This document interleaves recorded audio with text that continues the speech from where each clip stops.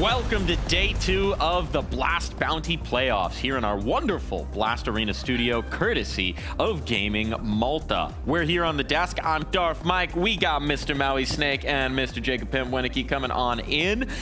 And here the sun is shining today in Malta. It's a good day. The sea is calm. Things are looking good. How are we feeling, Jacob? It's really windy. Yeah, it's super windy. That's what I like. I'm a sailor. Low-key cold. I saw some rain earlier as well. Like, what the hell are you on about? I know. Bro, you're Danish. This is cold for you? Mike, that's B-roll. That's B-roll. That's not live. Those aren't live It's shots. wonderful out there. It's a perfect day. I just want to get out on the water. Enough of this. It's perfect gaming weather, you know. That's the perfect biking That's weather, a good way to see perhaps. it. How many kilometers have you already hit What today? the fuck is a kilometer, Mike? Wow. That's based. It's based, yeah. Based. All right, we've converted in the propaganda's working here. 106 miles I rode today. Yeah, miles. wow, that's All right, impressive. we're locked in. He's in freedom units now. Yeah, no. No? No. Yes? You use Unfortunately, I use miles. You're going to start saying miles per hour. Miles per hour. Yeah. A lot of miles per hour. locking in. Well, we're going to have a lot of miles per hour because we are going fast with our games today. There are some very exciting matchups coming your way, and there certainly were yesterday as well. Speaking of what the fuck is a kilometer, Liquid are straight out. Whatever unit of measure you want to use, they are gone in 2 maps here at the playoffs. They came to Malta, they saw, and they did not conquer. Not at all. At least they showed up, you know? At least they got to the point where they were in the playoff, and I guess that's a small step in the right direction. Not a lot of positive to set for Team Liquid. They lost to Falcons, who's playing with a stand-in, who's playing without their coach, and they did it in a 2-0 fashion. That wasn't that impressive. If there's one highlight, I'd say is that the Nerds, Elish, and Nafly to some extent showed up. So the rifling trio for Team Liquid proved that there's still some potential future within that. But as a team, as a whole, as a project right now, I'm having a tough time finding anything positive to say.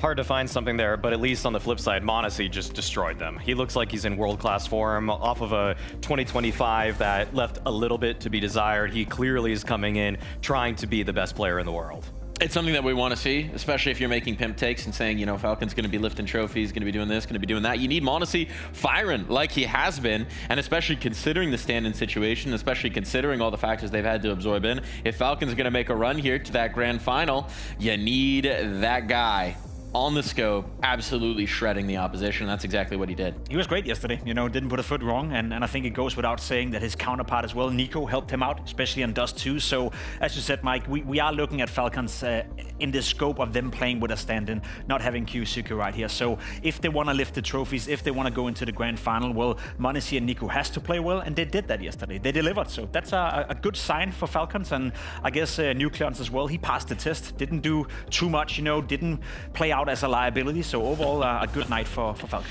And got a new fit as well off the Bounty Bonanza wheel, so curious if we'll see him sporting that at some point. Our second matchup, we'll stick with the theme of Oppers, because holy Molodoy, that was a Molotoving good time. It was hot.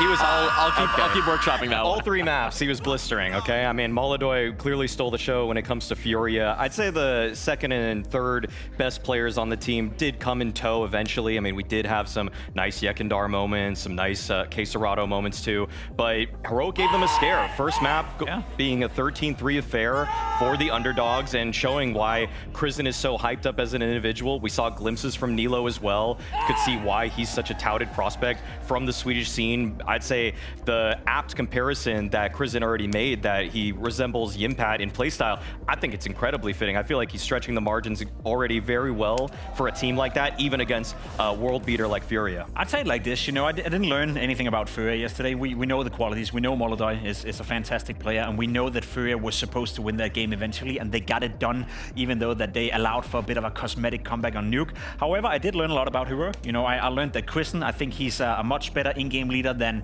a lot of people would give him credit for. You know, being benched by OG, moving into Heroic, not being picked up by Astralis when there's been a couple of opportunities. I think maybe, potentially, a lot of people are going to look back on Kristen and be like, we probably should have picked him up, or we probably should have gone for him. And then, as you said as well, for Nilo and Heroic as a whole, came into the playoff with a stand-in, came into the playoff with an honorary WP player, and they took a map off Furia and banged in 17 VS points as well. So a good day for Heroic. This is such a nice demonstration of how expectations just weight our results from different teams, right? When you compare the conversation we just had about Liquid and then with Heroic, right? Liquid had that overtime first map, desperate, close loss. Heroic slaughtered on the first map, came in with no expectations. We're super happy happy with them despite the loss.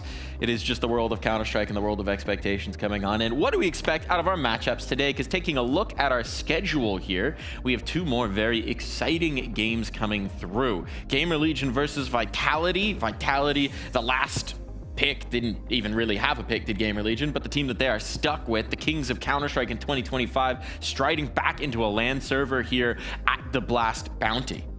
Vitality from the online stage barely looks like they've missed a step. GamerLegion, on the other hand, upsetting expectations lightly, seem like a plucky underdog to look out for the season, but there's obviously a David and Goliath in that sort of conversation. Yeah, moving on to the matchup, you know, between Sway and Team Spirit. I think that's going to be an interesting one. PARIVIsion taking on Team Spirit. Look at Not that sure they want to standoff. shake their hands right there. That's fair enough. That's going to be a cool matchup for a lot of different reasons. I don't know. Is it the pose? I don't know. Aura farming. Okay, yeah. Well, technically, Magix didn't kick Sway, right? So there should be no blood between them. But in terms of Sway wanting to prove a point, I think he's going to be fired up tonight. I think they both replaced each other, right? Technically, Sway yeah. came in for Magix, and then I think Magix came back in for Sway. If you want to be technical, but actually, I feel like Magix was the replacement for Chopper. Yeah. Roll for roll.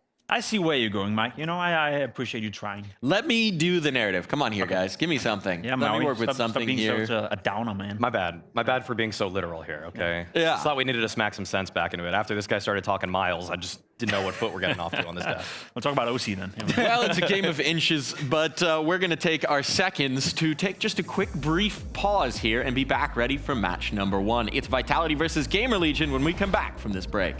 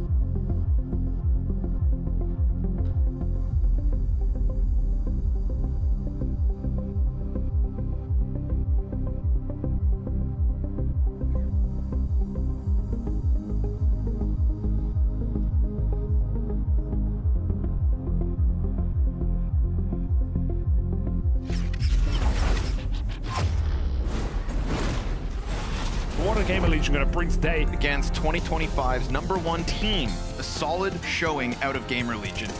Housen with the pop-up. Oh, pretty good. Oh, what a hold, Finds all man. the kills instead.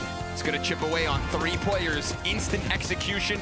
3 US. Oh, are you kidding?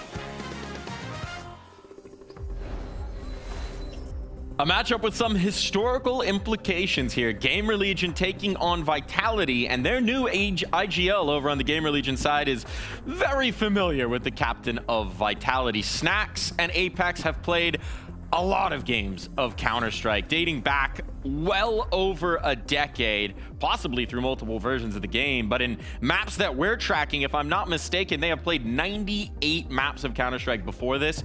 We will be guaranteed getting the 100th bout, the 100th map between Snax and Apex.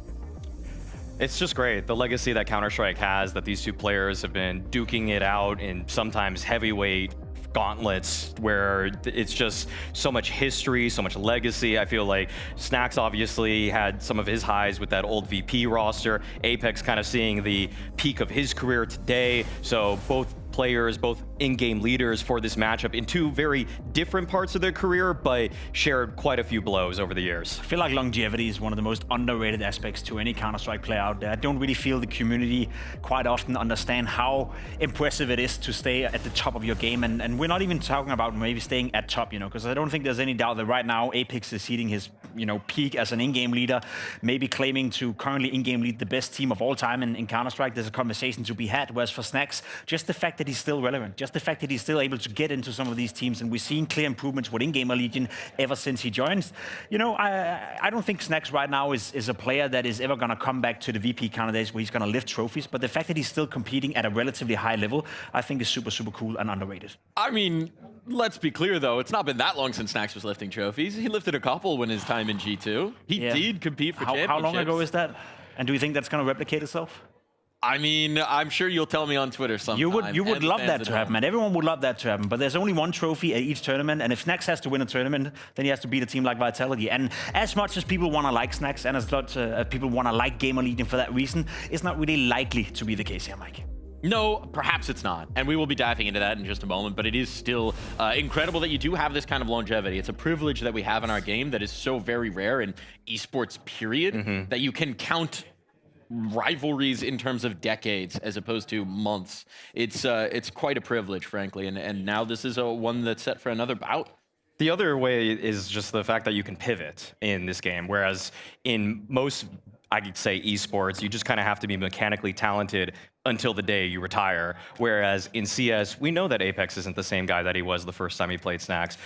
Before, he was this bona fide entry fragger, a guy that was just let loose, and then he tried to break into a bomb site head first. Now he's much more methodical. He's much more talented in that his mind for the game has clearly adapted to what it needs to be in 2025, where he went on a run putting together some great calls, tactics, and exemplified leadership qualities that if you looked at 2013 Apex, you'd say, what are you talking about? That guy's never going to grow up to be that guy. And the same thing could be said about Snax, as you talked about, right? Pivoting back in his golden era, he was also a bit of a star rifler. He was the guy making the difference a lot of the time. He was a clutch minister, and he was hella annoying to play against. Whenever there was a smoke, Snax would always do something ridiculous as per his intuition, which is at a very high level. That would net him a lot of frags. Compared to today, he's transitioned into becoming an in-game leader. He had to do that in order to, you know, build up the legacy and build up that longevity we're talking about. So we are looking at 2 in-game leaders who, in their prime, they were difference makers on the server in terms of the fragging department, whereas today, they're leading the team that are in-game leaders and having different kind of impact.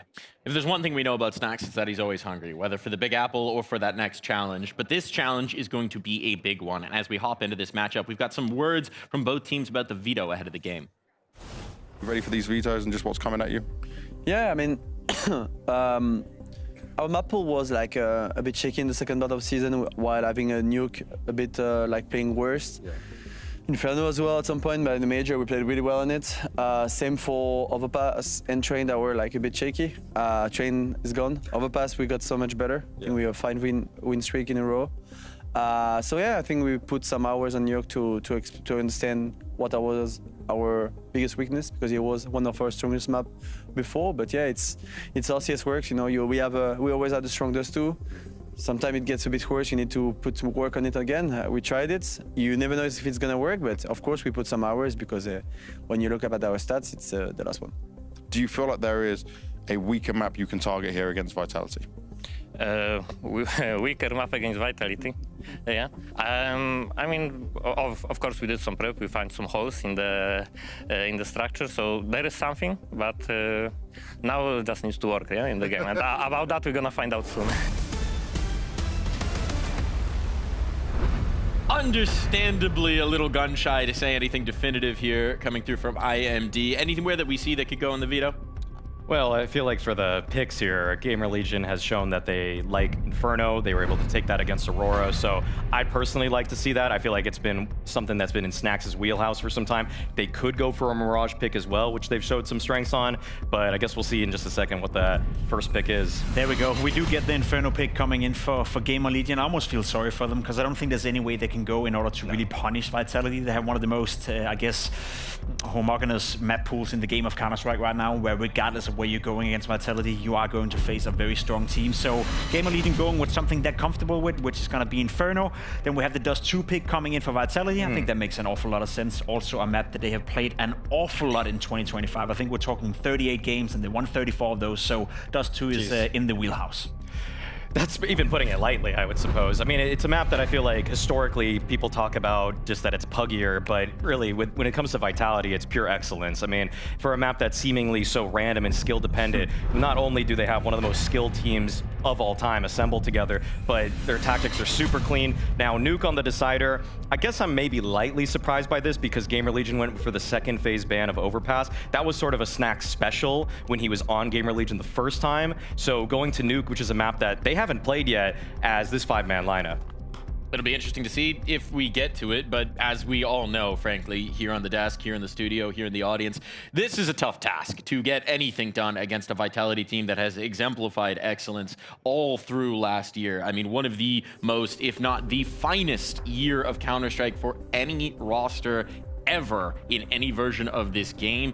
This team typifies excellence, typifies dominance, and they're ready back here on land with a few more days of practice under their belt to do it all again. Yeah, I just want to put a bit of context to it as well, because that's what they're chasing right now, right? They're chasing more trophies, and they're maybe chasing the fact that we have to crown them as the best team ever to play Counter-Strike. If you dive into it, and I don't want to take too much of your time right here, but the whole conversation is between obviously Prime Astralis and Prime Vitality. Astralis had a period over 14, 15 months where they were dominating everything. 1-2 majors as well, and kind of doing what Vitality is doing right now.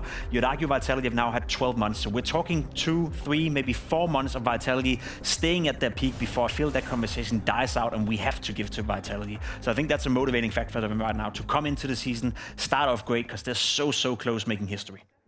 It's an interesting one because I don't necessarily say that the run of Astralis, if I look at pure achievements, is better, but I feel like a lot of people factor in the intangibles, how good their calling was, how they revolutionized the game with better utility. I feel like that's lightly overblown when you look back at it. I feel like teams today play much better tactics than they even did in 2018-19. However, I do think that Astralis made a huge jump for Counter-Strike in general, how they did do so many great nade stacks, so many great ways of just finding entries into rounds that just felt more tactical than necessarily based off of the brawly brawn that they might have in terms of skill, that is. I think there's one other aspect that maybe sometimes goes overlooked when we're comparing these two eras, is that one of the things Astralis redefined is the amount of support you could put around a team in terms of giving them resources, giving them coaches, giving them things that they could bring in outside of the server. And we live in an era where many teams are doing that. It's not just Vitality. They do in fact have a phenomenal support staff, phenomenal coaching, but they're not the only ones anymore. I think it's a good point and it's a fair point. They were the pioneers in that regard as well, but they also like to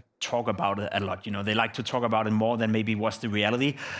Being part of the Danish scene, you know, knowing some of the players, even standing in for them back in the days, you know, this whole story about them going to bed at 10, waking up at 8, going to the, like, it was good for the Danish media, it was good for the PR, but that's not really the reality of it, right? So bringing in the mental side of it and you know, trying to elevate Counter-Strike, yes, they did that, but it was also vastly overblown in the medias at the time being, which I know from insider jokes. Well, a little inside baseball there, but we're going to get some come from Vitality here. Apex on goal setting for 2026. Win a second Grand Slam. Why not a third major? You know, just mild goals coming in, but it is the standard they've set. It's not for now. It's just step by step for us. So now we're focused on trying to give our best for Bounty. This was a lot of the conversation, especially when they were on that streak of undefeated series wins for Vitality. It was all about digesting those lofty big goals into small bite-sized chunks. Setting the story for each event is something that they really prioritize.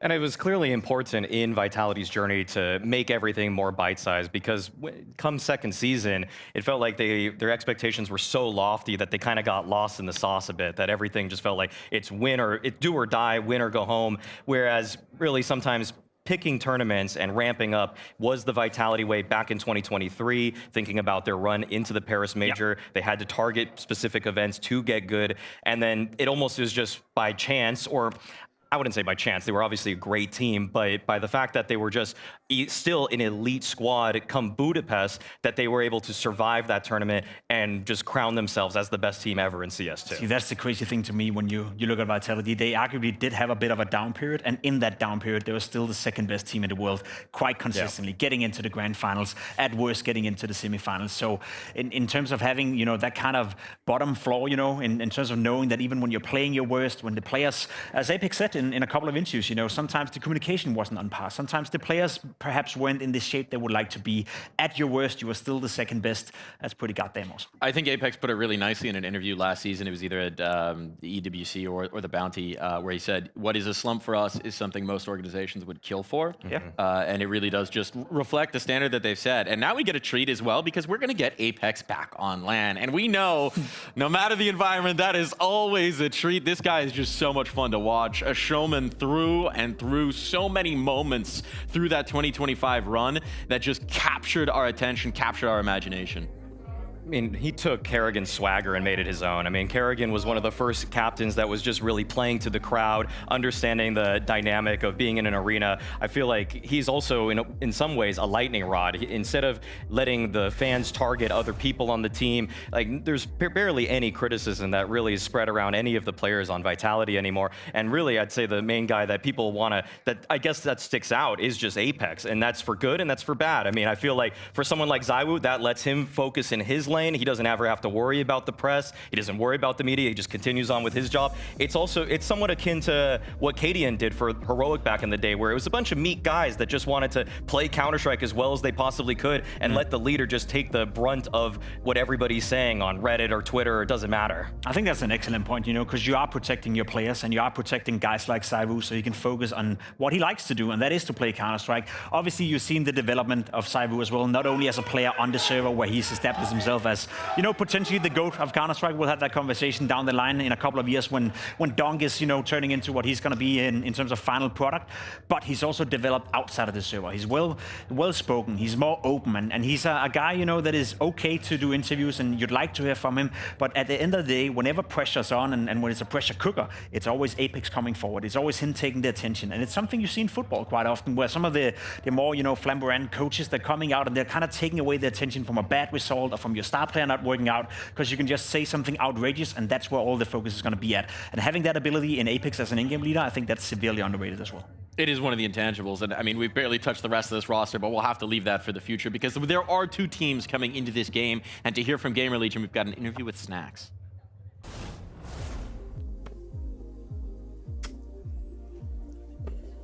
Okay, so Snacks, you've made it here to the Blast Bounty LAN finals. We got you a dartboard especially to be able to have some fun here. Just tell me, we showed on camera, right, that you were doing it during the interview. It didn't go so well. Then, off camera, you hit a bullseye. I hit. And I believe you because you sent me a picture. I trust you, you're not going to lie. So where does your darts career come from? Like, when were you doing this? When I was 10 years old, like my parents were playing, and I mean, it was like the fresh game, like in Poland, I would say as well. It's like not many people were playing. I got some trophies from it as well. What? Yeah. I mean, it was just a small glimpse, maybe 2 or 3 years I was playing actually. And then I just decided to stick more with CS. I think it was kind of a good idea to go this way. But yeah, maybe in the future I will go back, you know, to darts. Actually, I like it. So, okay, 10 years time you retire from CS and then you go and take the Snacks brand to professional darts? I would like so. I mean, like whenever I watch darts, it's so fun, you know. You see those people having fun, like shouting and stuff, and I just feel like this is something for me, you know. That's good. Now, coming back to the CS a little bit, what is it like, and how are you enjoying being back within GamerLegion with this team? Because it's completely different players from when you were there last time.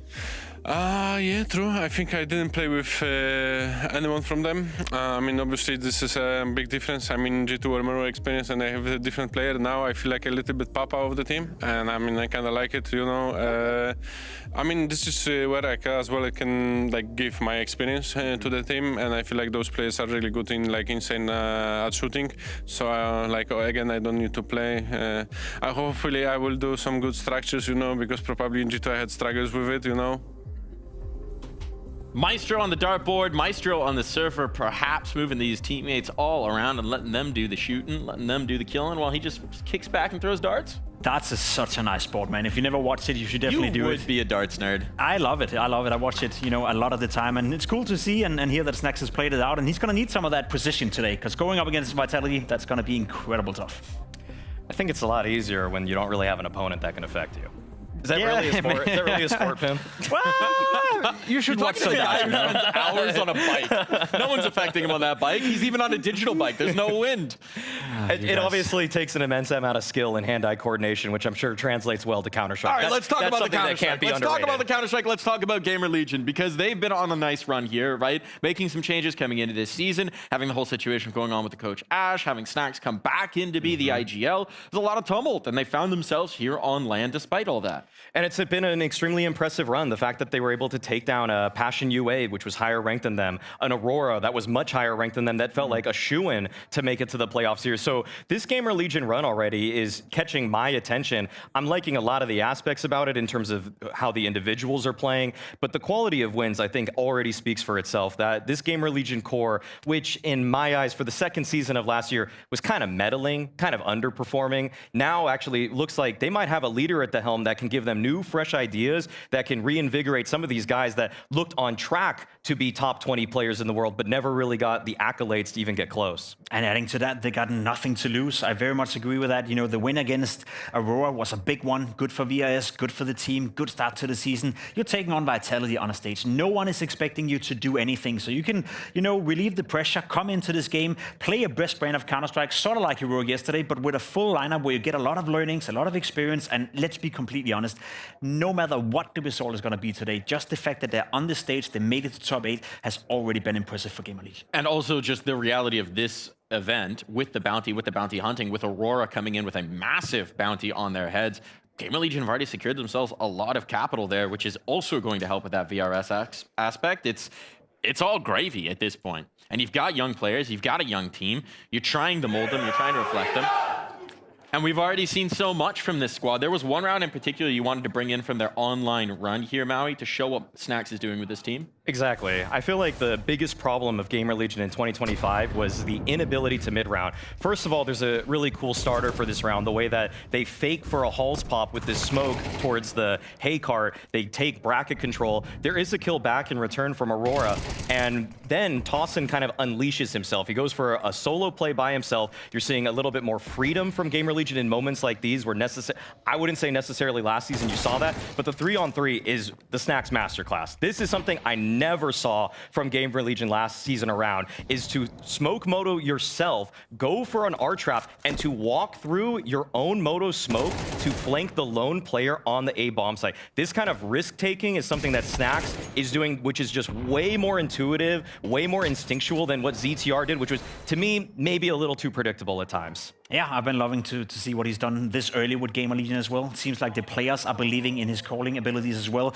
Seems like they're being freed up a little bit more. We got a guy like PR as well, who were by many rumored to perhaps move on. He even said it himself in a quote that potentially, you know, he's getting a bit hyped about moving on to the next one. But overall, PR seems to be in a place now where he can continue to develop together with Snacks within GamerLegion, and I think that's a healthy place to be right now. And there's also this whole situation going on with the coaching, right? Where we've thought of this team as being Ash's team for so long. Well, Ash bench relinquishes himself coming into this season. Now we find out that he's asking to be released from the organization, that he wants to try other opportunities, that it's not just about the burnout.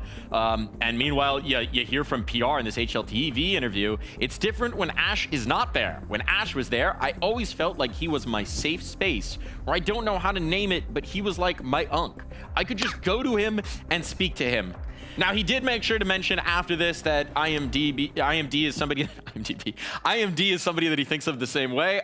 Still saying, those are very powerful words about a coach, about a presence that you're definitely missing. And that's where this Snax identity, I think, is going to be that much more important for GamerLegion to really define what this team's going to be. Yo, dead ass chat. Dead ass. My unk and stuff. Okay. I mean, I feel like everybody on GamerLegion got a little wide-eyed because of the first season of 2025 where they made it to the playoffs of Melbourne. They were taking down teams that felt like they were surely bigger organizations in terms of resources, in terms of player quality. And so people like PR, people like Ash, they probably think that there's a light at the end of this tunnel, which isn't in a GamerLegion jersey. And that's a bit concerning because obviously this team has reached quite high highs. It's just that they have no semblance of sustained success. Yeah, and that is going to be an issue when you're GamerLegion. Again, there's so many top teams out there. There's so many teams with great aspirations. We're looking at a team Liquid struggling a little bit. We're looking at other teams not sure whether or not they're going to be part of that top 10 circuit. Realistically speaking, when you look at GamerLegion, you look at the player material, you look at the budget they're working with as well, and the history of the organization willing to sell players. It's never going to be a team that's going to be a die-hard top 8 team before they lose some of those big players. Whether that's Snack moving on to a better team or that's PR moving on, that's just name of the game for GamerLegion. Well, we've done enough yapping here. It's time to listen to two of my favorite unks yap their way through a map of Counter-Strike. Harry and Hugo, take it away. 2025's Team of the Year, Vitality, coming in back on LAN in a new season, Harry. This was their one blemish on their record at the dawn of last year. This was the one trophy that eluded them. Bounty, Season 1 and Season 2, but of course, that second season was a little slower to start for Vitality. I don't think they're coming into 2026 fearing that anymore, especially not up against the GamerLegion, who were forced to play. This team didn't even get to pick their opponent. They were just put in their place up against Team Vitality. My question to you is Snax up to the job? I mean, I believe in him. Hugo, does that shock you? Yeah, it does actually. If this was a game of darts, maybe it would be, Harry, but this ain't no darts. This is Counter-Strike, this is Blast Bounty, and this is the quarterfinal. Yeah, wasting no time getting into this one. We're going to open things up on the GamerLegion pick of Inferno. That's 2 for Vitality up after that, and Nuke waiting as the 3rd should we need it. It's a CT side start for Vitality. GamerLegion, they're wasting no time in this pistol round, fanning out early on, but in control over towards Banana and setting themselves up in the apartments as well. Trying to cover all fronts here and seeing if Vitality are down to get aggressive in this pistol round. If that doesn't happen, it's going to fall to GamerLegion to make the first move. They seem to know the reaction. The prep right now is paying off. Vitality are clearing out middle and starting to flank. That's going to free up Vitality to rotate. GamerLegion selling this one so hard right now on the B-bomb site. Smokes come in, nades go flying. Vitality bite down on this fake. Little jump check there might have caused a bit of suspicion for ZywOo, and you can see realization dawns on them, but it's too late. Snax got the reaction he wanted, and Vitality piece it together too late in the round. Bomb now planted, but a 3v5 for GamerLegion. They know that through running this, they're going to get players pulled out of position, but you run the risk of losing the 2 out towards Banana. That's exactly what's happened.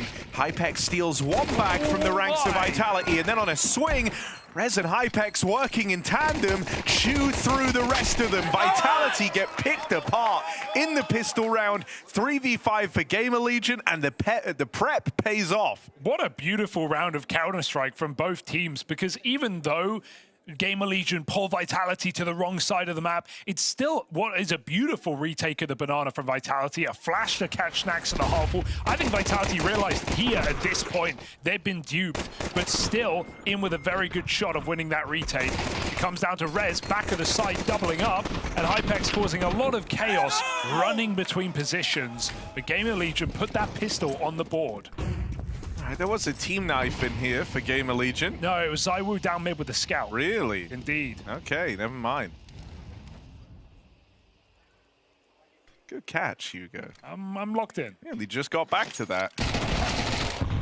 And an even better catch for Snacks up at top Banana.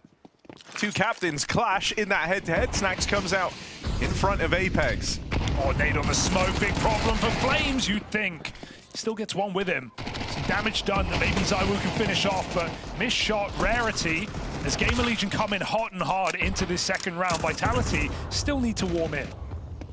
And they'll have to do so on round number 4. This force buy cost them dearly. GamerLegion, they enter the fray. No one's calling the upset early, Harry, but we are just more interested to see what this Snacks-led team, what these strong individuals can do today against the Vitality on LAN.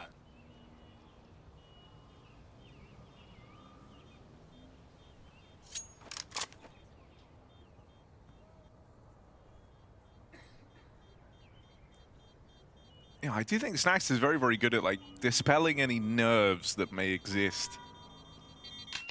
Very nonchalant. And even just kind of the tone that GamerLegion have come in with. You know, looking at someone like Hypex, who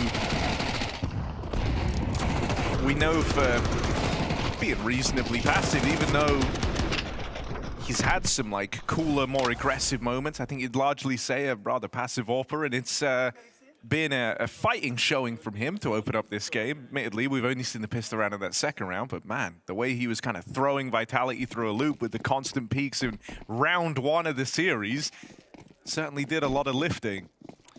And while it's Vitality's first Inferno of the year, GamerLegion played this in both of their winning series to make it to the LAN finals, right? And a legit run for GamerLegion, taking down Passion UA, but also taking down Aurora, who are of course going through their own changes, but still have the core of a very strong team. In fact, you know, a team that should be walking over GamerLegion considering the in-game leader change of all, but GL, in the third round, look to just walk it into B.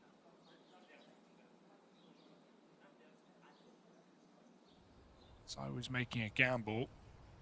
Has Vitality clear middle? It should leave ZywOo at this B bomb site. No reason to rotate now with this mid info.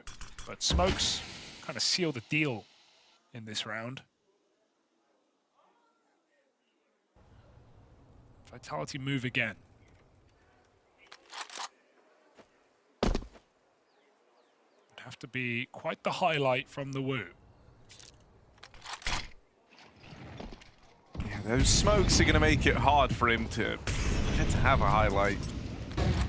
But the backstab here is on a very, very good timing. The turnaround for Hypex comes at a perfect moment for the side of GamerLegion, and so any danger has been averted there with that check down through Banana. Bomb has been planted. Shooting blanks right now.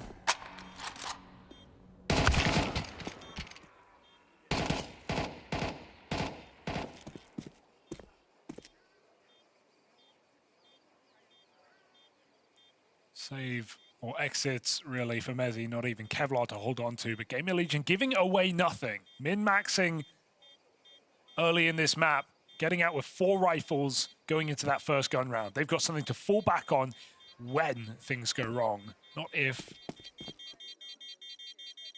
Make no mistake, Vitality are patiently waiting for their gun round.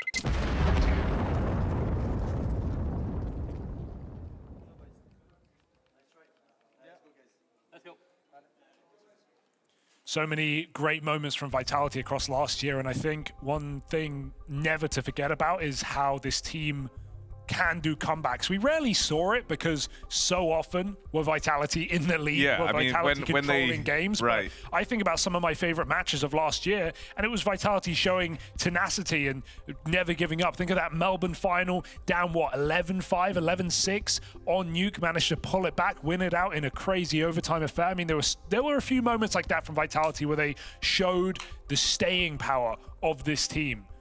Not that I'm comparing 3-0 down to GamerLegion to any of those, but more in the sense of even if GamerLegion starts strong, they have to finish strong today. Yeah, you know, it really is a series about keeping it up, right? Essentially what you're saying, Vitality aren't just going to roll over and die here, right? Because you've taken a bit of an early lead. Not a team that are going to get in their head or get too flustered. Every and round I think, you know, especially with how like the second half of last year went, the second season for Vitality, the fact that it wasn't as dominant as the first, which is hard to do when you win all but one event. And you already touched upon that. The event they didn't win was Bounty. You know, it kind of is still the Vitality era that we're living in. They win both majors on the year. They win a string of events to open things up. Having a incredibly dominant year.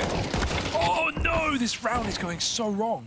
Rops naded ZywOo to 65, Flames jumping, caught in mid, and ZywOo just decked. It's gone horribly wrong. Yeah, everything's going about as worse as it possibly could for Vitality. What are Apex and Mezzi even supposed to do? Mezzi's making a convincing case as the lone player inside of A. And Apex has actually gotten ahead of this reposition from GamerLegion. Oh, that's a big shot for Apex, man. There was a real road where that leads to ruin for GamerLegion, but he locks it in with an important kill, and we set it right away to open up the series. Hypex is looking dialed in right now. You trusted your eye test after 2 rounds, Harry, and after 4 rounds, I'm jumping on board a little bit late. Oh, that's a really awkward nade. The jump behind, and that leads Hypex on to win the round, catching Flames scroll wheeling bottom middle on the flank, and what a read that Apex was still here. He's feeling it. Bro. Apex is even looking shocked he's playing so well. 7-0, and he's onto the AWP. All right. This is where I swear it always goes downhill, right? Your AWP is looking red hot with the rifles. Polish AWPers that should sometimes just rifle. Well, you know, we'll hear Hypex out first, but I also, not even just the polls, you've seen it with a lot of them. Thinking back to some of the 9-10 tournaments of last year. Yeah. In Chengdu, he looked like he was the best rifler ever, and he AWP'd and they lost the game. Yeah. No, it is, yeah. You understand why you pull the AWP out. You got it for free, pick it up, but at the same time, when you're feeling it with a rifle, AWP just doesn't hit the same. Maybe it hits better. Pistols for Vitality, playing delay. They've got 3 or 2 smokes remaining. Trying to buy as much time as they can. Is he bringing the flash over? But GamerLegion have done a good job of baiting in these few rounds, right? Recommitting with the second wave, faking the pistol. They're managing to kick up enough fuss on this B-bomb side. The Vitality have 3 here. GamerLegion look to take the space in mid. ZywOo with the spot over here on long. Is he ready for quite this many players? It's a really good opener. AWP Hypex delivers one. Once again, another kind of sick read from him on Mezzi out there towards the spawn. Just a quick shot round the corner, and he gets cleaned up. Are they ready for Apex, who once again tries to play a kind of ratty angle here? Hypex on the pre-fire dead, but trade-in time is so low, and Apex with that 1 kill steals the round away. It's not the one that you were expecting, but it's the round that Vitality get on the board and back into the game now. It's delivered by Apex with a 5-7 out towards the spawn. Yeah, some really nice shots coming out from Vitality to be expected here. Deke for ZywOo, shot in CT for Mezzi. And it's actually the T smoke. It's GamerLegion smoke over on Moto that means they can't wrap into that weekend day bomb site. They have to go for the mid to B, which they're set up for. But Vitality have the stack there because of the earlier util. So GamerLegion kind of set themselves up for disaster there. And Vitality quick to punish. Flames risking it all behind the smoke.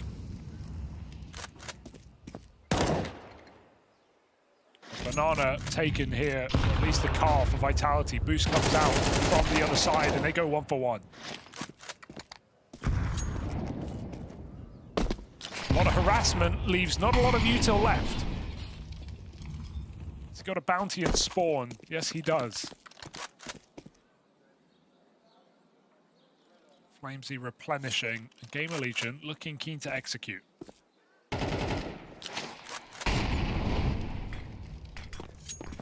That doesn't actually have a re-smoke, so that molly only going to buy you so much time.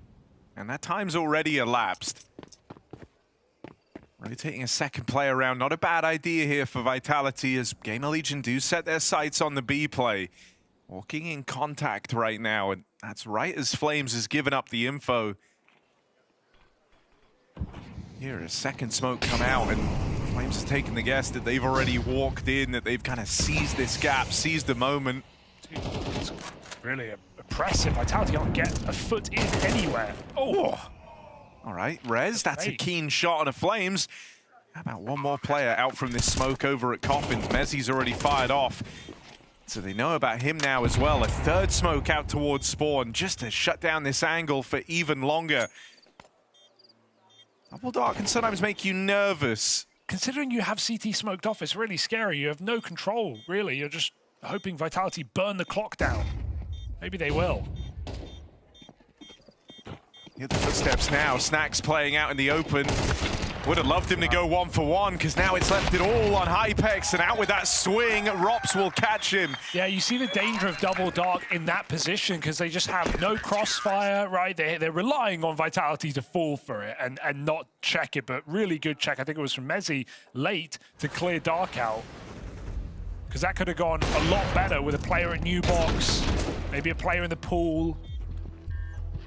Just having more crossfire potential. Hypex gets thrust into a difficult 1v3. And Robs is able to clean up. So nice round out of Vitality. It got stressful. There was a lot of util at play there for GamerLegion. But they get the defuse in just in time. And even Vitality calling a timeout, because things haven't gone perfectly. To be fair, they've been pulled around the map in all the wrong directions so far in this game. So some credit here to GamerLegion's game plan.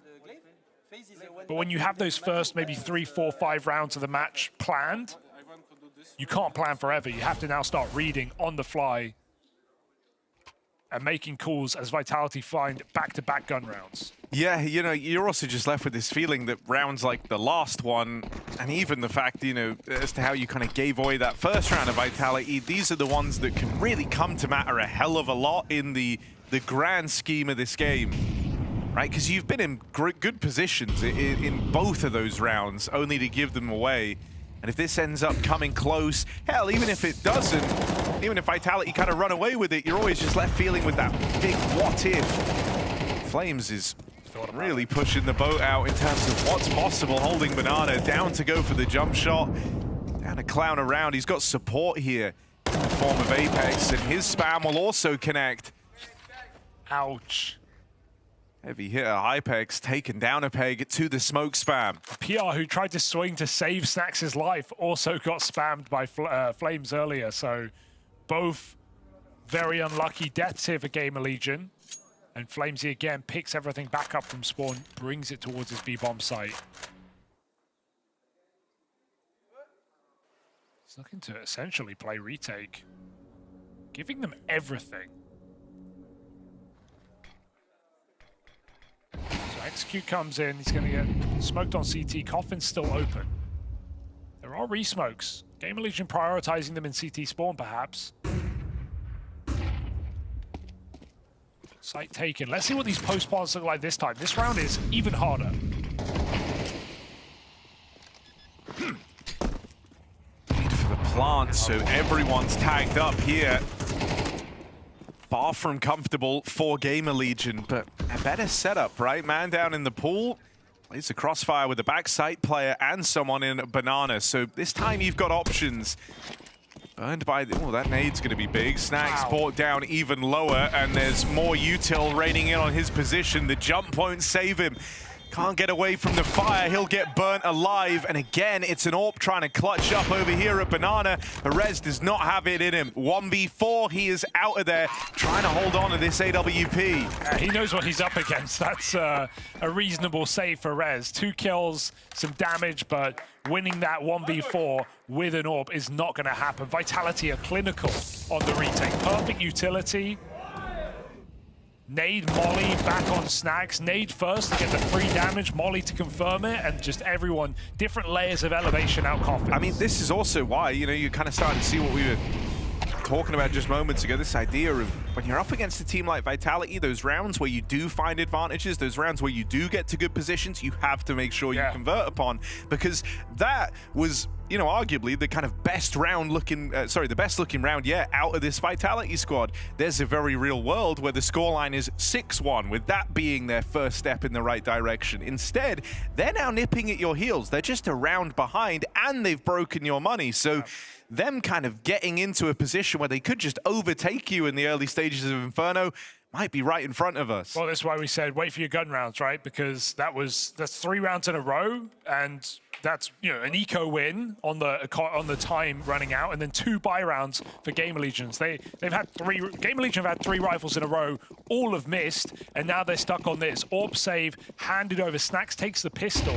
It's enough for GamerLegion, just about. But yeah, lose this and Vitality start running away with his half, turning for the flash. Lucky to be alive, but not for long. There's an AWP back here, Snax. How hungry are you?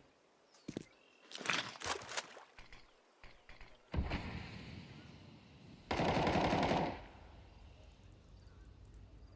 can't find it. The nade has blown it out of the way. I know J-Raz will find it. He's looking. Jay can't find it. Snax definitely won't. Vitality 5v4, and yeah, Snax is looking in all the holes in the map. But it's gone there, mate. Unlucky.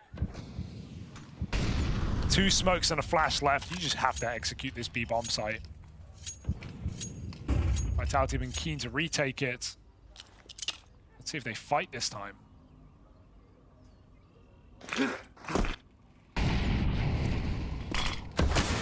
Oh, you know he wants to. Flames has been down to play super passive in these holds. Yeah. But this time he does have a teammate in reserve. So he will play through this smoke out from the coffins. Extends this advantage for Vitality, and you think he's going to leave off the pressure right now. Tries to play it through, but ends up feeding Torsen. Okay, GamerLegion, they've wrestled themselves back into a good position here. 3-on-3, and once again, it's a test of their post plant. Swing out and into ZywOo, feeding 2 kills like that. A little strung out for the swing was Torsen. Now it's just Rez.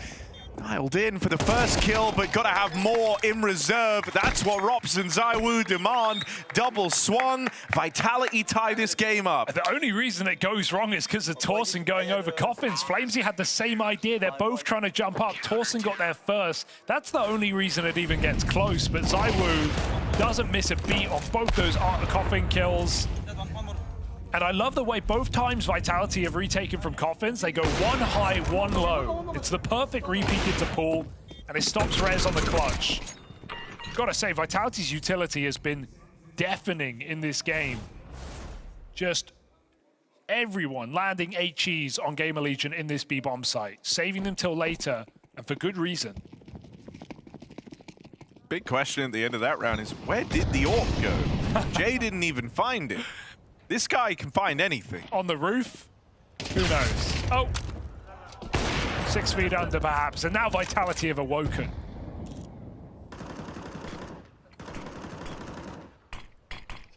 You don't want to play against woke Vitality. Not in 2026. GamerLegion are cancelled.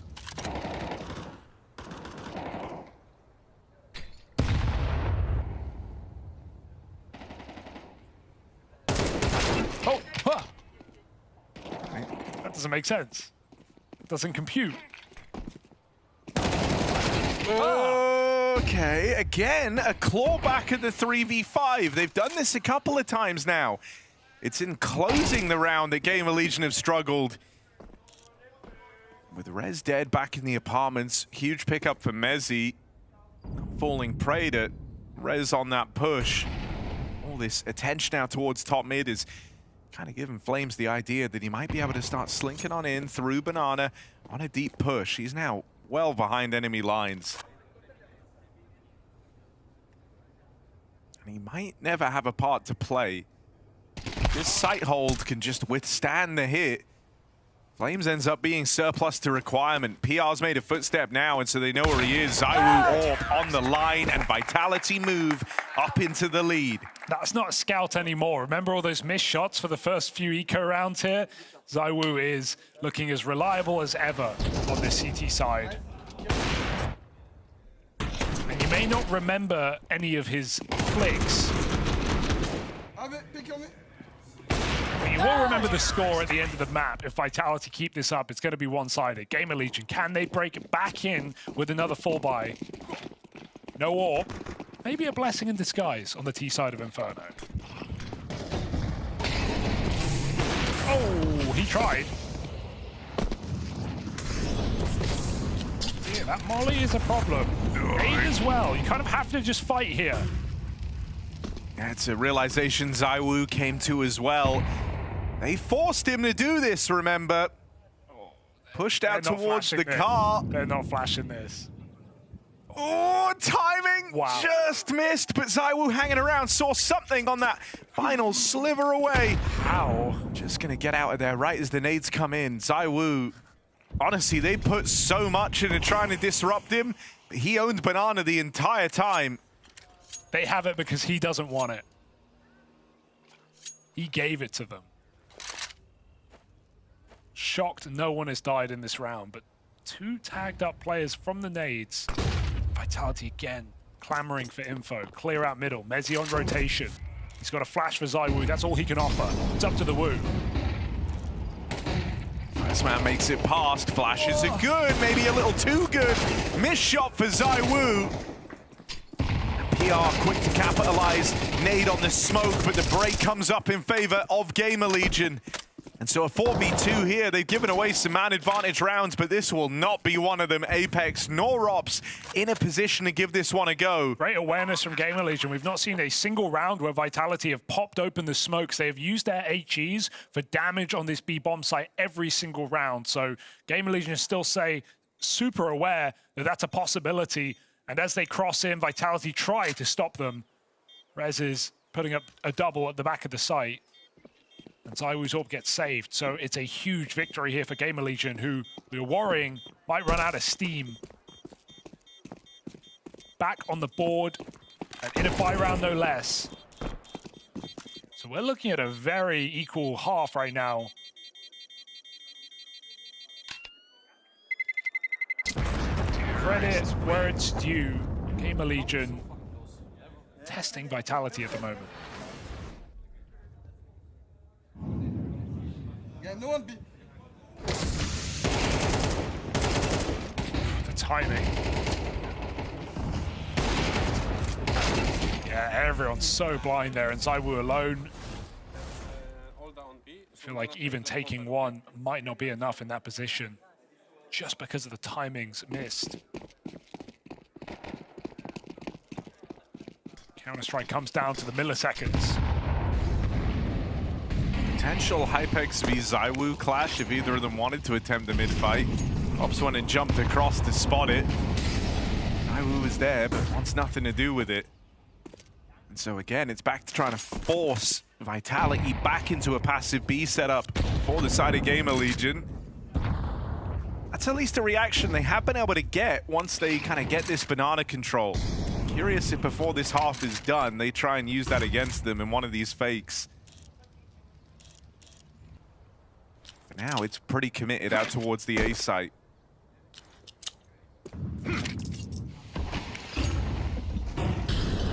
Making Vitality panic right now with this util, but it's a bit of a ruse as they come up long side.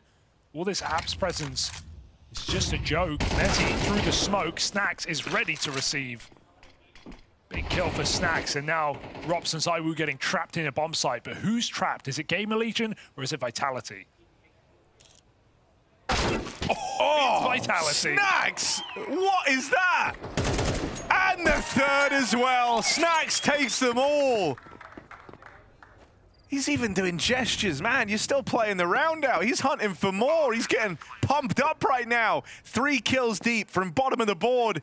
A high impact round here for GamerLegion's captain. going to be flawless? Yes, it is. Beautiful. What a call. They got all the space, and even though Vitality knew, there's nothing they could do about it when Snax is hitting hard like that. He had 1 kill coming into that round. He leaves with a triple. Dodges the flash, clinical headshot to the orb, and climbs up over the smoke in classic Snax fashion to finish the job. God damn. He did that while the round was live, like the little hand gesture, the kind of... Let him know. Dude, that's crazy.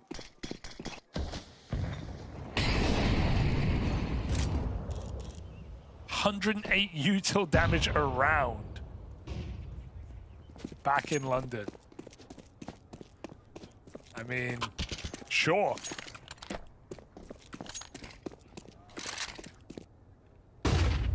Darts, juggling, headshots and such. Snax could do it all. He said it himself, he won trophies in darts. Placed above his parents in League in Krakow. Oh, but Apex. There's a thing or two. Finally fighting for Banana or Vitality, and they get out with a kill.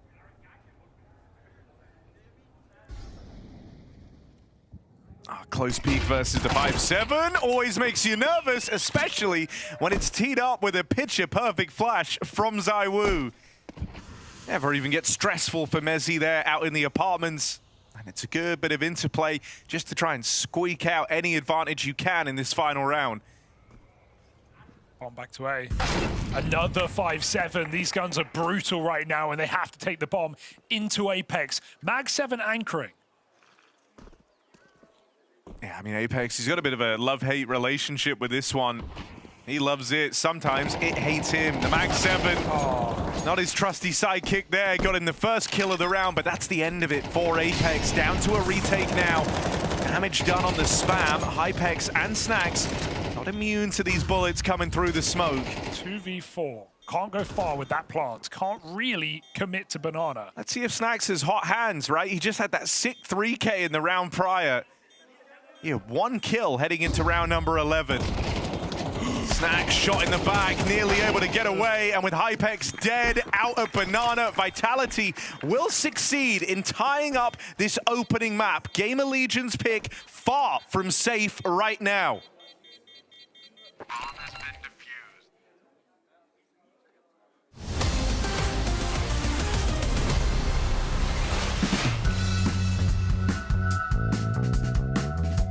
Welcome, gentlemen. Today we're going to be playing a series of carnival games, as you can probably piece together. We're going to start this off with a little bit of airsoft target shooting into the darts on balloons, and then we're going to finish with some axe throwing. BB guns and targets. Let's get into it.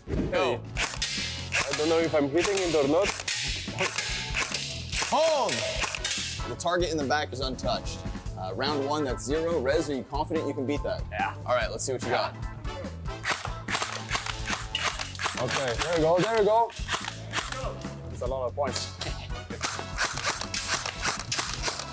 It's better than first one, for sure. Better than first one.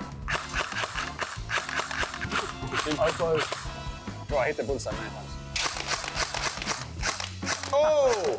Snax, can you just add that up for me real quick? To 6-7. Right. I would call it a draw. Snax with 128 points. And on the other side, Rez, who receives 132 to win round 1 of the Bullseye Challenge. Thank you. Game 2 up next. We heard you were throwing darts, so we made this for you, Snax. See, I'm at a disadvantage here. 3 rounds of 3 darts each. Gold balloons, 3 points. Blue balloons, 1 point. Let's go. At your ready. All right. Oi. That's 5 points, no? Or 6? That's a lot of points. Those. All right. All right. Ooh! I got the gold, man. Gold. That's a gold. 3. Boom. Upper one. Yeah. All right. 3. 6. 9. At your ready. 13. Final round. GG. We did this. End of the darts, 16-13. Snacks, you tied up the series, but we're now going into a little axe throwing. Closest to the center will win that round. Okay. It's a good start. Yeah. You sure not the Viking? Oh, yes.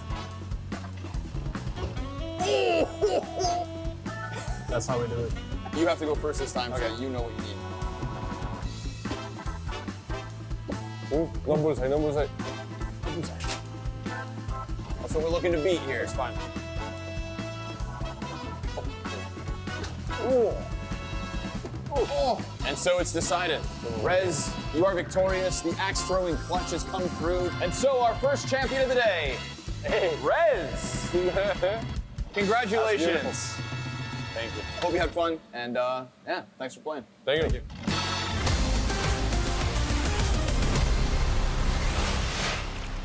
It's a close opening map here. Vitality able to claw it back to an even footing. 6-all on the half.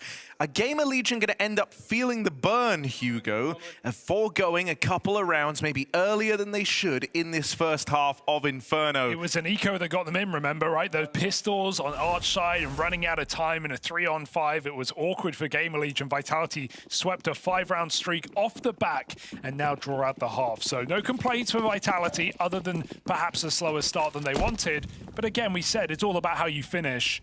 Vitality back on the T side in full control and with a lot of nades in this pistol as well. Got 3 players buying utility and not an upgrade of pistols in sight. It's really out on a solo venture here. Alone over towards the B site, and reinforcements are a ways away. Snacks thought about the rotation. We'll decide against it. So for now, it's Rez all alone. What's he got for us? Up close to the smoke. Tries to get tricky with it. ZywOo's going to find him. And with the B site falling so convincingly, there's really not a lot GamerLegion could do here. They're desperate for this kill on Rops, and he won't give it away for free. If this was a rifle round, you'd be saving already. The fact that it's a pistol gonna even give them cause to go for this. They have nothing to save. They get more out of getting kills here for the kill reward than they do out of keeping USPs without armor. So GamerLegion may as well, with the exception of PR, full send. Ooh. All right, nice shot to open it. You're not going to win this round anymore, but let's see if they can cause some chaos on their way out. It's a lot of kills, and they just might get them all. Nice. Rops is fine with being on the other side of the map because he knows Vitality have already done it. So there's the pistol round to open up this second half. Sure, you lose almost everyone, but what matters is that number up at the top of the screen, and it climbs up for Vitality. It just keeps going, doesn't it? I do love the ZywOo comms. Yeah, it's nice.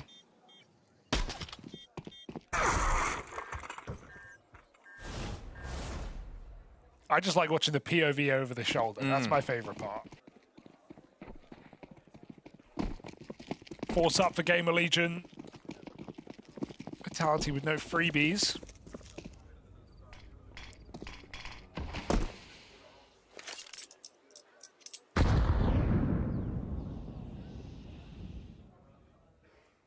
GamerLegion were very measured on their T side. See how Vitality's is in comparison. Utah is strong. Maybe more where that came from here. Snacks just doing what Flames was doing all CT side. Snacks worked overtime to make this the score of the game. An honest day's labor.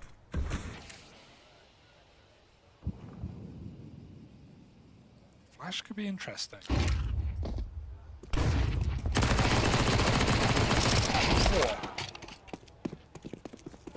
I mean, that's a really good double for Hypex, but once again, you know, it's down to a solo hold now for the side of GamerLegion. PR getting away with one is going to make this one interesting. A 3v2, you're more than down to give this a go if you're GamerLegion. Enticing.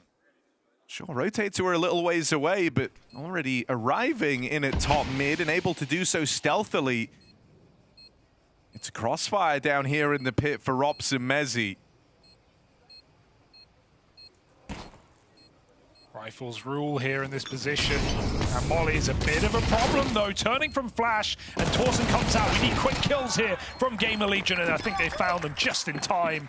Diffuse coming in, and around 1 out on the Force. GamerLegion flip this game on its head early in the second half. Every time you're ready to write them out and expect Vitality to run away, GamerLegion give us something else to marvel at.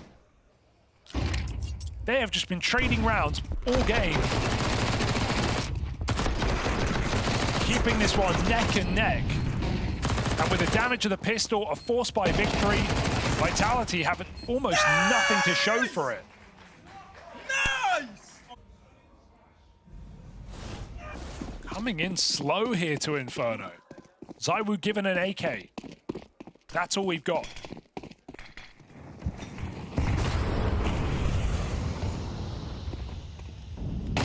Oh, snacks.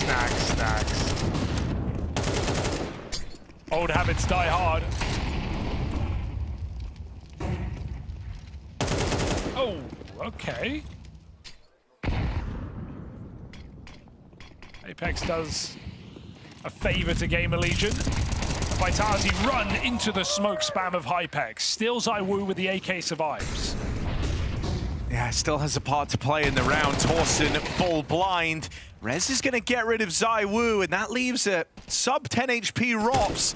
Spam would end him here in this position, and that's exactly how it's going to go down. Never really given a fair fight there is Rops. And so GamerLegion keep it in check. Lead taken again as they steal it back from Vitality. What is happening here, Harry? I know it's GamerLegion's map pick, but...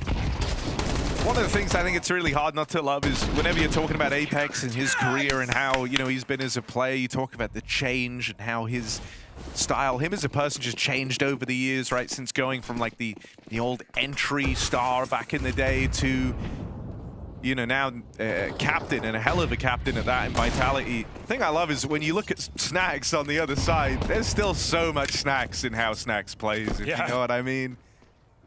You're always down to see him commit to a smoke push, and he lives and dies by it too. Oh yes, definitely. We've seen the worst side of that for sure. The original smoke criminal in his own way. I remember he was the first guy to walk up into the Mirage top mid smoke on CT side and just wait for it to fade.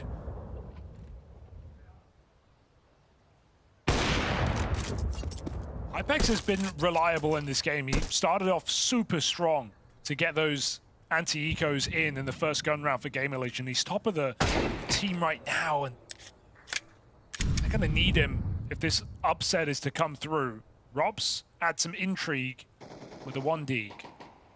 Jump on the corner here. Hypex miss. He really needed one there. Rifle on the long side, able to mow him down. And worries avoided for now.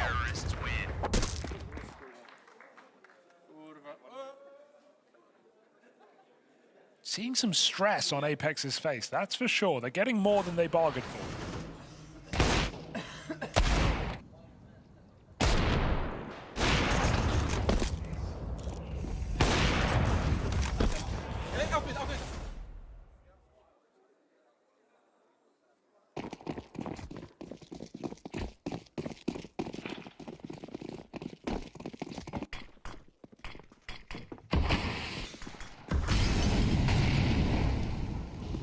I mean, I think it's fair to be feeling stress at this point in the game, right? You're kind of late in the day now, and you're worried that, you know, just giving one round away could have massive implications. That's really, you know, you're working within small margins for error here if you're Vitality. And even that starts to kind of tighten the purse strings, tighten the playbook. You feel a little more restricted at this type of a scoreline. It's not like Apex kind of has the whole map open to play with. GamerLegion right now, they've got to slight cushion, a bit of a lead, and so with that comes a freedom to take some risks, a bit of a gamble, like in this round, right? The 4-1 split, just putting some faith in the read. These are all things Vitality you're going to have to contend with.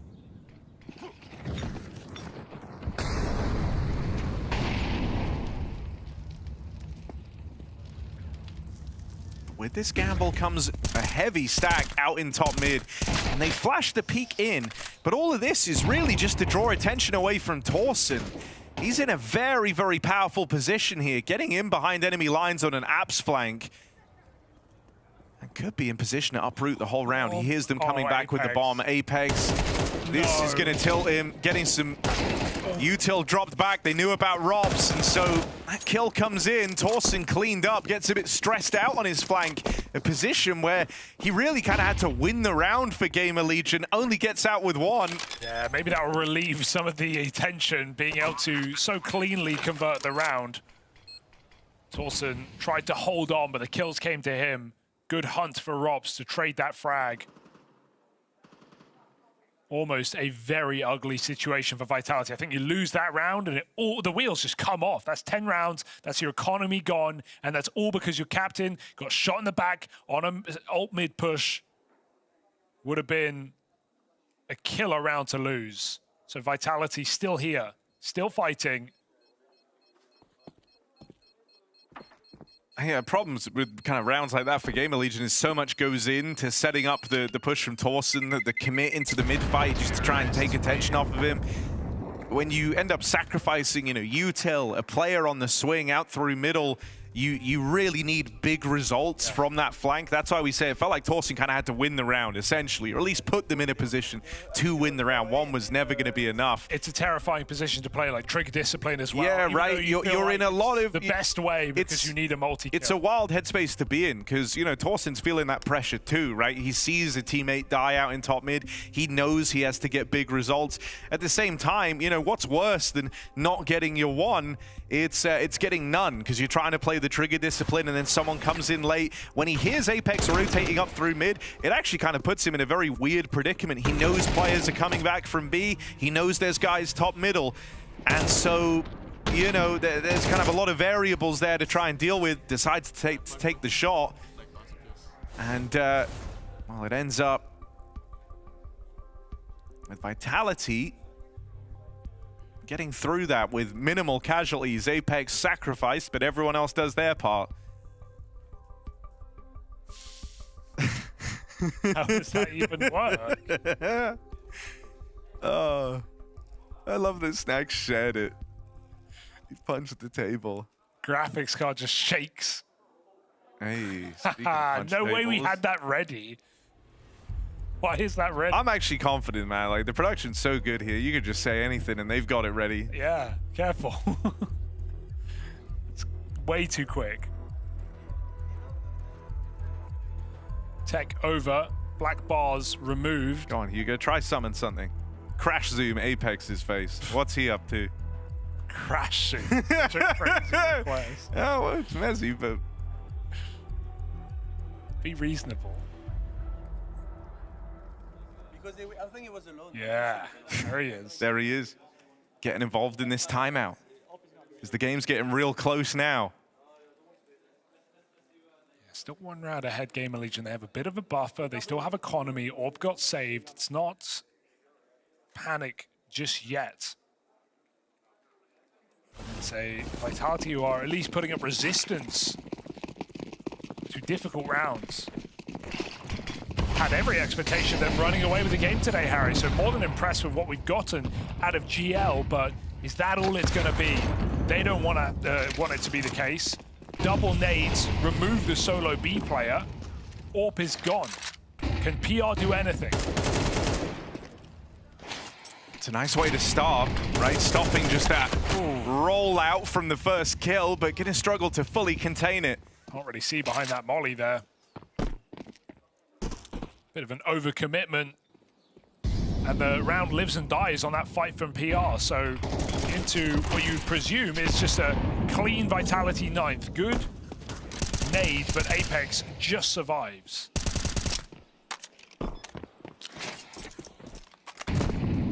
They're not rushing this plant. They know that nades are prevalent. Vitality, with all the time in the world, are taking their sweet time to guarantee a 9th. And it's theirs.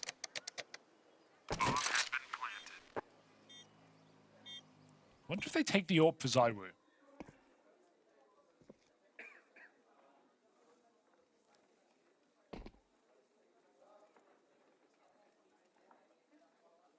Would not be surprising if they just stuck with rifles.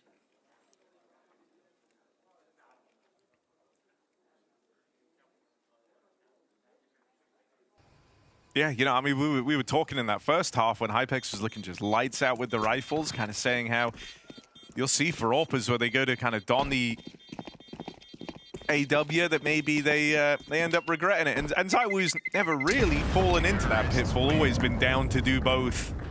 Even more so from the moment CS2 rocked up. Yeah, super hybrid. And especially here, T-side Inferno. It's famously the worst side to AWP on. Right, get it in a post plant, and you couldn't have a better weapon, but getting in that post plant, especially getting in one where the CTs don't save, it's considerably rarer. So even game now and GamerLegion's money, cause for concern. Gonna eco on these non-saved players.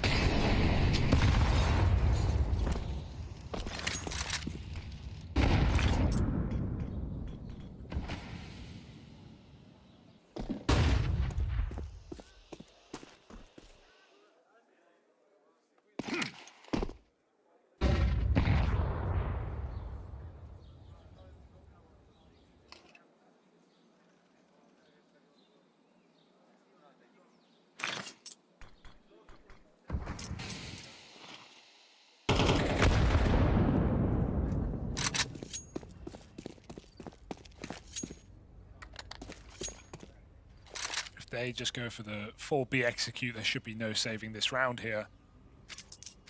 It's a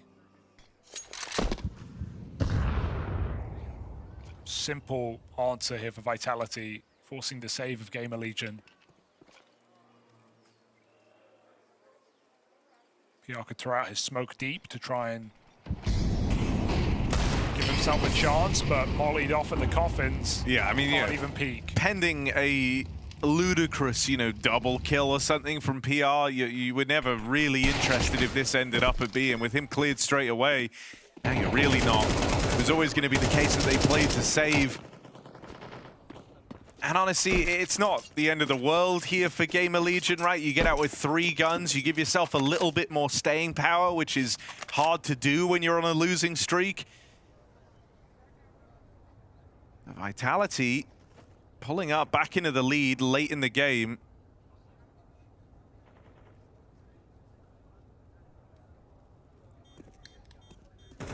And this is where, you know, you kind of see the, you know, this could end up being like a case study in how mistakes compound in high tiers of competition, in high tiers of Counter-Strike. This idea that, you know, you really kind of only messed up a handful of rounds in that first half, but it had massive implications. It's hard to play flawless, but whenever you get to a winning position, especially versus the best team we have right now in Vitality, you really can't afford to let them get away from you, because you think about how different this game could have looked had GamerLegion either been able to win the eco, secured success in any one of their kind of post-plant positions, thinking about that ugly double dark post-plant from their first like B-plant round after the loss to the eco. Or even any of these clawed back 3v5s that they couldn't stick the landing in. Just like, this game could have, for all intents and purposes, been over already with GamerLegion picking it up, but yeah, Vitality still offering pockets of resistance and now taking the lead. Downside is, it's not like you can look at really this game and say, oh, these were massive mistakes from GamerLegion. No, but that's why I say mistakes compound, right? It's like you only made 2 what are, relatively speaking, like kind of minor mistakes, but in the long run, that ended up causing you to eco in that first half. That gave Vitality an even bigger cache of rounds to fall back on. Definitely when you're playing a team like Vitality that just refused to go down, yeah, you feel like And you know, that really, room for error. it really matters in a close game, in a game that's coming down to the final couple of rounds, and that is what this game is doing. Snacks, at least, it's a valiant trade there, and gonna have to be a valiant effort in this banana holdout with the swing. Flames gets him. The util forces that reaction out of Snacks. And so they return this to a 3-on-3. Really measured for Vitality, never rushing that play just to get those players out of top car, using their util well. Now they execute the B bomb site, knowing there's probably no one here. Rez is giving it away back from coffins. Vitality shift their way in. Time could be the only issue with Hypex bringing in a nade. Uses it for damage though. Vitality gonna get to plant, fake. They need to kill Rez, causing chaos, 10 seconds. Will Hypex run through? Will he risk it all? Flash dropped in, but no push on the back of it. They concede the bomb plant, leaving this one to a retake. Now, Torsten and Hypex have both had good moments in this map so far, but to get past Drops and Flames set up in a crossfire, down to play off of one another. If Flames can even get one before getting cleaned up, and well, there's no trade out of Torsten yet, a delayed swing, and now they know about him. They've got him pinned in here on this push out from CT, and there's Rops playing the trade game.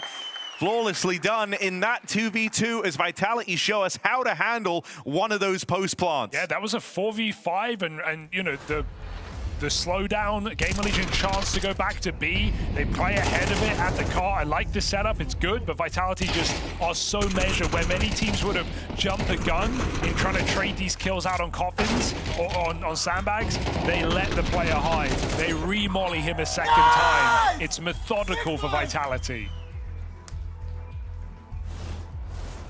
Minimizing mistakes. And I mean, there were so many close moments in that round, right? Think of the bomb plant, the fake out, ZywOo dying off the site, them just getting the plant in time. If Hypex used his HE to break CT smoke, he doesn't even have to rush the plant. He just has to keep the pressure on. That felt like the opportunity wasted for GamerLegion. He went for damage, but no one was even tagged up. Not enough. Whew. It was a very close game. Can GamerLegion give us anything more down the stretch, or is it Vitality off the back of three clean post plants and then a round like that? Are they just going to finish the job? PR fell down banana. Vitality have barely even looked at A in this T side. And you can try and use that to your advantage, right? You know, you have GamerLegion paranoid about their B hold. You know that in a 5v4, resources get spread thin. And so you might be expecting a bit of a gamble here, a bit of a reaction from GamerLegion. They'll group with three, but they're in advanced positions here, thanks to Snacks. Down at the base of Banana. So as far as these gamble stacks go, this one carrying a lot more aggression. And if anything, hearing two players tagging the molly, wonder if that makes you overlook Snacks. Mezzy won't. Hypex might claw one back, but it's still the advantage siding with Vitality. And with the ground gained out here towards A, multiple players spotted over at B, it feels like we're finally going to get one of these A plays from the Vitality squad. They wait in the long smoke. They clear this together. They've got one man to deal with here. It's Torsten down in the pit. Molly still on Apex, nades ready to come in, and none of that's even required. They catch him transitioning out in the open. And so round is done. A map point for Vitality as they dodge the stack. Very strange position change there, right? The whole map is quiet. Your team are peeking car. They don't see anyone. And you try and shift from big pit to mini pit. That feels so optimistic for Torsten there. You know, he had 30 seconds to pick his position. But it is as Vitality walk out long that he is caught in the open. And yeah, up to 12 rounds now, 5 in a row. Vitality, they reach for that gear. They've leveled up here on this T side. Even trying to punish maximum damage, hunting these kills at the end. The nade, oh, it didn't. Oh, swinging in, Flames has him. Orb is gone, and there's no way to get it back. So from bad to worse here for GamerLegion. Vitality leveling up. here on Inferno. Yeah, you know, we saw Apex looking a little bit stressed, a little bit vexed in some of these early rounds, but I think he's got a lot to be happy about right now. Vitality are playing a really, really good game. You know, we were kind of talking about how one or two small mistakes can end up being game defining, and that's been a bit of a trend for GamerLegion. The idea that, and you even said this to open up a series, this series, it's not enough just to start strong, you have to finish strong, and I would actually subscribe that to a lot of these rounds. GamerLegion have often gotten to good positions, but it's their round closes that feel like they've let them down in this game. You compare it to what Vitality are bringing to the table, even when they're taking risks, like they're waiting in the long smoke in that last round, and it's not much of a risk because of the info they'd picked up. But even there, you know, the setup was perfect. They were playing a trade, they were playing a crossfire on the fade of the smoke, and they've just kept this up all game long. Every move is synergistic with someone else. They're playing off of each other really well. I think Apex has a lot to be happy about with how Vitality have recovered here on Inferno from kind of a slower start. How does ZywOo just sit in that molly for what feels like an eternity? It doesn't even kill him. Vitality a kill away, and GamerLegion, all you can say is an admirable game from them here on LAN. Inferno, their map pick, and a really great showing in that first half. They've given us glimmers of hopes, but it is Vitality that burn bright. An inevitable conclusion here for Rez, you'd think. Smoke kit makes it interesting, but long side taken. Vitality sitting there crossfire. Bomb's going to go down. And this is a Vitality who took so many trophies last year, but didn't graze Blast Bounty. A new year, a new season, and new trophies to take. Vitality here in this quarterfinal are looking to run forward into the semis. Rez 1v3. Flames down, sees the long player. Smoke can come on the bomb, but he needs his kill first. Chasing down Apex. Rez making it interesting. 3 kills, but time gives you no room for error. Will Rez just stick in the smoke? Nate comes in, it falls short. He could have won it. No! He still can. The seconds are slammed off the bomb. If Rez stopped that, what it could have been. Instead, the headline show Vitality coming through and taking GamerLegion's map pick. They made a run of it, they made a game of it, but it is Vitality at the end of the day to battle back in the second half of Inferno and seize their opponent's map pick. Right back to winning ways for the Kings of Counter-Strike. Both of those halves started really well for GamerLegion. I mean, the T side for them was looking extremely strong. Yeah, I felt like they were going to get some more momentum rolling into it, but that's kind of what Vitality does. That's what 2025 was all about. Just when you think you have them right where you want them, they're able to bounce on back. Yeah, I agree with that. I think GamerLegion gave them a good fight. They gave us a bit of a hope. Gave me a sense that, oh, maybe there's a bit of an upset looming in the corner right here. But at the end of the day, you win the first pistol, you go up 4-0 in the first half, then you lose the second pistol, but you bounce back instantly in round number 2 and you convert on those. So theoretically speaking, yeah, GamerLegion got off to a good start in both of the beginning of both halves, but when it came down to the gun rounds, when it came down to the nitty-gritty, all the retake scenarios, all the actual playing Counter-Strike 5v5 with guns in your hand, there was a clear disparity between the two teams. This feels like the most quintessentially Inferno scoreboard, which is that barely anybody on Vitality's side is actually positive in the kill counter, yet they still just had so many commanding rounds in that second half where they're forcing GamerLegion to disable, where they're winning the round very early. I will say this is one of those scenarios where, yes, he didn't pop off, you know, in terms of the scoreboard, but the man on the screen right here, ZywOo, had impact in the game. He went 6 for 8 in opening duels throughout this series, or throughout this game. That's an awful lot of impact. He was the one shutting them down in the beginning as well with the AWP when Vitality were struggling a little bit on the CT side, involved in some of the force buy wins as well. So, yes, as per the, I guess, stat sheet, he didn't have one of those blow-off games where he went crazy, but in terms of raw impact, I think he played fantastic. Also, you just know that in a series like this, I feel like in the first maybe 5 or so rounds, there was not even a lot to say about ZywOo. He just warms up into it. I mean, you can never keep him down for very long, always finds a way back into it, never feels like he's bothered by the score line. That's such a crazy stat page to look at, because he was so much better than that suggests. Yeah, that's a quintessential ZywOo, isn't it, right? I mean, even when the numbers are eye-popping, you also know that he's a player who's going to do exactly what he thinks he needs to do for the team to win, as opposed to any individual, like, chasing or anything like that. He's always going to be like, I've got enough, we're going to win this round, now I'm going to make sure we don't lose it. I feel like the entire time that ZywOo was coming up into the space, he had to just be a one-man wrecking crew, but also just that he had to recognize every single time on that AAA lineup, even going all the way back there and early Vitality days, how are you the biggest win condition for your team, and how do you create no losing conditions ever, which is why he seems so risk-averse, which is why oftentimes he doesn't feel like he has as much flair as some of the big superstars that we also talk about, people like Donk, m0NESY, and Simple, for example, who really just always push it to the limit. But ZywOo knows. He knows when enough is enough, and he doesn't need to actually go for that extra frag. Now, maybe you don't remember a ZywOo flick, but you do remember a Vitality retake, and we've got a few of these here, Maui. There's 3 consecutive retakes, and this is where it really just started feeling like the boa constrictor of Vitality started tightening its grip on GamerLegion, because these were winnable situations for GamerLegion. The first retake, or post-plant that is, they opt for the double emo setup, which in itself is a bit of a risk, but then the second time around, Snax goes for the solo emo, and then he just gets completely naded, mollied out of position.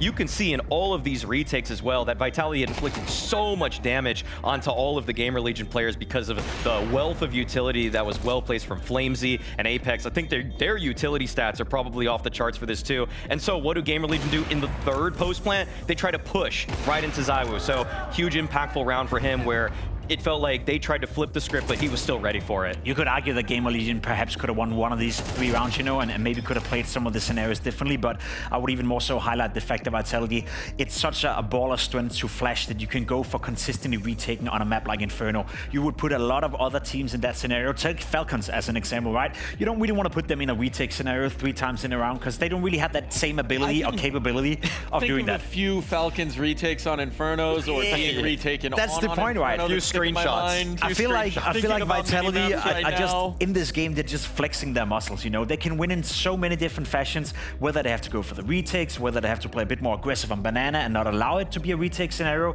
There's so many avenues to victory for Vitality, and they flex that in this game. Now, I do want to give a bright spot over to GamerLegion, and particularly a bright spot over to Snax, because it took them a little while to get involved, but holy cow, let's just watch this round back. It was sick.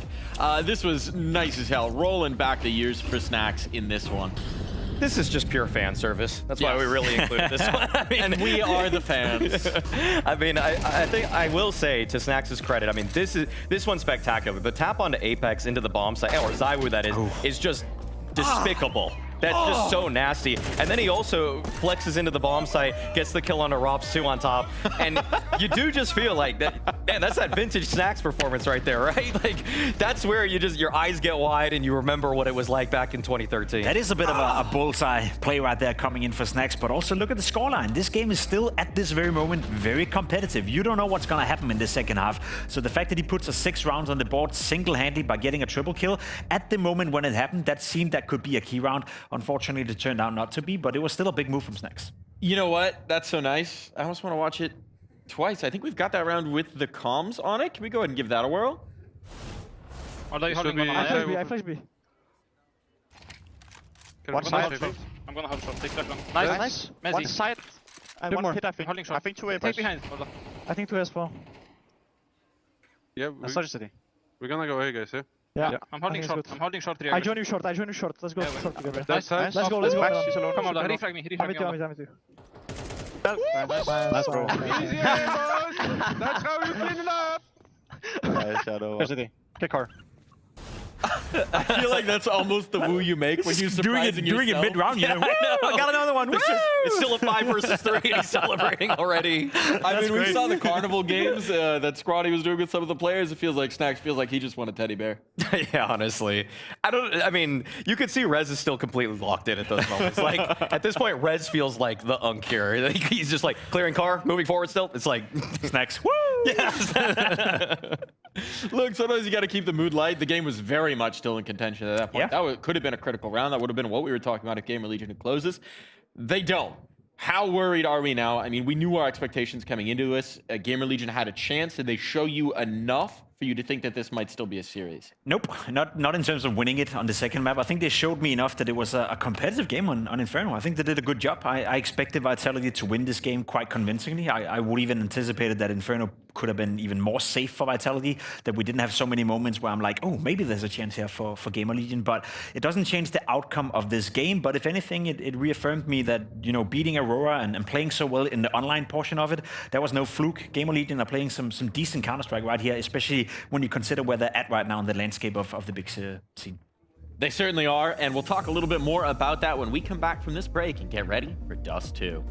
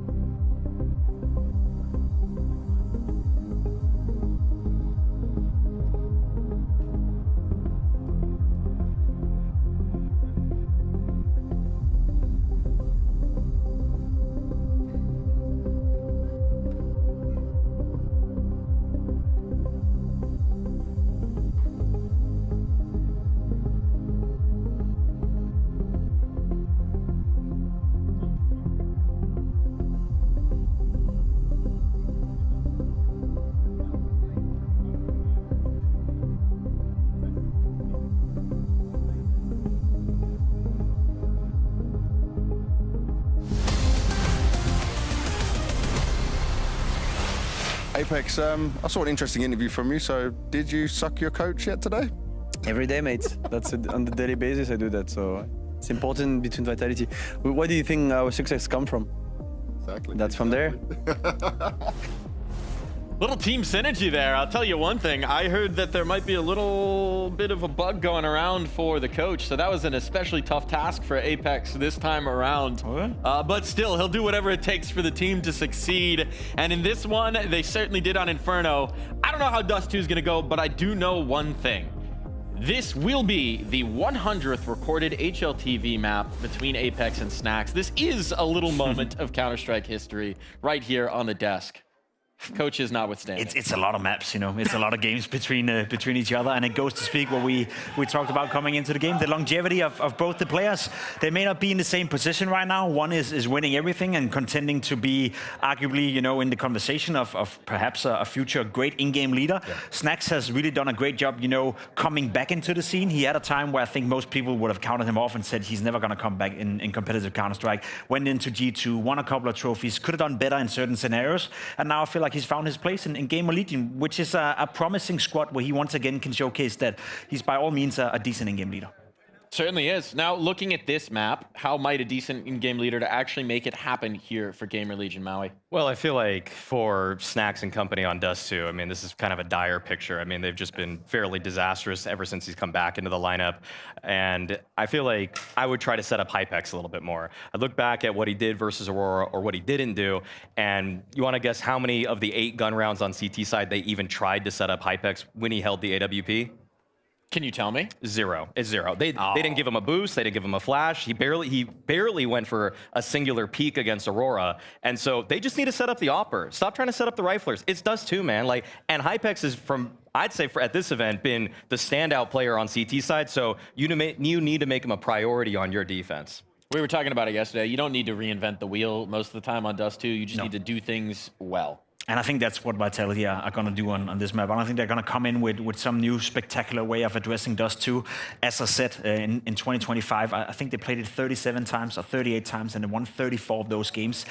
Only played against Tier 1 opposition as well. It's impeccable. It's arguably one of the greatest streaks of any map any team has ever had, if you actually dive into it. So for Vitality to come into Dust 2, that's a home ground. I'm just going to present you a few facts, and not really going to attach any word to it, but GamerLegion with this new roster have never won Dust 2, right? They've lost to Aurora, they lost to Passion UA, they lost to NRG, and they lost to Venom. A couple of those games were a stand-in, I get it, but still, you're going up against a team that I think perhaps is the greatest Dust 2 team of all time, and you haven't won the map yourself. How are you supposed to win then, Mike?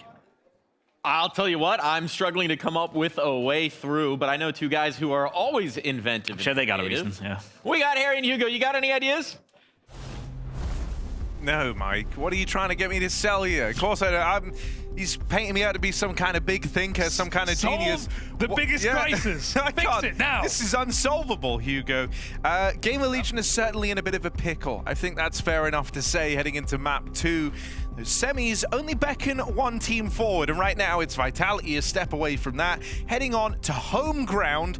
And for GamerLegion, it's a real weak point. Yeah, and I really like the way that Jacob closes that, because he says that this is more than likely the best Dust 2 team of all time. And I think if you go and look at the last 12 months, it's very hard to argue with that, right? Dropping this map just a handful of times, 4 times across the year, it's just an unbelievable track record that you don't see any other team match to any degree, right? Vitality's dominance was destructive enough, but 31-4 on this map in 2025 is completely undeniable.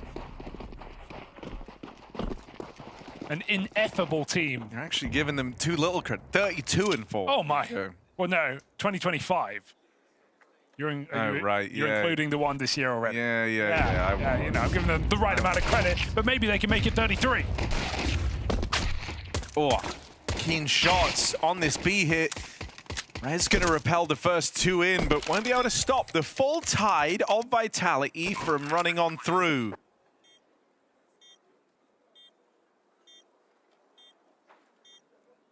Bomb now planted and down to a retake. You've got a bit of util on Snacks and Hypex. Boost up to try and peek in, but nothing being offered by Vitality. It's all going to come down to the Snacks flash over the top. In it goes, and the first results don't look that convincing. Hypex catches 1 on the drop down, and all of a sudden, GamerLegion will course correct. Pistol round secured for the GamerLegion squad. There's a bit of a lucky chance shot for Hypex, goes a long way. Dude, the Poles have been doing fantastic work on GamerLegion today. Snacks hitting some sharp shots. That final kill on ZywOo, a necessity to come in instantly. Making a 3-on-4 look easy in that B post bomb, but Snacks and Hypex give us a pistol. This force going to be even more dangerous on a map like Dust 2. I'm surprised to not see ZywOo scout. Usually knocks your socks off on this mid-cross. A couple of Galils instead.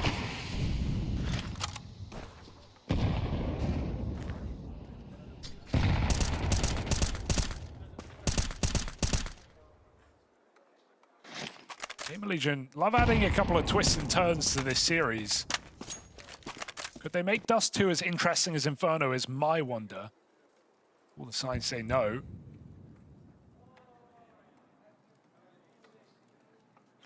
Pistol round says maybe. Ooh, that missed. Definitely missed.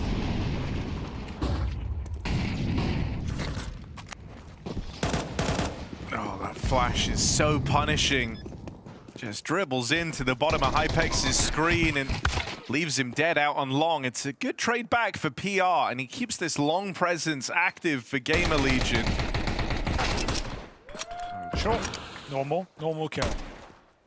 Play on. Ooh, Apex feeling a bit stressed here because he doesn't actually want to die. Feels like if he gives away a man advantage, they might be up for the task. Thankfully, he takes one with him, and that will just be the save called here for GamerLegion. The plan kind of failed on long, right? With the missed smoke, it meant the GamerLegion weren't bothered about the long lurk, and they were able to just watch short side, but still Vitality find all the entries, and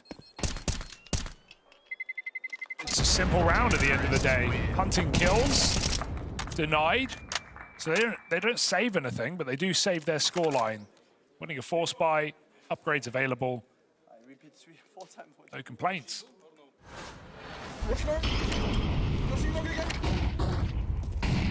More ZywOo comes. I like it. Got a very vocal team here at Vitality. Oh, he saw something. He got a whiff. ZywOo scout. I say that's like a 100 millisecond shot, but he just misses it. That kind of gives like an XQC vibe in the comms. Okay. Shot. One shot. Two shot. Flashing shot. Good. Good. Oh, hang on. Rops is holding on to the tunnels, but not for long. It's a really good push at a res. Keen double makes sure that Torsen and Snacks' sacrifices weren't in vain. Keeps this one even. Rifles put to work as PR also delivers. And screw it, why not make it the double with ZywOo dead? You're left looking on at Mezzy here. 1v3.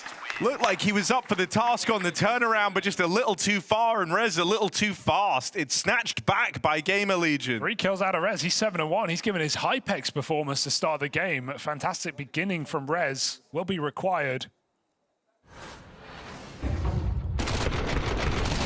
GamerLegion winning the force right back with a bit of controlled chaos in tunnels. And PR, who's gone mostly under the radar. The numbers were fine last map, but didn't really blow us out of the water.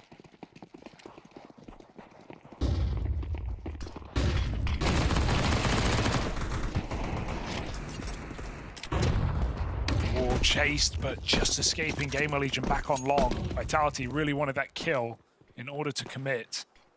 They leave a deagle in pit. Smoke comes out. Can go around the world. It's an option, but Rez still sits back plat.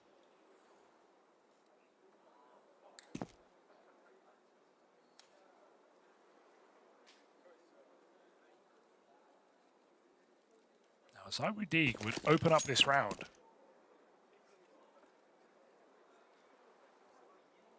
PR with full nades shouldn't give it to him.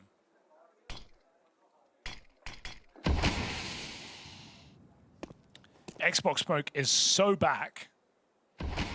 Didn't see this for a while, just saw these hinge smokes, but they're a little harder to throw.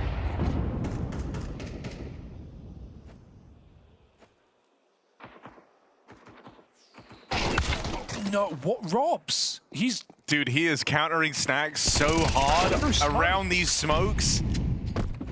Both times just kind of getting a little glimmer of someone hiding in them. If you spot someone in a smoke in these games, you kind of know who it's going to be. Robs. Oh, that's an awkward miss. ZywOo at least hot for the trade. Is he up for any more? No, dead on the cross. It's over.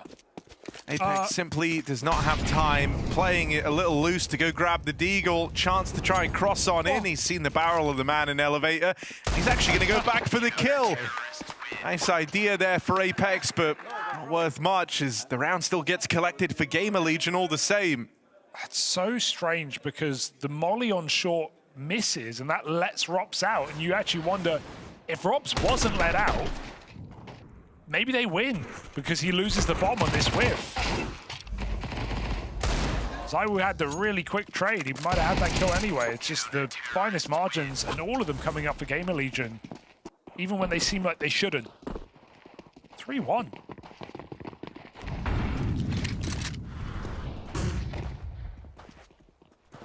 Near full eco here for Vitality.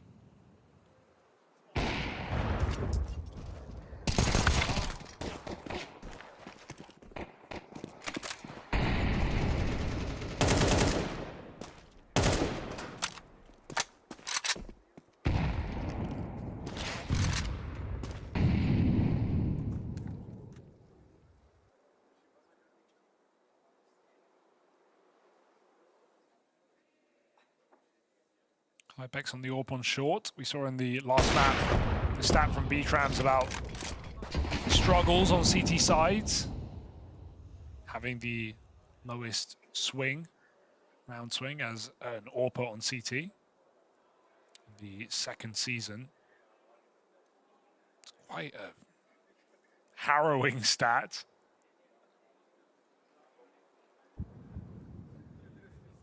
Dust 2 should be where that gets made a little easier.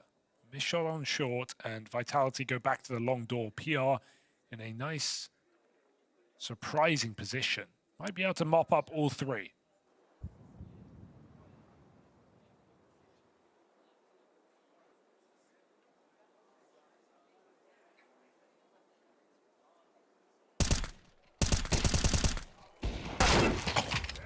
Okay, Flames. Cool. Give me one more like that. Go on. Quick jiggle. Flames. Like that. Got the blaze in hand, and he's feeling red hot, but dead at the cross. Hypex puts him down. Nice kills. Good, keen double from Flames. But that's really all there was to get too excited about in that one for Vitality. It was always going to be an uphill battle. Still, you don't mind watching a Flames dig again. Snax has been dealt a real nasty couple of deaths to open up Dust 2, but that's not cut down the morale nor the spirit of this GamerLegion squad, who are right now leading the charge 4-1. This is the real intriguing part. Let's see how this first rifle round goes, because this is where things started to spiral back on that opening map. Yeah, it's, you know, we had a nice start from GamerLegion, but once Vitality got guns out, it was a very different story. With a couple of streaks of 5 rounds in the first half, and to end the game. So let's see if history repeats itself here. Hypex with Util looking to, I guess, achieve the smoke. There's closed doors. Sees no one. Rez, this is full commit in the corner. At least they can't jump up Xbox without Hypex having a bit of info. A good shot here. Go a long way. Flash in. Up to Rez. They don't clear him.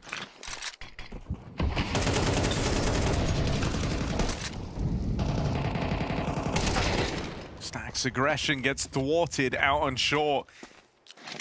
Doesn't feel the most necessary with how weak the A setup is. I mean, now there's just a big gap in that, right? Suddenly you've got to take Rez away from CT.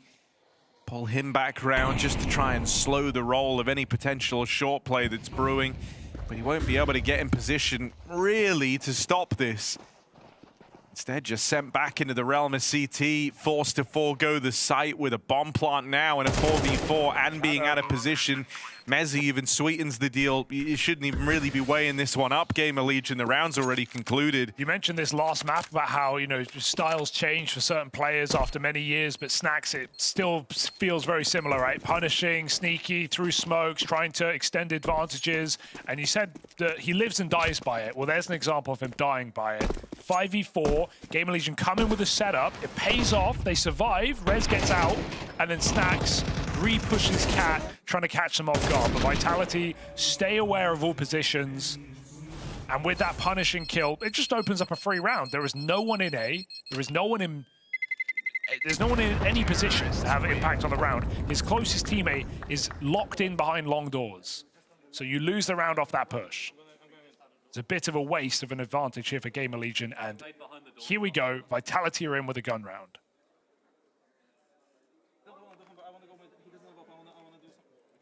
Careful of the push top mid. Yeah, I might go as well. Let's brew this thing. it kind of feels like Snacks is just looking for that kill that like brings him back into the game, because we said it earlier on, he's been handed an awkward set of deaths to open this. Okay.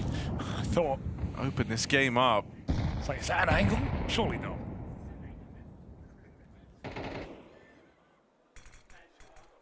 Right now, the GamerLegion squad held together by these strong performances out of PR and Rez. Saw it there. They've got the same amount of kills combined as all of Vitality. They have started this map off in real fantastic fashion.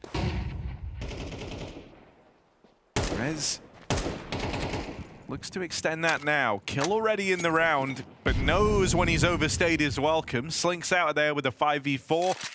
And this time, I don't think GamerLegion are as keen on the idea of throwing it away. Ramp Goose, they're playing to win the round here. They're saying, the next move is yours, Vitality. Locked into positions. Hypex AWPing from the window. Knives are out. That should make it very clear. GamerLegion are not going to be budging. Vitality come up catwalk. Apex late on the long side. PR to get past. Here they go. All right, Rez still playing with real conviction right now. Second kill in the round and has a lot more left to do. There for the snap back over at long, but Snacks has gone ahead and cleaned it up himself. And as they go pushing into Rez now, they're going into a very, very switched on individual. This two-man hold of Rez and Snacks, enough to repel it. Got to give Rez his flowers. He is lights out to open up Dust 2. Yeah. If you ever were going to make a case of joining the very exclusive club, and I mean very exclusive club of teams that have beaten Vitality on Dust, having a absolutely insane Rez performance is certainly a step in the right direction. It's just so nice to see him join this team last year, right? After so long on NIP, just being wholly irrelevant. Getting a fresh bit of scenery, I think, really reignited Rez. We saw especially great performances when he first joined this roster. GamerLegion have obviously gone through a lot of tumultuous roster changes over the year, but Rez, he still got it. There's no doubt about that. The MVP of IEM Babylon 1380, still putting up incredible performances. 11-1 against Vitality. PR in a problematic position. Double flash, he gets a dink, but that was meant to be for Vitality. Rez. Surely you can't find drops here. Oh, apparently you can. 12-1, Lurker gone. You're committed to long, but not for long. Hypex picks one more.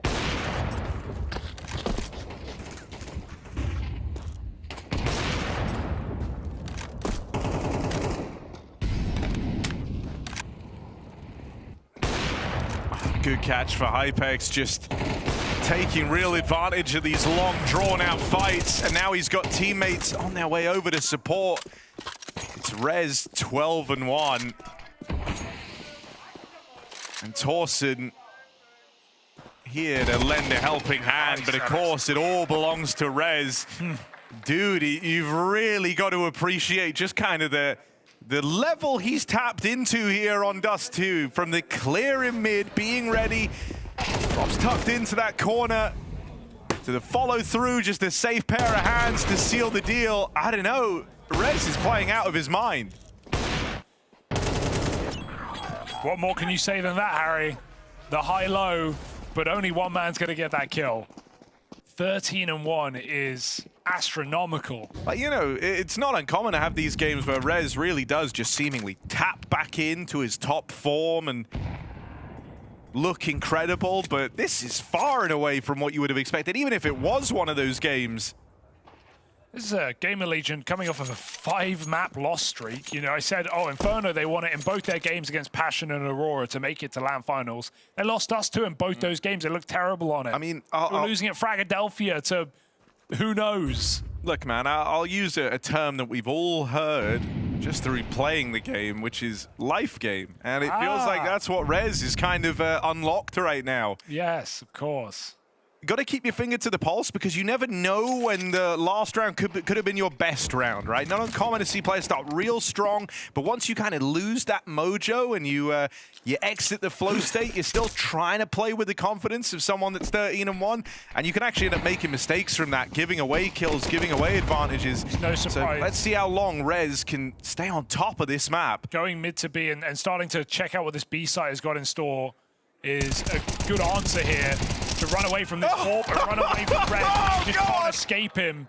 He is everywhere. 16-2 rather. The B site doors are closed by Torsen.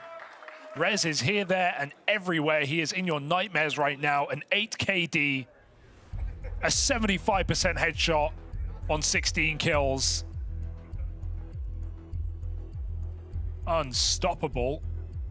So Vitality, pull the brakes. Screech to a halt and chat to Extaz. They need to fix this.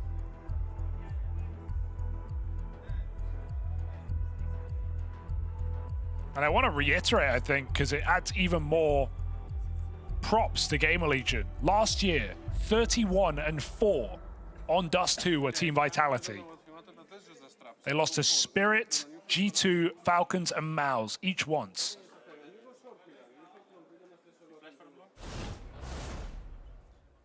They played GamerLegion, Harry, once on this map last year. You know what the scoreline was? Go on. 13-1. Well, they've done a damn sight better than that. And now you just look on with intrigue, wondering, can they really sweeten the deal? You know, there were no numbers, no stats, no history, no nothing you could have pointed to suggest GamerLegion even being competitive in this map. That's why we love CS, because you never truly know what you're going to get. Right now, they're being so much more than just competitive. They're in a very, very powerful position with a chance to really drive home a big success on the half in this round. If they win it, Vitality back to the drawing board and back to being broke. And it's a lot harder to win ecos on this map than it is on Inferno. That's how they broke in on the CT side with a 5-7 or 2. Winning a force buy here is a lot more tricky. Snacks, talking of tricky, he's playing behind the smoke. Flash ready from Hypex. Rez, the fly in the ointment. The ghost in the machine, hiding at Goose. They've encountered him here once before, but in a way, the more of a ruckus Hypex can cause, holding the cross and hoarding the kills, it's only going to serve to strengthen Rez's position. He'll die straight away. Are they going to clear this? Rez gets out with the first. ZywOo's even a little scared to face him there in that head-to-head, but will get given the kill. And there's the support from Apex.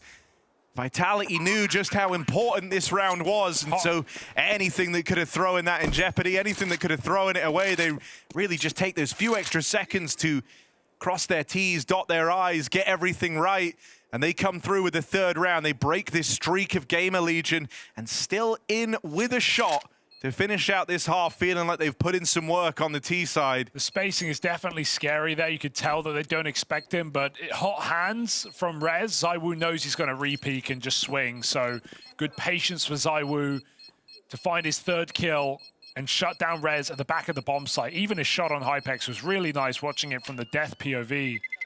ZywOo activates to win Vitality around, and that's what's meant to happen, right? They're getting Delta. Great game from GamerLegion. You want to rely on #1 of 25 to show up and stick it to GamerLegion. Still a chance here to come out with a 5-round half. Vitality better seize it.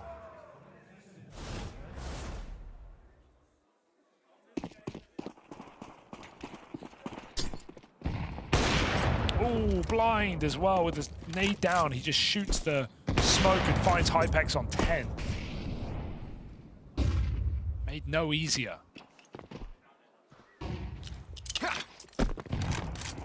New hinge smokes are dropping. Oh, well, they're trying. Yeah. Back to the drawing board. That did look like a loose lineup there. I'm like, these hinge smokes have to be so precise.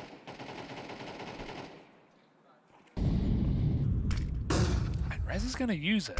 Trusting his guts.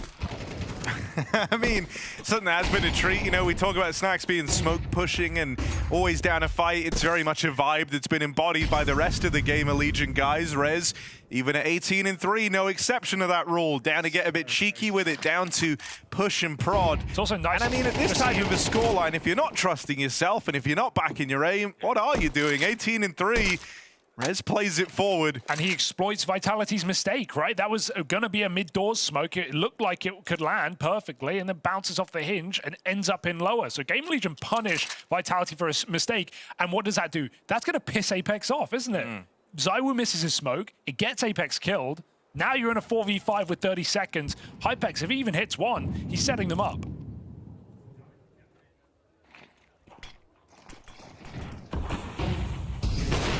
Oh, okay. Swing and a miss for Hypex on the AWP. Nothing's easy now. They're not going to overcommit to trying to hold on to the site. I say that, Snacks is playing it further afield ahead of the rest of the team. An important pickup on a ROPS. Bench. Question now becomes, in this post plant, is it all over for Mezzi? Flames is for ZywOo. What about these two rifles? They've got Rez to try and beat here, late from the B site. Ready to jump up and bring the action. Torsen firing off, hoping to take attention away. And Rez nailed as soon as he peeks up and over. Vitality able to stand tall at the end of that one. They do it all, a man down. I'm shocked Vitality win that out. They were getting body blocked on each other there over on the elbow side. Everyone running into each other, lining up even. And Vitality just realized they have to fight in the post plant. They win enough of them. Sharp shooting from Flamesy puts a fourth on the board and puts GamerLegion's money in jeopardy. So this 5-round half, staring GamerLegion in the face, but again, chaos in lower. The high-low. Vitality use their nades. They're expecting it, but the play might come to them. Oh, just turns away at the wrong moment. ZywOo, Tech9 from range. Got to pick a fight, and he gets sandwiched. Why does he turn? He has two teammates in upper tunnels. The chaos here is shaking Vitality. They're quaking right now. And they know that Hypex is here as well, but someone's got to go get this bomb. More aggression across the map. PR just reconsiders. That's not good for him. Oh, but Messi's also just left the long position, and so they will get to trade out spots. 3v2 maintained for GamerLegion, and it's looking like a walk back into the tunnels for Vitality.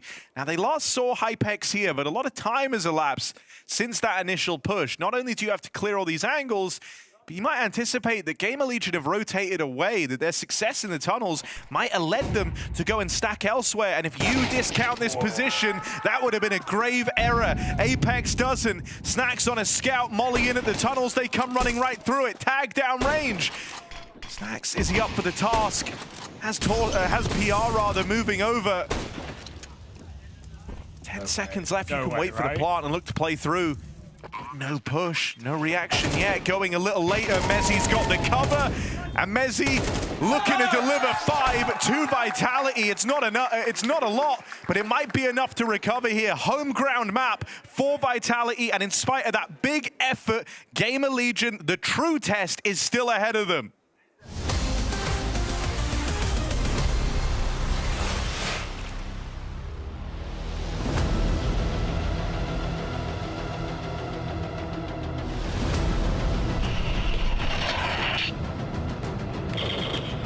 What's going on, guys? We are here at the Multimax Entertainment area, and we're about to have an epic day of fun with 3 amazing Counter-Strike fans in here. We got Vlad, we got Nathan, we got Roman, and they have the amazing opportunity to come watch the games at Blast, come here and play some laser tag with me, which is basically like real-life Counter-Strike. Just wait till we get to that. And on top of that, they'll also be getting to meet some of the players and getting a jersey signed as well.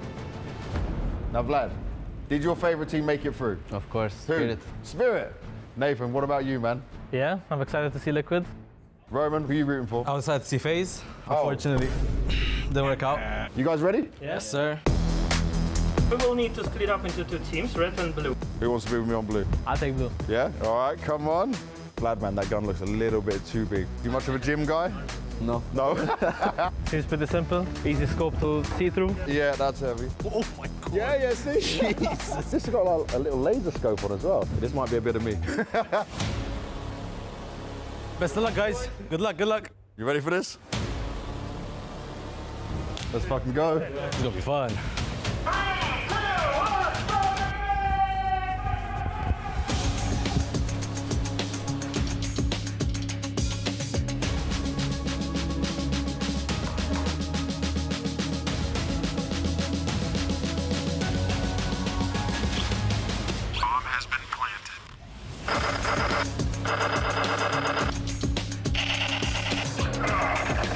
He's down, he's down.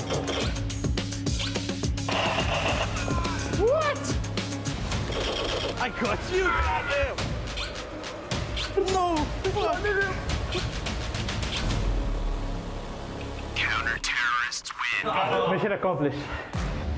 All right, guys, I know we're a bit tired, but we are now gonna go and meet Donk and Magics from Team Spirit. You ready for that? Yeah. All right, let's go.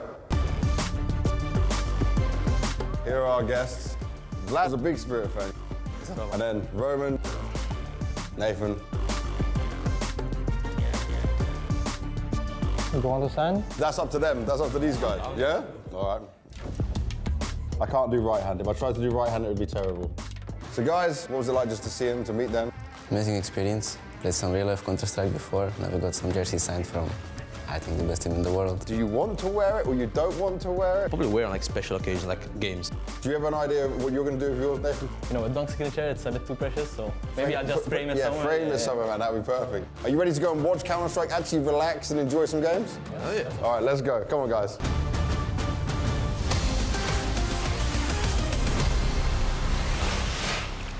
REZ in that first half for GamerLegion. Rez runs away with a beautiful game, 19-5. Apex trying to get in his head, but I think Vitality are receiving more headshots than not from the Swedish prodigy, Yunk, as he's known. And Apex a bit of a reality check. Yeah. At the end of that half. You can't, you can't not look at this game and just be marveled by what Rez has brought to the table. I mean, we said life game, it really is something else. The level that he's been playing at, how he's kind of made every round feel winnable, every situation feel winnable. A huge reason as to why GamerLegion won out that first half. The kind of big question now is, can he keep it up? Just how high can that kill counter go? It's also not just kills, right? Vitality coming in with some well-crafted rounds by the end of their T side. Mid-round save on that T side to get back into B and pick up 5 rounds. Got a play being set up in this pistol. Flames burns in that molly though. So it's worked out here for GamerLegion's opener.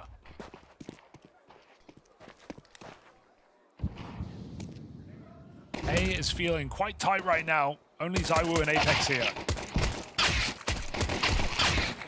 Good trades.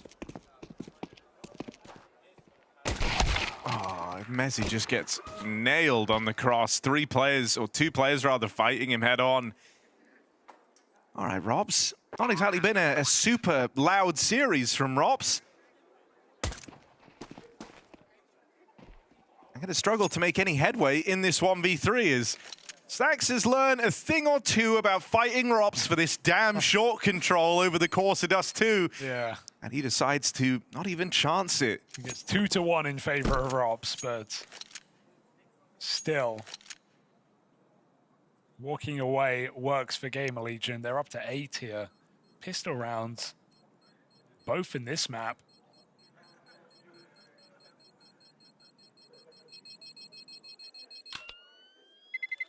Terrorists win.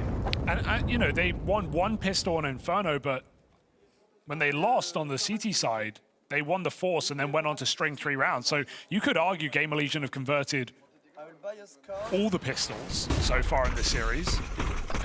Let's see if that keeps up here. Vitality, quite a predicament. CT Force Spy staring them dead in the face. You never see Vitality eco second round. So there it is, double FAMAS and a scout. It's not going to be much room for error if this doesn't connect. They get so much room to roam up top middle, but they know they can't hang around.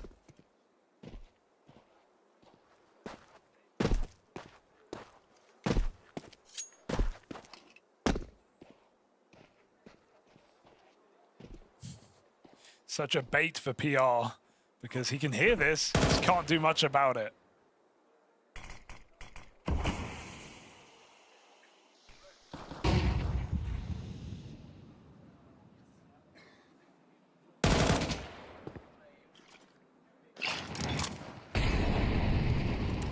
Why have we not given Rez the AK? He has 73% headshot with 19 kills. Have some respect. Torsen 5 and 5.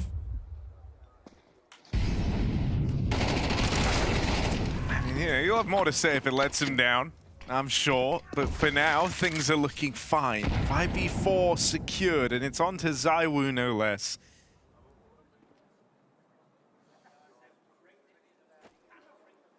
You've really gone in heavy by going for this force. You were talking about it off the top of the round. The idea now that if this comes up against you, double digits is looming for GamerLegion, and there's going to be very little resistance out of Vitality to stop them getting there.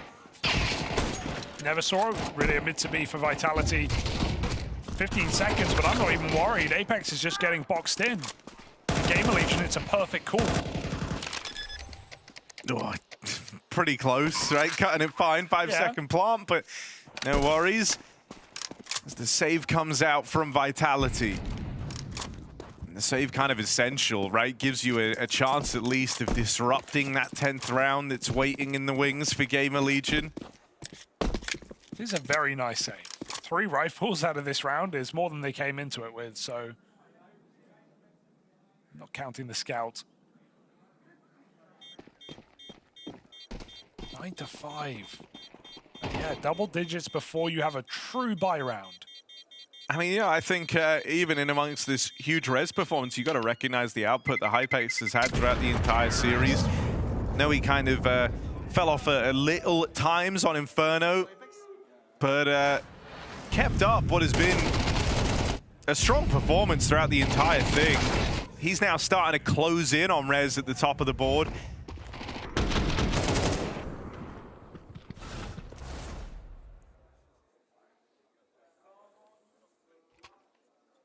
Let's see if that force can offer much for Vitality to work with. As you say, it's a good save. Getting out with 3 guns, dropping over those pistols as well, so ZywOo and Apex don't just kind of sit back twiddling their thumbs around. They can be involved in this round. You got to play this like it's a full rifle v rifle round if you're GamerLegion. The benefit is there just won't be the utility here for Vitality to long it out, so they need the fight. Coming up on short side is one way to do that. Bomb loose. Snacks, he's not even going to try and jump up and trade. He just runs through the smoke. Picked by Apex. Oh dear. You live and die by the risks you take, and right now GamerLegion 3 on 5. I mean, it was Apex's 5-7 that stole away damn near this exact round back on Inferno. Yes. In fact, Vitality were operating with even less in that one. Here, he's got a pretty round-defining kill out through mid. He's forced the reaction from GamerLegion to abandon any ambitions of that mid to be, and in doing so, it sent them into the stack over here at A. ZywOo repositions that mid to be smoke. Called his attention away, but just for a moment, another pistol kill coming out for Vitality. It's the Deeg in the hand of ZywOo. And even if you get through him unscathed, that in and of itself proves to be too much of a mission. So you don't have to worry about it. The shutdown comes in. There's the support from Long as well. And a well-deserved fist bump for ZywOo as that Deeg double really teed Vitality up for success. My, oh my. Beautiful shots from the ramp. But even the position they're in prior to that, I love how Vitality reset fully from middle. In a 5v3, they re-clear Long, they get their foot back in the door, and all in the meantime, ZywOo is putting up a highlight alone in the bomb site. And that is you know, I've seen enough Vitality last year to just know what that could have done, what that can do to this game, right? GamerLegion might have been in full control, but I just have expectations of the comeback here. So can Vitality live up to those expectations? Starts with a full eco from GamerLegion. Yeah. Chance to just talk over the rounds ahead, right? Take a bit of a timeout, chat to one another, clear the air a little bit, and just try and get ahead of this before the game has tightened all the way up. Snax has put himself in jail. He's still looking for that orb. Where did it go?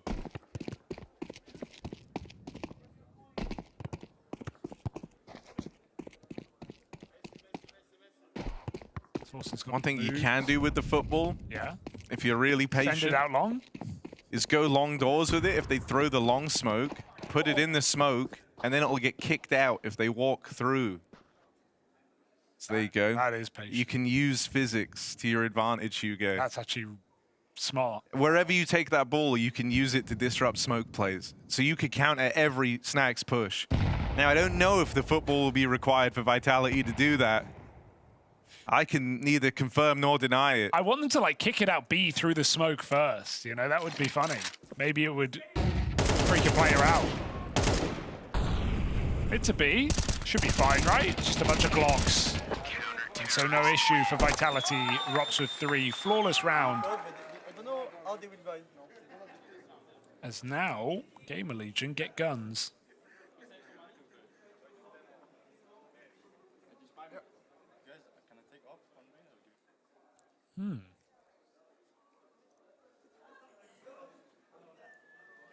I feel like we have something fast happening. 2 MAC-10s, a bit of money saved. No nades on Torsen. One-man B-hold. Ooh. Up against this spy. You This said you one anticipate something quick because of the MAC-10 purchases. If that's what they get delivered, pressure's going to be on for Mezzi. It's a good position, though. And they've taken too long on this. With the missed corner smoke, Vitality have the info. They know it's coming. Good catch for Robs. Far from having a kick around here, though, as Mezzi gets overran. And now down to this 3v4. Vitality locked out of the B site. Chance at a plant for GamerLegion before the retake's even in a position to do anything. And your window to turn this one on its head if you're the Vitality squad is very, very quickly closing. The utils raining in just to punish you, just to slow you down even more. You weren't able to pounce on the back of a bomb plant. That's the only time you would have a kind of even odds fight for the site. And so save is really their only option here. A nice experience play for Snax. As soon as that door smoke comes down, he moves out of the car, and then Apex goes to nade car, right? Just to see if he can get a kill to open up the retake. If Snax stayed in the strong position on low health, he would have died to the nade. Vitality might have come in for the retake. Instead, he moves out of position, the nade misses, and Vitality save their guns. It's just those small details here that you see the experience on Snax. If he dies, that round could be in jeopardy.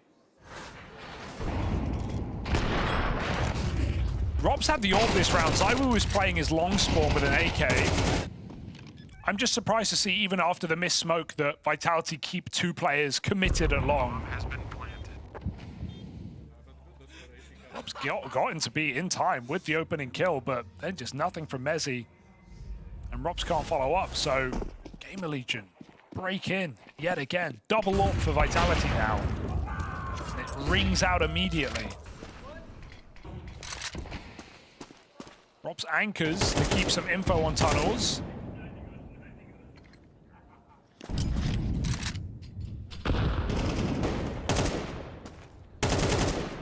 And ZywOo awaits this short play. Cheeky. Oh. Vitality have done a really, really good job of slowing Rez's roll. When you think about just the tear he was on, he was, what, 19? I want to say 19 and 6, but even then I think I've added some deaths on there. He's gone killless throughout this entire second half thus far.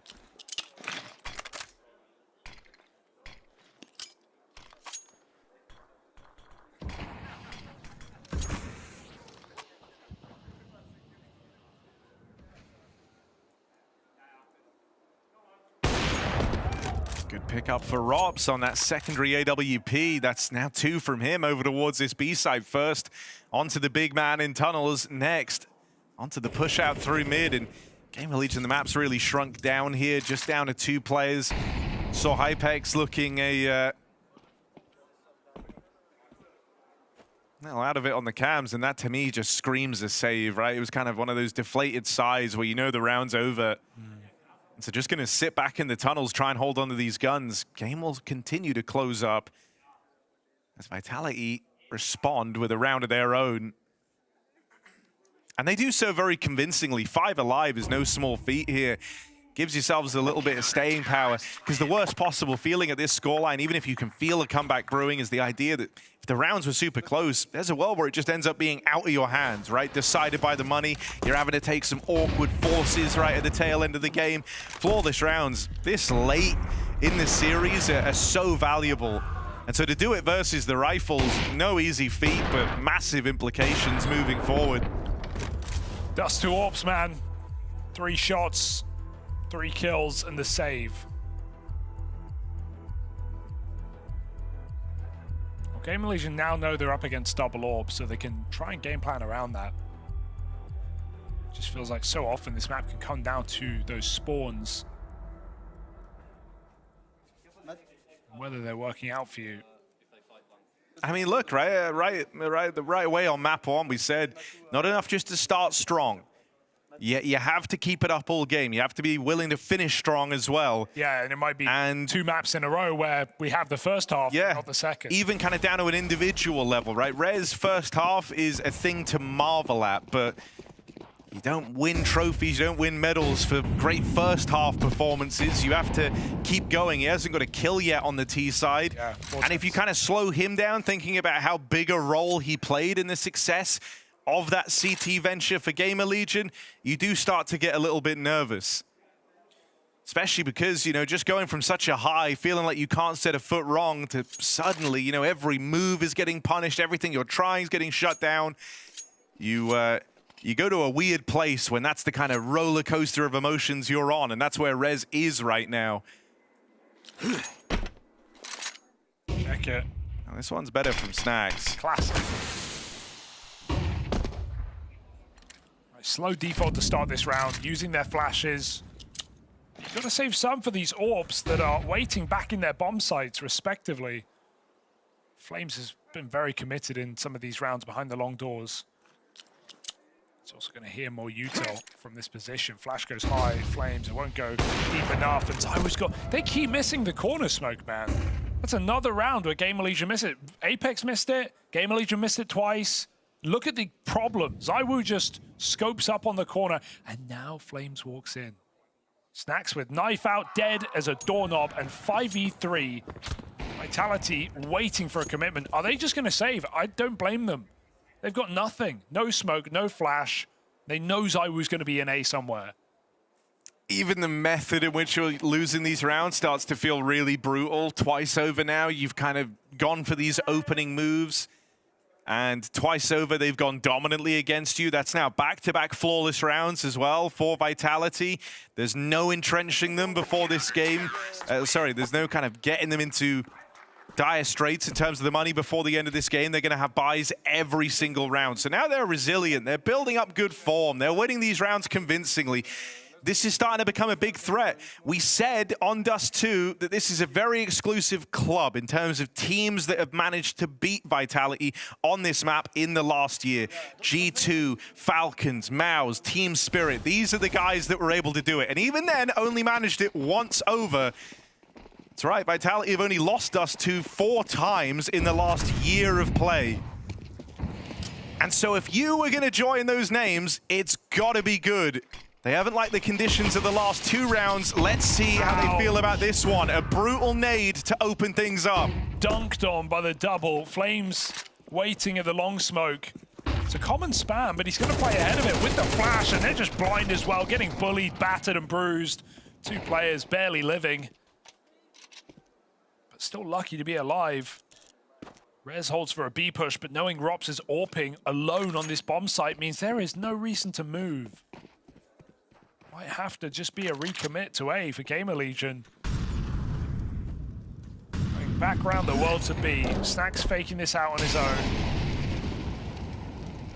Will Vitality disperse on this setup? Still very heavy. Robs right now is exploitable, but it's still a dry angle with an AWP on the line.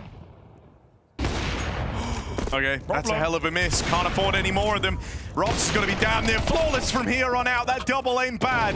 Still, the rotate's going to arrive, and they're arriving in numbers. Snax so far removed from this round, so it's all eyes on PR. 14 HP, tucked into a corner and quaking. There's Vitality wait on the other side of this window. Good pickup for PR, but the end of the line, as there's multiple players nearby and ready to trade. Vitality have clawed back Dust 2. Not looking to get upset right now.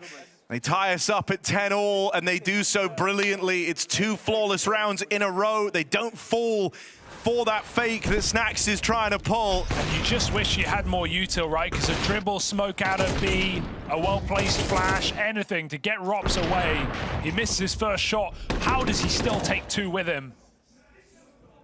Frustrations amassing for GamerLegion. 2 maps, very, very close to beating Vitality, but it might just be close.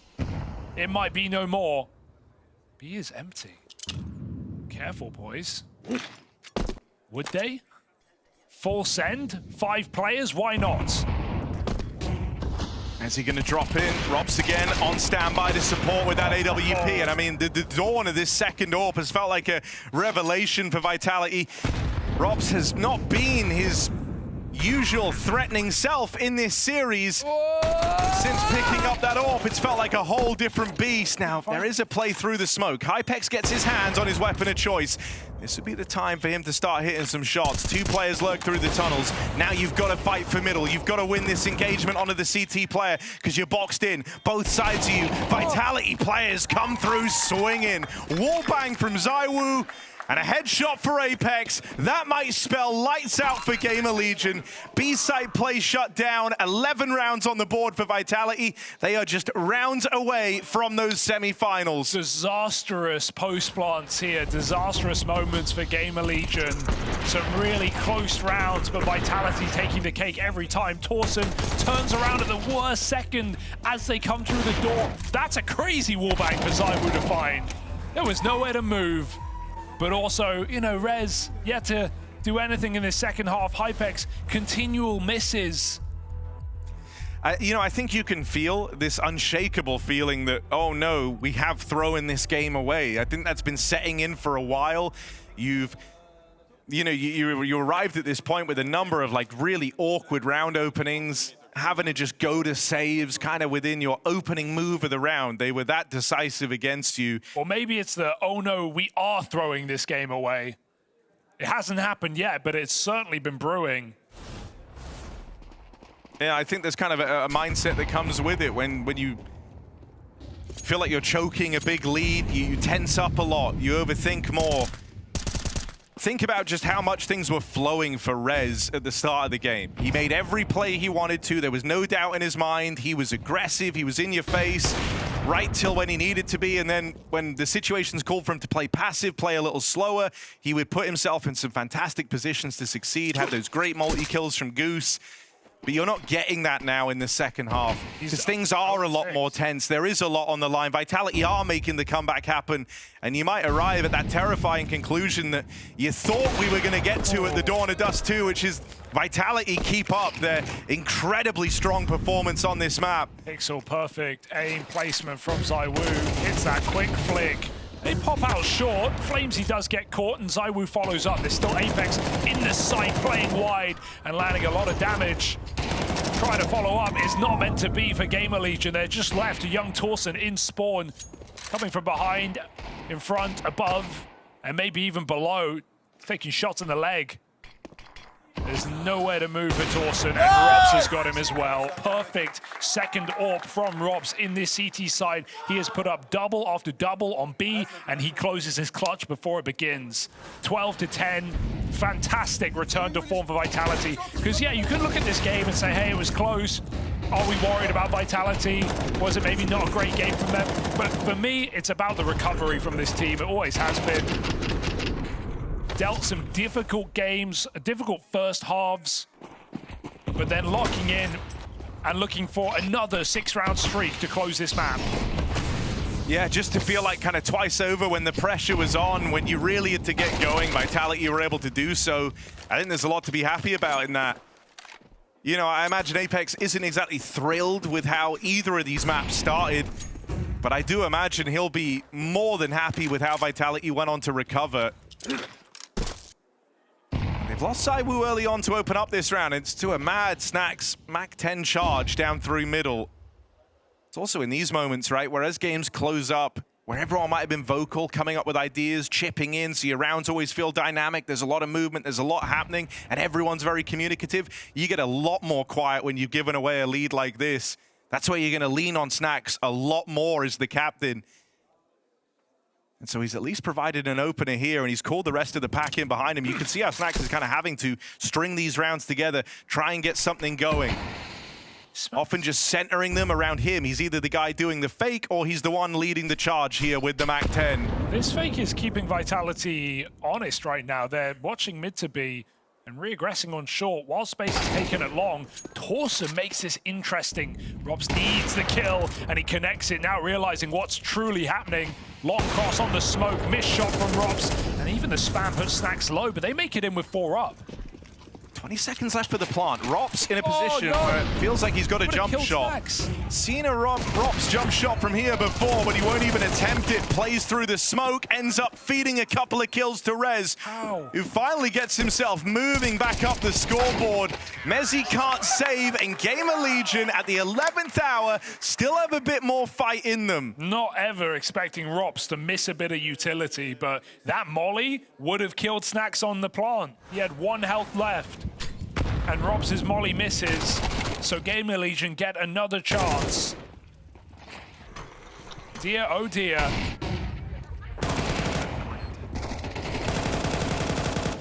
Rez back on the board, first kills of the T side.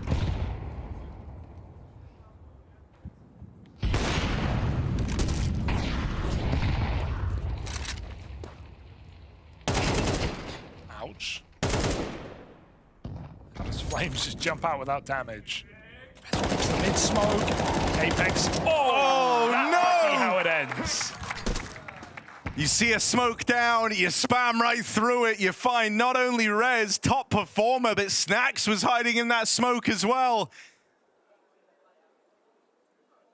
And Apex now knows he has just brought his team so close to those semis, so close to the victory. Any worry about Dust 2 starts to subside and give way to those semis. Apex looking in, that's an important pickup. Robs has been a very difficult player to get rid of on these B-site holds, but there's more where that came from, and they've lost PR in the downtime. That means now all of Vitality are freed up. Mezzi hears 2 sets of feet, 2 footsteps back in the tunnels. He's calling for everyone to make their way over. Important pickup for Torsen. Do they have it in them? GamerLegion, overtime is right there. If you can see this 2-on-3 through, flooding out through the window. It's Vitality. Awkward retake, but they make it look easy. And so those semi-finals await as Vitality keep up their strong Dust 2 performances. Yeah, impressive resilience from Vitality yet again to stay in this series. Dealt a great game from GamerLegion across both maps. 2 hyper-competitive maps and a life-gaming first half for Rez, but none of that is enough to take down #1 of 2025. They're just getting started. Semi-finals locked in for Vitality, and that second AWP parry is looking pretty good. Yeah, you know, Robs, the moment he bought it out, he really did just kind of rejuvenate himself, just became a super hard wall to get past over at B. Vitality here, you know, it's a bit of an odd series because I think they had some really, really slow starts on both maps, but at that same time, we're crediting them for the recovery, the resilience. Saw some moments where Apex was looking a little stressed out. I think he's going to leave this with a lot to be happy with. The ability to turn this game around, to build back into it, to recover from those slower starts. For GamerLegion, really solid effort. I don't think you could have asked for any more. The fact that they had Vitality on the ropes here on Dust 2, for me, this series is some missed opportunity for GamerLegion, a chance where they could have exploited a slow to start Vitality. Vitality survived the fight against GamerLegion. They certainly did put up a fight there. I've got to start by asking you that, Robs. Was it more of a fight out of this GamerLegion than expected? It was a tough dust too, for sure. I think they played well on City side. Rez was feeling it, hitting some headshots, and yeah, it was tough to go back into the game, but we found some solutions, yeah. In terms of finding those solutions, how was it done? What was the discussion? Was it more just adapting to what they were doing? Was it a big difference from when they didn't have Snacks before in the previous games you played them last year? I think, well, mainly in Dust 2, we lost a lot of entries to Rez again, as he played really well. He pushed mid a lot. They had some lower pushes, which I think we got punished twice. So yeah, just fair play to them. I think it was tough on a Dust 2 when you start on a you know, you lose round, you don't have the op, and it's tough to take map control without the op, and that's, I think, was the struggle. But once you got the economy, we were more comfortable.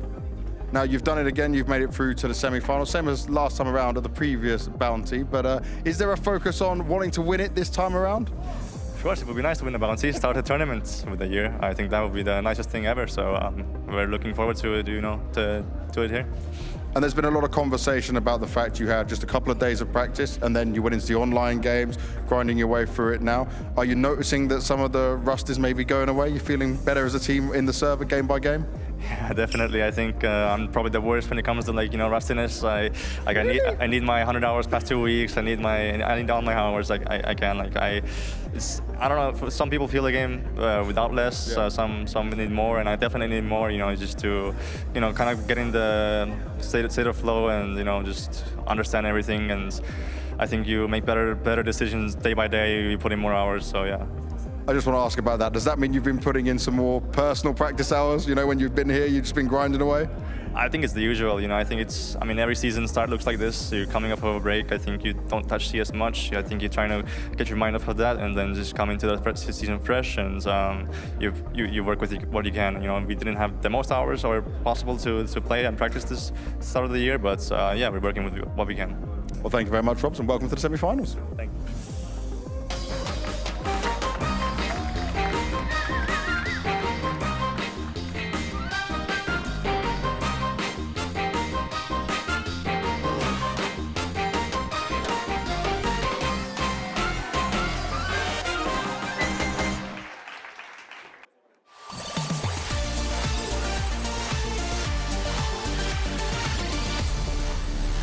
Welcome to the Bounty Bonanza, day 2 of the Bounty playoffs, and that means day 2 of wheel spins and big wins. We got Flamesy here. Flamesy winning the server already today. You ready to win your second prize? Well, hopefully. What can I win, do you know? Or it's full random? All sorts of exciting things. We've given out t-shirts with Apex's face on them. Yeah, that's We've the got one I some want. dinners. We've got giveaways for the fans. You want the Apex shirt? We really wanted the Apex shirt. We'll see what we can do. Okay. Are you ready to spin it? Yes, I'm Now, ready. I think you're gonna do this one yourself. Here we go. Can make some noise here in the arena. Let's hear it. Give it a whirl. The wheel is a go. Where it stops, we've got to find out what numbers are gonna be. What is Flamesy gonna win? That's a hell of a spin. That's some good muscle in it. We're slowing down. The number's gonna be. Oh, giveaway. It's another giveaway. Number 5 on the giveaway. That means a skin's gonna be going to the fans in Twitch chat. You're such a generous guy. You did it yourself. You got the giveaway. For the Twitch chat, not for the fans here? For the chat, the people here, pull up your phones real quick. Let's get in there. Come on, everybody. Slam into those chat digits. Make it happen. Our prize is, for this giveaway, this wonderful skin. You have won a skin giveaway for an AWP Azimuth, the magic stick. It's white and pretty, just like me. The AWP Asimov. That's a classic right there, going to one lucky fan. Have you ever had an Asimov? Yes, I'm playing with an Asimov right now. Yes. Oh, thank you, Ryan. So if you want to kit your stuff out like Flamesy, you can get an Asimov yourself, courtesy of this wonderful man right here. No problem. Going straight to the fans, man of the people. Yep. Enjoy the Asimov. I like it. I play with it right now, so big one. Well, thank you so much, Flamesy. Go back and join your team. Celebrate this dub. Hell of a spin on the Bounty Bonanza wheel. Yeah, thank you. Have a good one.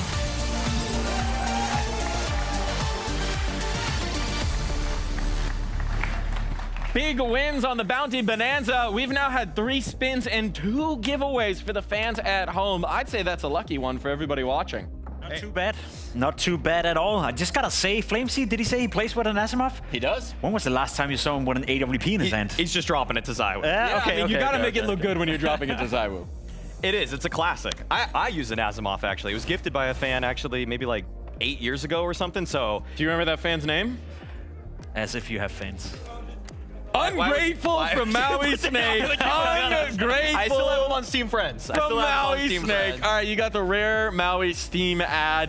Talk about a victory here for Vitality. Maybe not quite as dominant as we expected, though. Far from, far from. Vitality were struggling in this game, and more so, I gotta give it to GamerLegion once more. I think they're over-exceeding expectations. We spoke about the fact that they even got into the playoff, they even got to be on that stage. I think they delivered tonight. Yes, they didn't get a map win. Yes, they didn't beat Vitality, but in terms of being ranked number 20 in the world, having just integrated a new in-game leader, you pushed Vitality, I would say, the fair distance on both Inferno and even more so on Dust 2. So yeah, we can talk about Vitality maybe struggling a little bit, but I think a lot of the focus should be on GamerLegion as well, doing one hell of a job. GamerLegion have already succeeded in my eyes. They have beaten more top 10 teams with snacks than Liquid has the entire time they've had it. Okay, this team already has legs for me. Give them a break, give them a break. Strays hitting Liquid out of nowhere, man. They're already out of the tournament. They're in a signing session today. Well, it's just that they both finished in the same position at this tournament, and so some people may assume that that is equal. It is not. Context is given. I am here to provide it. All right. Context is king. We'll heap on some more for GamerLegion. I mean, the start of that map was incredible. We were looking like we were going to have a series. Let's talk about Rez. Holy cow, Rez. What year is it? 2016 Oakland? What's going on here? I feel like we have that game coming out of Rez, occasionally where we're like, oh, that's the old Rez, from what is it, 8, 9 years ago in NIP by now. So it's cool to 16, 10 years ago, maybe? Yeah, I don't know. Keep counting. Lost count. Yeah, I lost count too. Anyway, for Rez to play in that fashion, that's obviously amazing. He was resurrected when he came back into GamerLegion. He's been playing at a fairly high level. Yeah. Is he ever gonna be, a guy that is within the top 20? Probably not, but he has the ability to step up like he did right here, and that's pretty goddamn cool to see. Well, why not hear from the man himself? We've got his exit interview with James Banks. GamerLegion across both maps did put up a fight against Vitality, but the run of the Bounty will end here. Rez, I'm just going to come on to some positive to start off with in this bad moment, because at least you were popping off on this Dust 2, and you really were pushing them to your limits there. What was going on inside the server in terms of calls or just read of the game? I mean, we didn't have much practice, right, going to this event or overall together with Snacks. But yeah, we had a good prep. We felt like we had a good plan overall on Dust 2. And so yeah, I mean, I think we played a lot on flow and like feeling-based type of Counter-Strike. And I think the later we came into the game, you could really see that we lacked stuff and we lacked practice, and that's where the mistakes come out, right? So yeah, we just need some more practice, and we could be able to close these types of games out.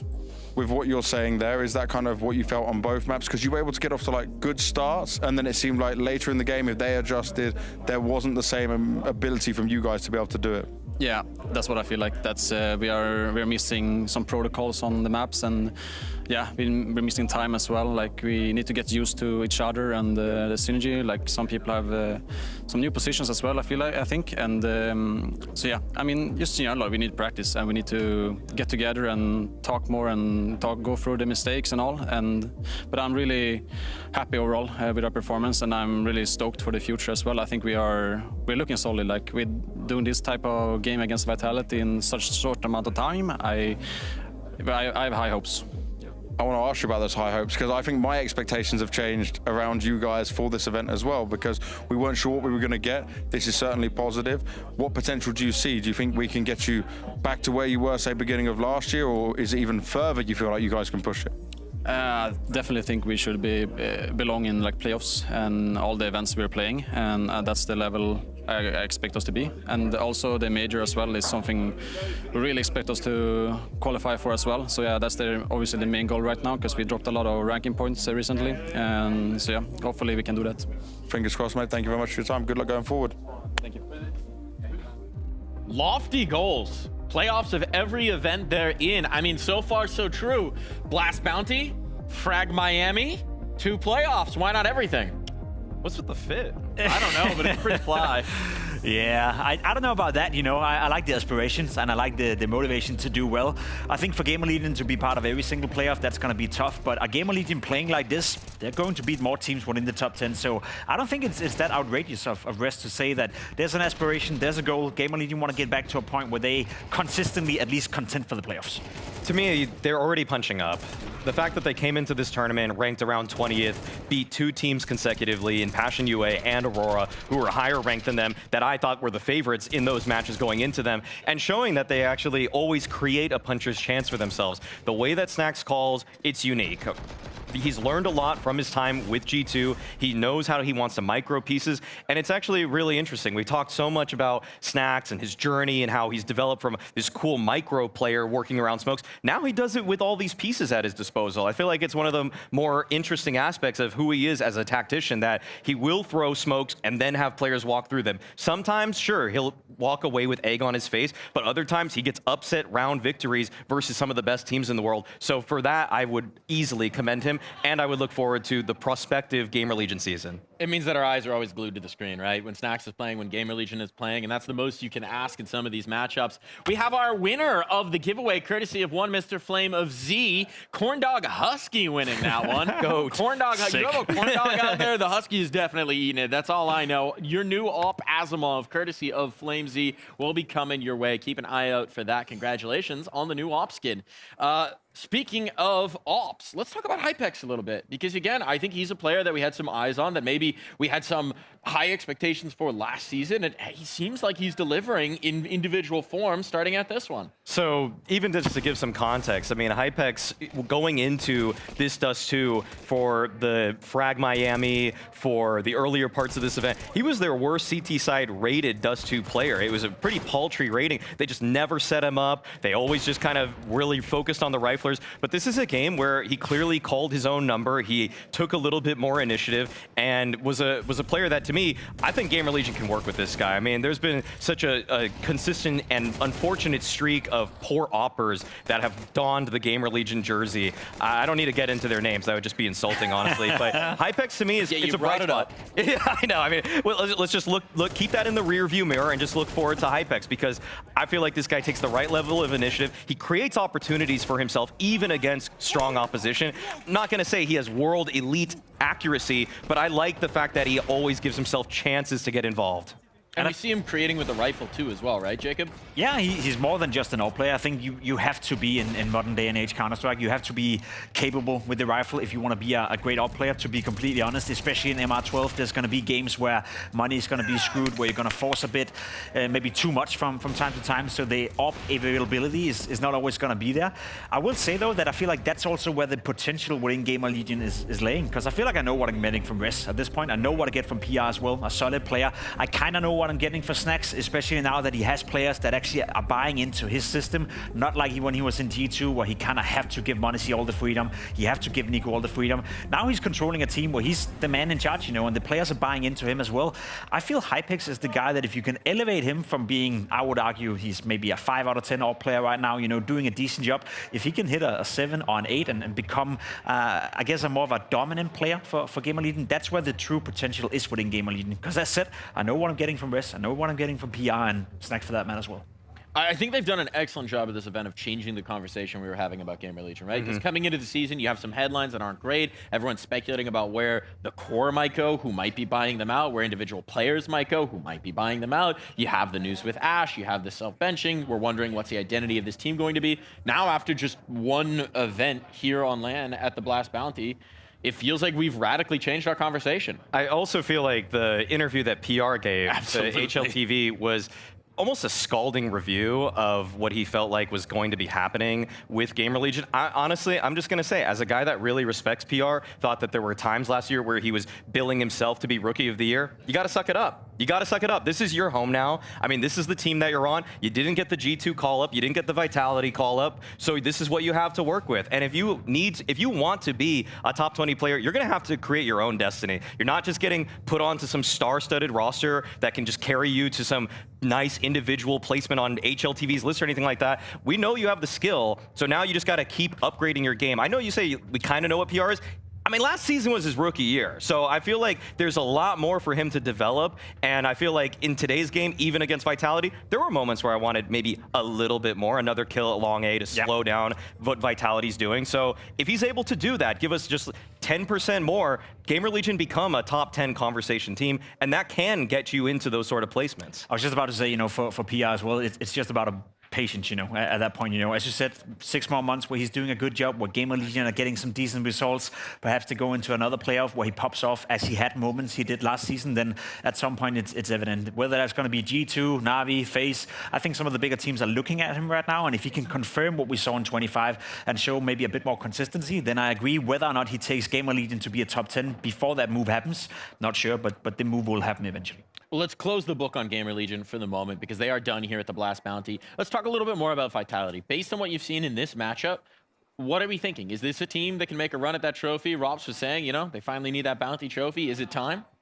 I just feel like they always play up to the level of the opposition as well, and that's kind of the notion of Vitality. It's not always that they just sheer out dominate their opponents. I remember in Hong Kong when they were playing, who was it they should have lost to? Spirit, yeah, but there was another team in the group stage. Was it Tyloo, or it was an Asian team anyway, you know, where they basically won the game and then Robs had to pull a 2v5 out on Inferno for them not to lose it. I feel like there is the games, you know, especially in group stage environment, quarterfinals, when it doesn't get into the, I guess, trophy game, sort of, where Vitality is always a little bit, you know, playing up to the level of the opposition. So I'm not worried on behalf of Vitality. Tonight was not a strong performance. I think they'll be the first to say that, but it was good enough to win.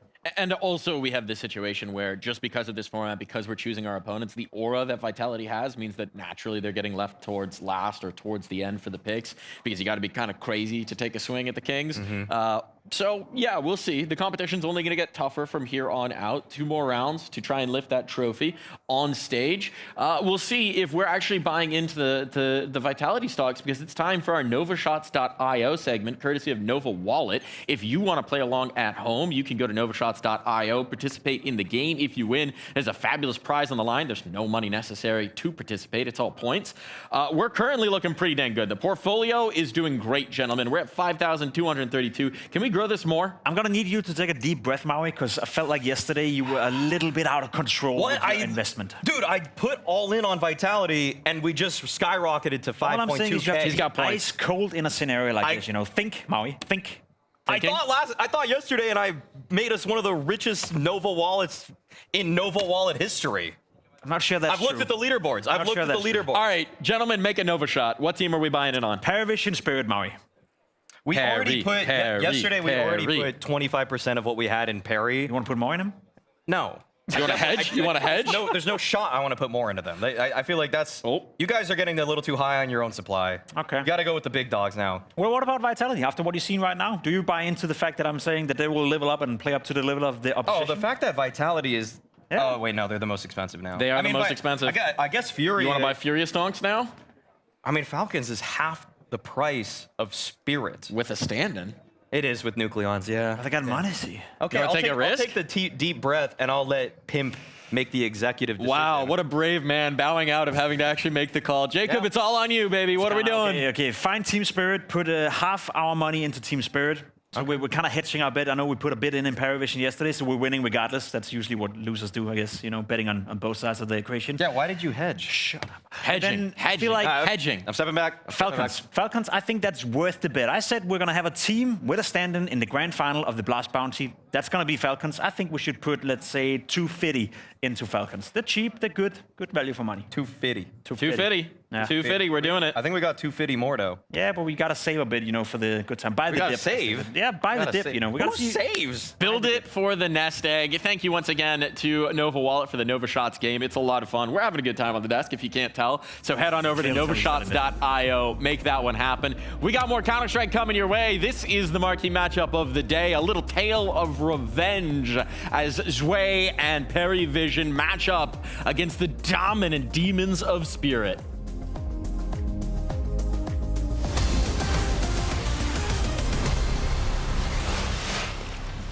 Okay, FlameZ, welcome to the Blast Interview Bonanza. We ask bold questions here at the Blast Bounty because we're here to have fun.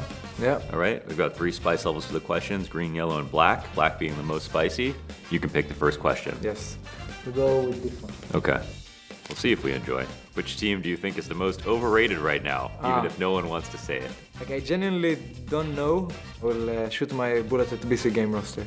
BC Game roster, okay. Actually, that's a good one. It has a lot of hype, but I don't know. I don't see them getting invites to big tournaments or winning some games that are. So I would say them. Was that too hot for you? Huh? You want one more? Yeah, one more. One more, okay.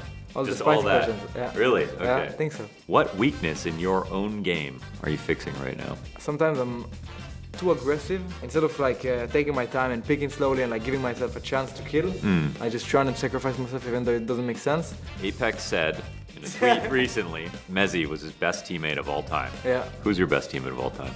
Vitality. Messi. Yeah, I would say Messi. Oh yeah? Yeah. What is it about this guy? He's just a person who doesn't care taking like a lot of shit. He just cares about winning. He's so nice outside of the game, and I think is a key part of the success we had last year. Like such a good human being that it's undeniably him. What matchup are you actually hoping to dodge in playoffs? Maybe I would have said like Falcons, because they have a stand-in, like they have nothing to lose to some extent. Every game you guys come into, Yeah, it's already- everybody's cheering for the underdog. Exactly, but on the other hand, you know, it's like last year I was hoping a lot of games were gonna get something easier than what we got, and you deal with it, so it's fine. Spice 24/7. Yeah. Which team do you think is one bad loss away from a full collapse? First team that popped in my mind could have been Liquid. Liquid. Yeah. Oh, right. Because okay. I think they've been struggling. Although they got a Legion, I think it's a good addition to them. If they keep having like 1-2 more losses that are really like, you know, they should have won those games and they threw them, I think it might get a bit tough. Maybe we go on with Yellow, maybe. Yellow now? Okay. All right, let's try yellow. If this tournament goes wrong, what do you think people will blame you for? Entry is bad or something. Yeah. Probably that's the equivalent. But if this tournament goes wrong, we'll probably do roster changes. Who's first to go? Yeah, for sure, Zayo. Last question. You want to try a green one? Okay, let's just try a mild salsa here. Who do you think has been the most underrated team at the Bounty? I think they genuinely played good, and they should have won Anubis against us. That's how I felt when we were watching that they actually did play well. Yeah, they didn't give a fuck, you know. But also these guys like JW. That's what I said when we were casting. I was like, they probably can do this because JW is giving them confidence Yeah, to I be don't like, give a fuck. you can just go play. He's such a legend. I think JW would put them back in the game, even though it's on stage. But I don't know how much they would adapt compared to the online. Flame Z, Bob XD forever. Bob XD forever. Donk, another year, another time for you to succeed the best way you can. You've also got Magix and Zontix back for you. What is it like for you? Like, does it give you some good energy, some good vibes? What does it change for you as a player?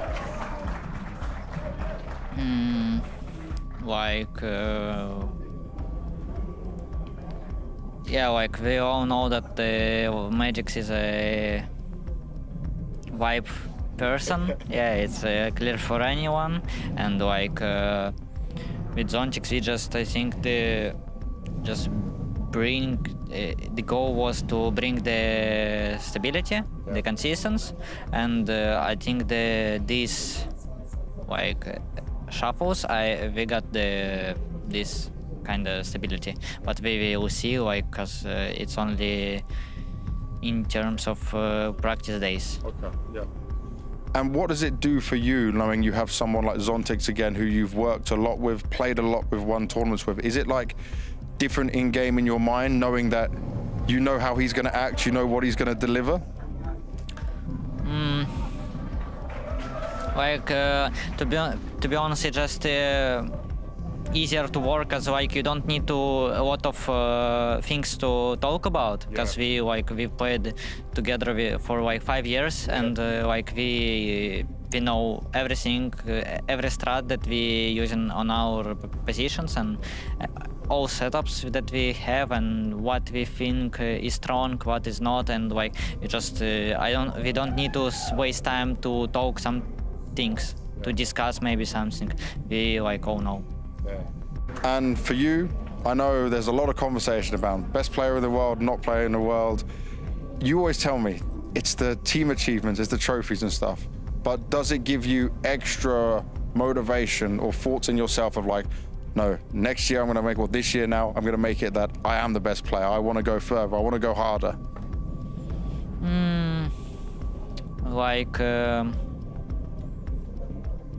what can I say? Like about if you talk about previous year, I just like I don't have a motivation that I have to become the best player in the world. It's more about like I want to build the better era than Vitality had, and like that's it. I think just because like it's clear to me that if you want to be the best player in the world, you need to win the championships, and if you will win the championships, you will be the best team in the world, and that's clear. That's easy.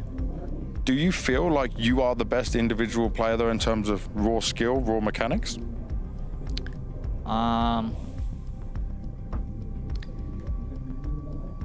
Like not like I don't know how to say, like the some periods I feel like nobody can stop me, like literally, and like some championship are going crazy, like Budapest Major, or maybe I am Köln like last year, and like it was a feeling that like literally nobody can stop me in my flow, and that's it.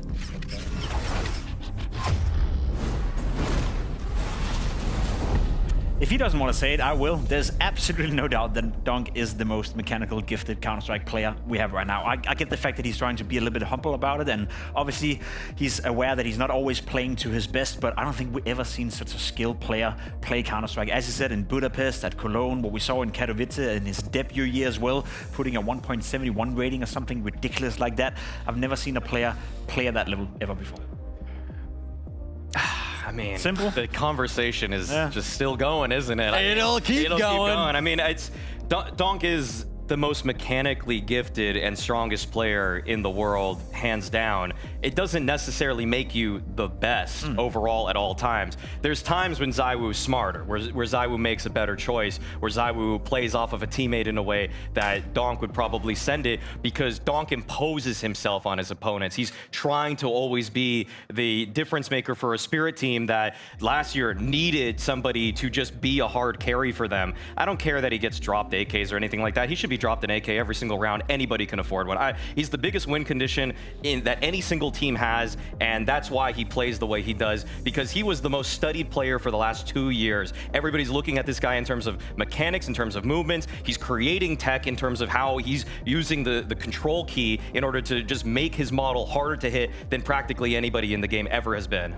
I mean, look at the numbers, right? This guy's getting a multi-kill in over 1/5 of the rounds. Let's talk about his stated objective, right? Because he kind of underplayed it, but he said, I just want a greater era than Vitality has right now. That's it. That's not it. That's incredible. What an ambition. But, you know, if there's anyone who makes you believe he could do it, that he could will his team to those heights, it is Donk. Yeah, and I feel Team Spirit are backing him up in the sense that they've made roster changes in order to improve that for them, right? It's not a secret that Donk had a fantastic 2025, but Spirit, in terms of winning trophies, I know they got some big ones, you know. The one in Cologne was big. The one here, you know, was also big. They are back-to-back champions of this very format. The only team to ever done it. But I do feel Spirit can win even more. So the fact of the matter is that Spirit is backing him up. You know, the rest of the team is backing him up. The goal for Spirit is to be the best team in the world with the best player in the world as well, and both can work in correlation. And one thing that this team is trying to do is to make him as comfortable as possible as well, right? They've just brought in Zontix back into the roster after his personal break. A reminder for anyone who's newer to watching Counter-Strike, Donk mentioned it, they've been playing together for 5 years. They came up from the academy program together. They were promoted alongside each other. They know each other in and out. They know exactly how the other wants to play. They know exactly how to complement each other in any given situation. And Zontix also understands so much of the circumstances, so much of the context around his team. Very clear-headed about his teammate, about what he can accomplish, and how important it is for the team to deliver that for Donk.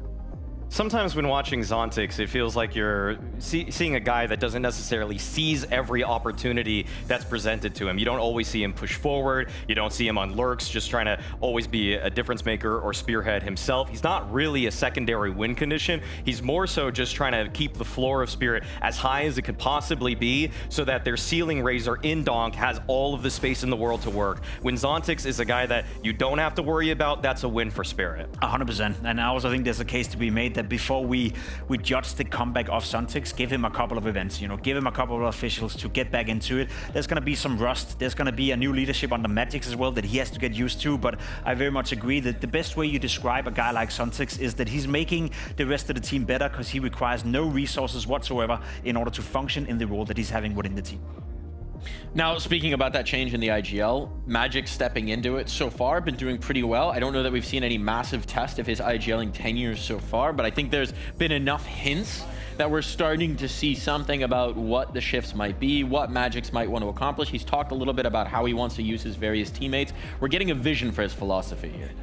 I would say so. I feel like the games thus far haven't been necessarily strong enough where you have to watch his mid-rounding come into play. So the jury's still out in that capacity. But the interesting aspect for me regarding Magix becoming the IGL is just the age. I mean, I feel like even though he was benched recently on Spirit, I feel like people almost acted like he was old because it's been a long time that he's been on Spirit. He's only 22 years old. When Chopper became the in-game leader for Spirit, he was 22 years old also. And we saw how long and lengthy of a career Chopper had with the organization. And just for correcting the common narrative sake, Chopper wasn't the IGL on Vega Squadron. He played on that team, but he only called for 2 weeks in a trial period one time. That it was really when he came to Spirit as a 22-year-old did he actually take up the mantle as a captain. And so yeah, they naturally think that Magix is the best up for it, because I would say, without regard for the in-game tactics, Magix just brings a better vibe, okay? And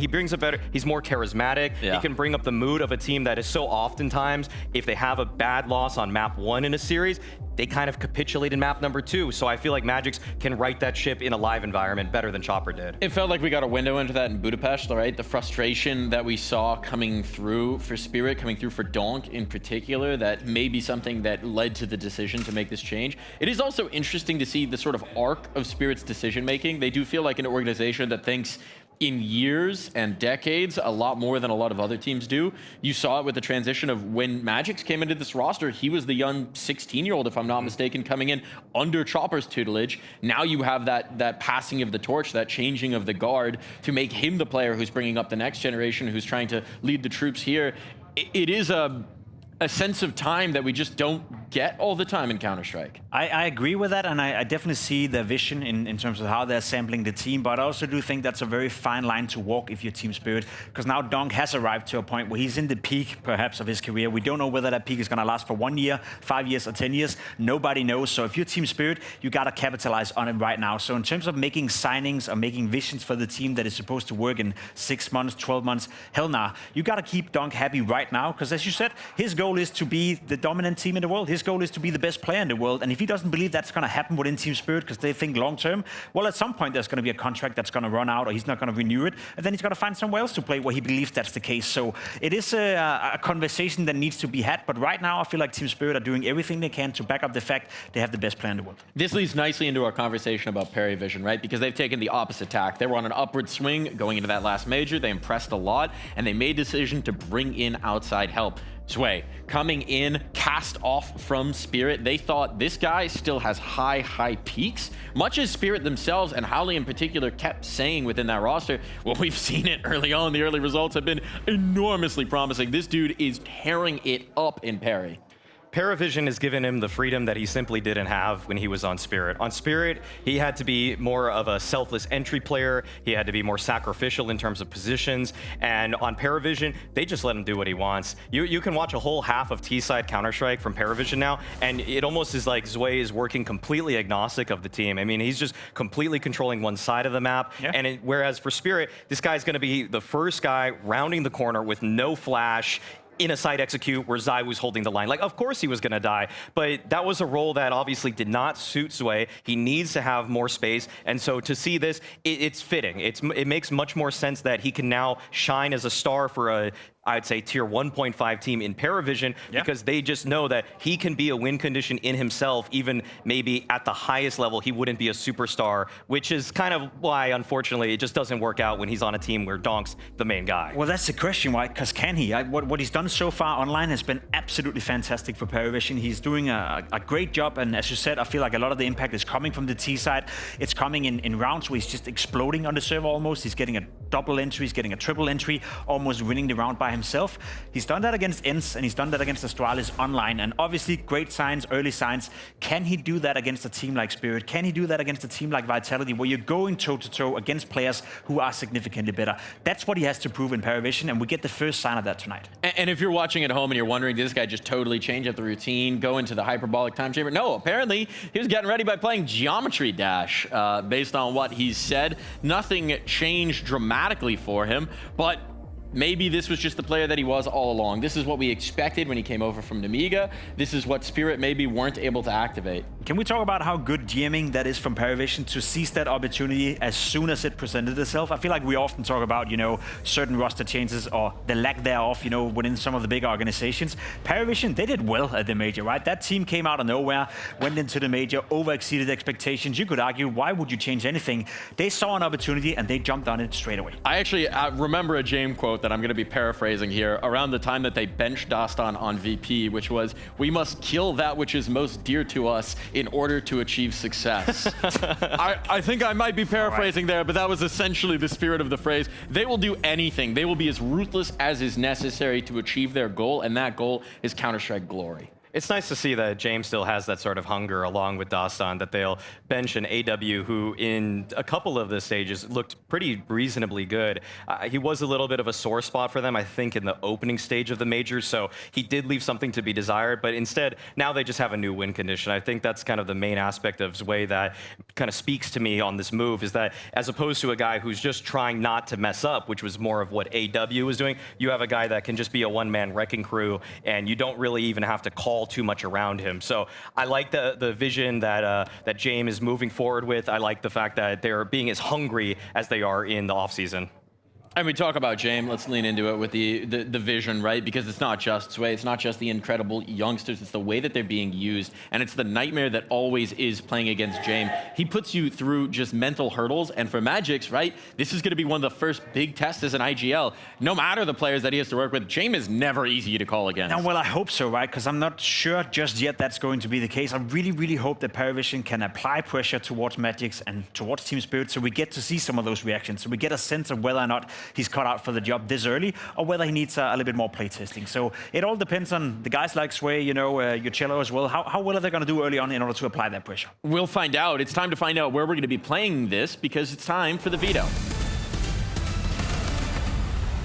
Would anything shock you about this one? We've got Nuke out already. I'm going to take a wild guess and say we're not going to see Inferno, Maui. Pretty unlikely, unless Magix just wants to change things up for them.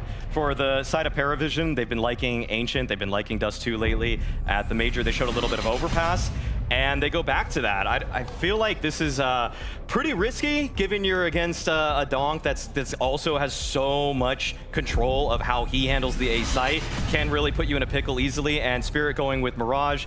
I'd say that this is kind of more like second in their map pool, third in their map pool, but strong map for them regardless. I think that's a ballsy pick to go for Overpass in that scenario, especially when Anubis is up for grabs.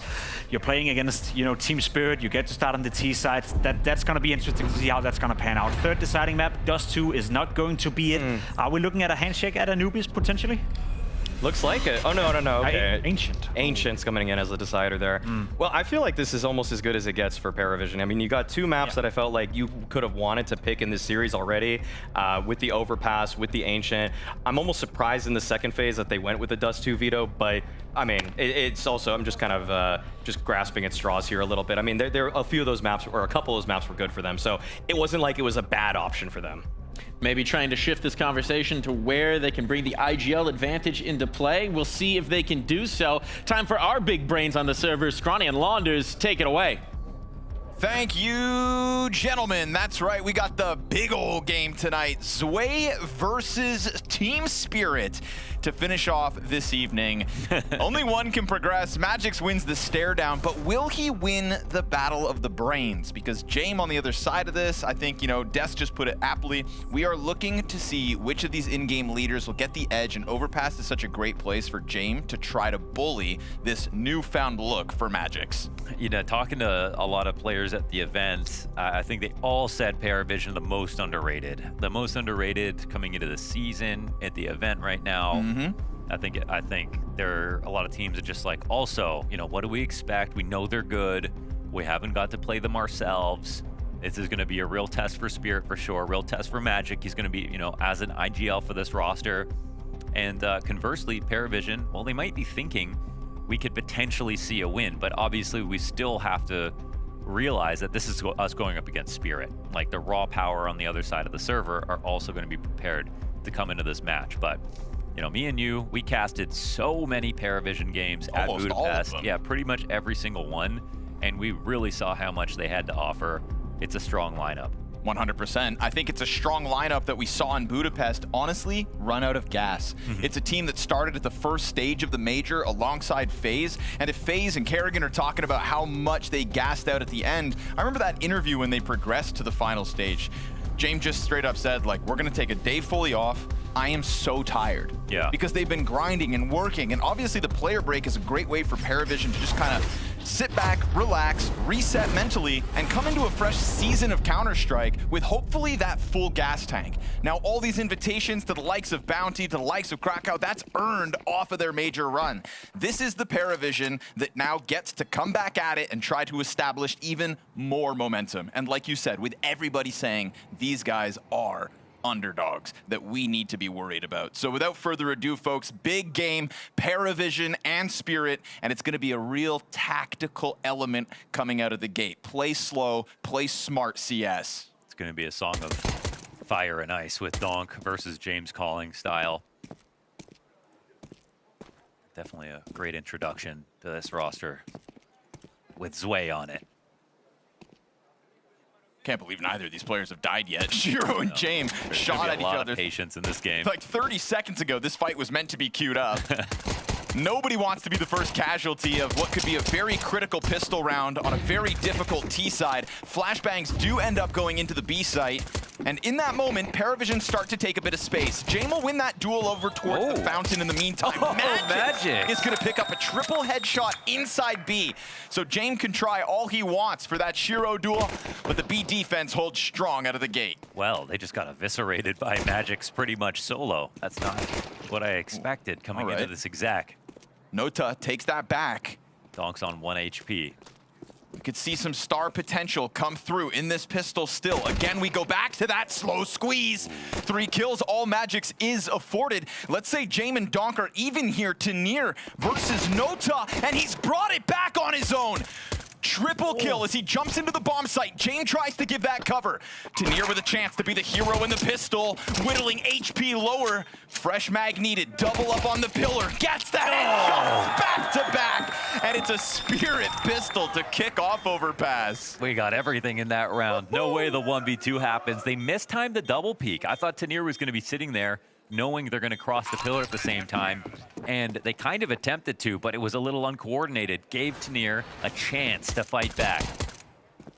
We had this really stretched out duel on A, and it felt like it was going to be a messy round. But then Magic, all of a sudden, the 3K? Right? Clean headshots playing down the B site. As Jame coming in from an awkward angle, you know, almost good for if he was playing it by himself, but they could have definitely put a lot more pressure on Tanir right there.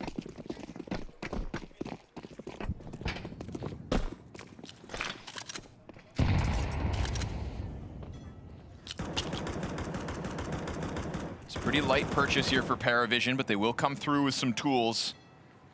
Set a utility for Jame. No heavy, investment.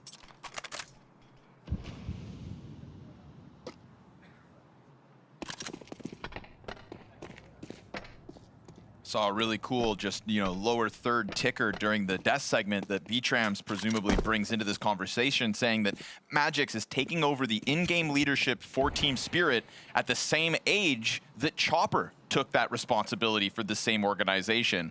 And I like that parallel. I think that's, you know, interesting for a conversation. Again, you know, how long ago was it where Apex became an in-game leader and we all thought, really? And maybe you think that today about Magix, but obviously the players on this team believe in his ability to evolve into what he needs to be. And so will there be growing pains? Maybe. Can we excuse that? Absolutely. But what will this roster become? That's the big question on everybody's mind. Big hit into the B site. Again, unarmored players for PARIVISION. The flash. But the flash is good. Cielo comes out with a double kill. Donks on the recovery already. Nota's got his hands on an M4. Last player rushes this down, and we go down to the wire in back-to-back rounds. Very, very close. And they need something like that, especially after dropping the 1v2. That would have got them back into the game mentally. It was an excellent flash to skill. Those Tech-9s got really scary for Spirit for a second. That was really the warning sign, wasn't it? Magic's getting caught on the climb up. Bottlenecked in the mud. No flash assists in the kill feed. That was a lie. Those players were scrambling to just stay alive. Not ideal.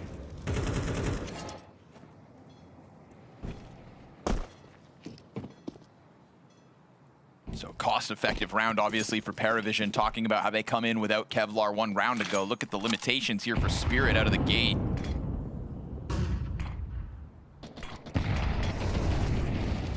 MP9s, FAMAS, critical amounts of utility as well, right? If we're going to go into a full execute, like PARIVISION have kind of been banking on, even in the last round, they had enough. Smoke, a couple flashes.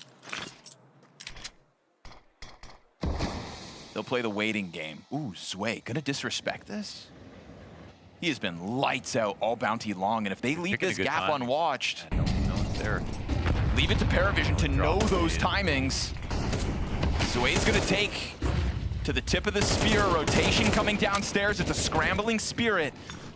But there has been no feigned presence from PARIVISION so far. When they are near these bomb sites, they do indeed commit. And over top of the bomb site goes Sway, down with nothing. Magix and Shiro takes man advantage. Good recovery with a couple kills for PARIVISION, and it's a Jame clutch. As he walks up on Magix, it's shadow advantage, but the SMG survives. He's just playing well individually right now. That setup's definitely very scary, but I think they supported it perfectly. They knew they had the MP9s in the B site. They're playing from pit. They can't fight versus, unless they're playing right in front of Monster, they can't play versus the exec. But the riflers who came in made sure to put pressure in from heaven. And usually PARIVISION are very good at taking a situation like that and pausing out in the open and then making the other team make a mistake. But here they couldn't conjure it up.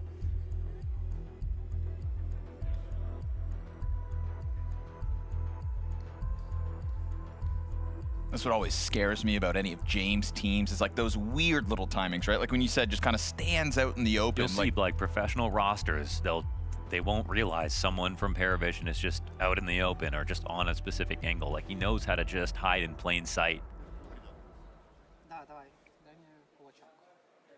James just freaky like that. And it's a skill that he instills in teammates. I think that's why it's always so fun to watch James work with, you know, young, malleable players. Kind of gets his hands on their minds for the game. And yeah, I think we've learned that. We don't want to see him play. We want to see him play with players that basically it's their first big. Sure. Like that's kind of just where he works the best. I mean, that big electronic signing for Virtus Pro and that team, it was never James from that moment onwards. So we're seeing, obviously, I mean, PARIVISION epitomize overpass in this regard, but this is obviously also just meta right now, and it's B site is, it's so open that, you know, the walls are short. There's a lot of flash potential. That's always been the case on overpass, but lately that's been emphasized more than ever.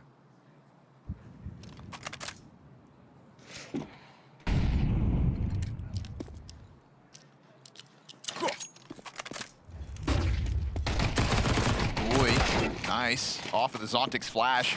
Haven't really seen Spirit get too disruptive in terms of like pressing up against Monster, taking into short play. So to see that deep peek and force the hands of PARIVISION to come in.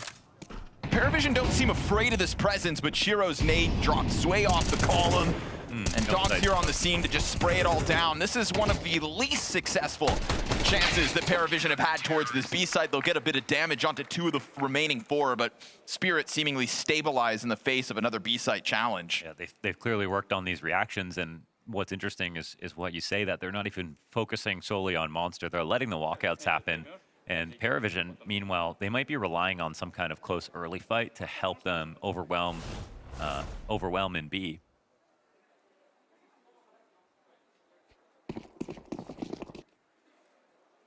It was really Astralis back in the day that just broke overpass, where they would they could exec B over and over again. Remember this game versus Liquid, where no matter how many players they put in the site, it was never enough to stop the full execs.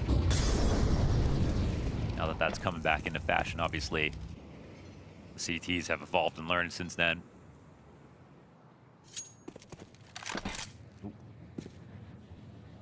They can definitely get on this fight, so the CTs have to get back.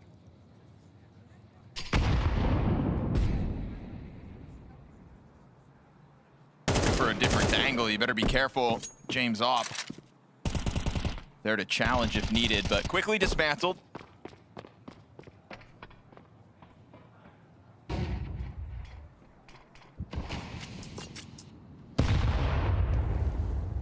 It's 4-0 the start for Spirit, but in reality, PARIVISION have had footing in 3 of these 4 rounds. I'd say the last one being the most convincing.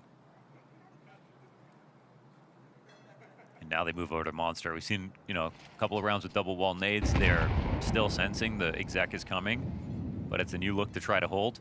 Clearly tapped into this affinity that PARIVISION have for the B site. Sparse on grenades, but important utility left over. Incendiary dropped at 40 seconds. I don't know if Magic's going to be able to use his flash. Definitely not. Hands out, fully blind. Good turn from Zontix. Not able to get the double. Belchanok into the kill feed with his multi-frag. Donk hot on the heels of Nota, and he'll catch it. Short control goes the way of Spirit, and a spray control for Donk that bodes well. Man advantage here for Spirit. On top of that, a 58 damage grenade dunked on what's left of PARIVISION, and James Opp left without targets and left without time. He better hope he doesn't die after that clock expires.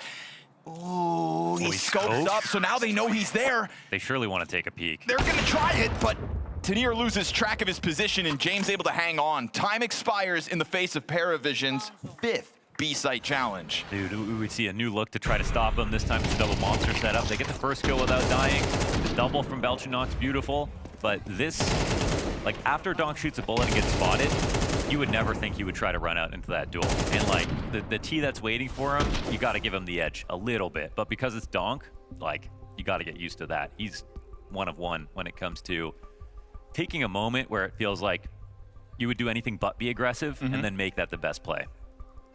I think one of the evolutions we're going to see within this map array here right now is Donk continuing to threaten that connector flank because of maybe the lack of presence up towards A. Yeah. You know, Donk's the kind of guy who's just ready to go. And if you don't show him anything from Fountain, if you don't threaten long, what's Donk going to start doing? He's just going to slam his head against you inside of connector. And Titanium Skull, so we've seen. Here's the first instance of that. See if PARIVISION adapt in any way. Yeah, it'd be pretty scary if they can get blown out. And the thing is, they've already started out with so many B plans that have all, I mean, the early ones got close, but that's it. So James keeps this off. They buy up behind it. Sways the AK.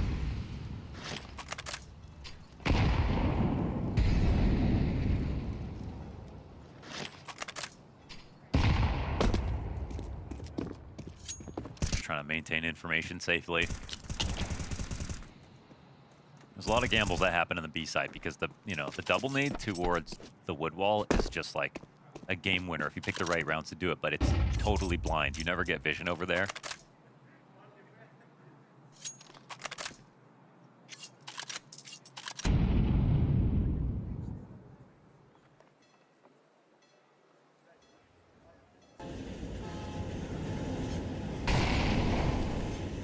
Just when they take a sniff at the site, met by utility. We hit the minute mark. And, you know, I think this is kind of what I was hoping for. Just a little bit more around the top of connector. Again, you're looking for Donk overstepping that boundary.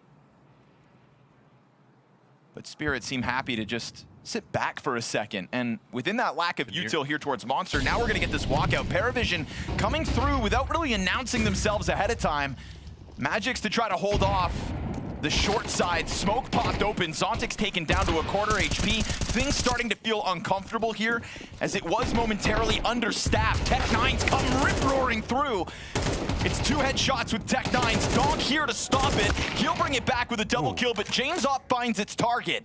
And just like that, PARIVISION with less find footing inside of the B bomb site because for 6 rounds in a row now, they've hit it. Yeah, and Tanir's got the op to take back to Shiro next round. So actually, Tanir made the rotation back to A. They did it without seeing anything. And PARIVISION are a team that are going to stack. They're going to stack. They're going to not give you info. And the thing is, if they don't go A at all, like they don't even clear things out, you still have to, unless you've pushed yourself, assume that it could be late. And that's why I think Spirit kind of trip over their own shoelaces here and they go, well, it's just not going to be B 6 times in a row, even though they didn't have the information to do so. Because, again, PARIVISION, hard team to telegraph. PARIVISION, the kind of team that will go B 6 rounds in a row. 6 rounds in a row, the most unlikely. In fact, every round they do it again, it becomes even more unlikely. And yet, they'll just keep going. Here are those Tech-9 entries. Not the first time, and probably not the last either. Oh, Sway. That one was nasty. Yeah, we were, you know, obviously watching Donk, who actually had a line on his targets. We see Shiro go down. I'm thinking, how? But straight up through the smoke. Spirit, no, this is a big opportunity because it was just a saved op that was brought into this with a nice force behind it. That's classic James fashion, right? Make more with less. Find those kinds of rounds. Put the squeeze on you. And right now, obviously, James' team is just brimming with aimers. Those Tech-9s continue to find headshots in multiple rounds. They made a bold roster move, right? Because AW definitely showed his value. Yes, his clutch factor was unreal. So it was kind of, I would just want to say, a brave move to swap him out. But Sway also did show us some potential in his final games. And even more so back at Austin, you know, when he was being utilized in different roles. I think he's not going to replace AW and play the same CS. I think James, somebody who knows how to get the most out of his players. We've seen those evolutions within PARIVISION even since Budapest. And look at Zway's performance individually so far at Bounty. Lights out. One of the best players in terms of rating. Oh, Zello's actually got a timing. I mean, Donk has to turn around, but he just full cleared that for a second. And he won't get away. Nice shot, Belchinok. Over top of the party ledge, Donk goes down outside bathrooms, and that bathrooms gap is now going to be used by PARIVISION, taking their first real look towards this A site. Another duel caught out in the open. They caught two great timings by moving quickly. It was off of Zella's info, kind of both times. Smoke towards dumpster. It's interesting though, with they're not out of this round because they have top bathrooms control with the op. So they're kind of surrounded whether they realize it or not. And they could push into Shiro, but they might just give a kill back. Oh, missed shot from Shiro. Uncharacteristic. Flash bounces behind him. Challenge flying over top. He's ready, but a missed shot again is going to cost you. Players on the bomb site. Magix takes refuge behind Optimus. Bomb is going to be trying to be planted, and he'll stop that. Just another chance. Tons of damage done. Zontix trades out. Fire to the left side. Threats lie in head. And with a bit more chip down towards Jane, he just can't escape it. That squeeze onto the A site for the first time this half nets them their second round win. Yeah, they get the back-to-backs, and this time it's going towards A. So right here, after Dawn clears it, that's right when Zella walks up.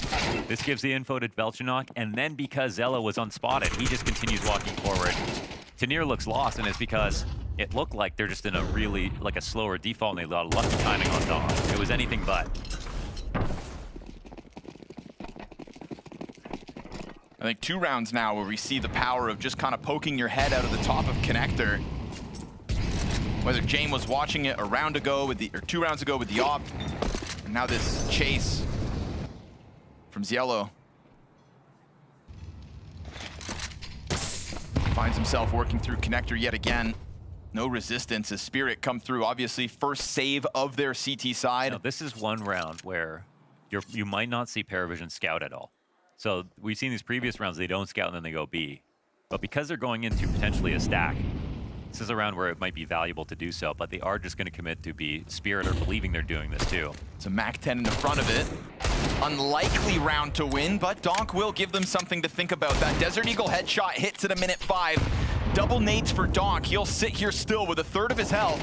Looking for another, but they'll swarm, slowly putting that squeeze on. Just pausing for enough of a moment to figure out where Donk's peak comes through. And now Tanier 1v3 USP only. It's gonna get dealt with swiftly. Supposed to have been swiftly and without cost, but Nota team kill makes it a little awkward. So 3 deaths on the side of PARIVISION means it's costly, but another round on the board is nothing to scoff at as this T side closes the gap to their lead. They had time to cancel and go back, but they didn't, again, have info. They don't use lurkers on the opposite side of the map that often, PARIVISION. So Spirit tried to tap into that.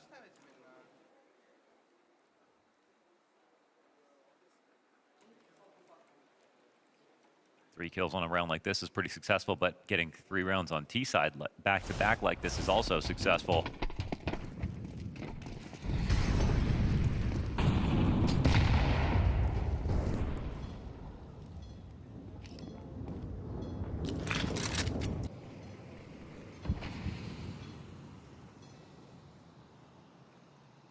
Spirit are not going to be shy.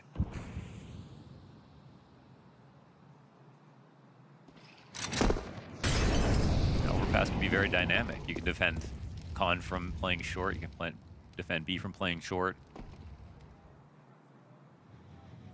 Caught off by the angle. Tanier picks the perfect spot. And an unlikely spot again, just based on the trends of Spirit. Feels like the second time they've kind of prodded into short control. Second time it's gotten them a kill. Again, you got Zello looking for Donk, and then it's other targets. And this is where you're really tempted to go B, because you don't need 5 for the full exec. Now this is where you might feel, well, this is pretty obvious that we'll try this, but at the moment, Spirit haven't overstacked the site.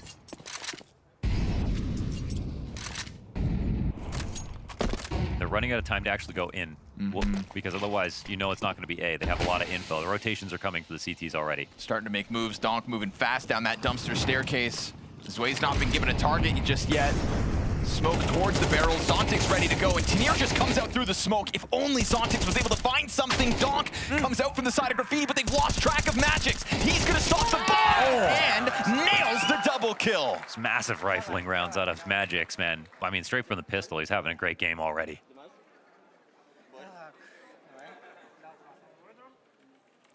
Donk slipping the net on Graffiti, getting to the opposite side. You see how that just draws everybody's attention. Zontix popping up from the water, killless. You think, okay, that's our Barrows player, but 1 extra anchor added. And Spirit have PARIVISION walking into their stack. And that's where you can see sort of, you know, I mean, when they signed Tanier and Zway at the same time, it was like, okay, firepower upgrade. Hopefully we can still be as good of a team, but with better firepower. Now it's still a similar line. They Chopper for Magix, and now it's, can they still be a good team when they try to go for a little bit more firepower? We know with Magix, he's kind of just this like secret X factor, right? We see the finals performance that we had at Shanghai, and you know that wasn't even just one map. That was a series. Yes, sir. That shows you a ceiling that, you know, it's really tempting to think like, is that going to be our secret win con when push comes to shove? Because we have seen Chopper seize up a little bit sometimes in very pressured games. Damn, 100% headshot accuracy on the kill. Yeah, you can feel that too. Yeah, that's 100%. Pretty impressive.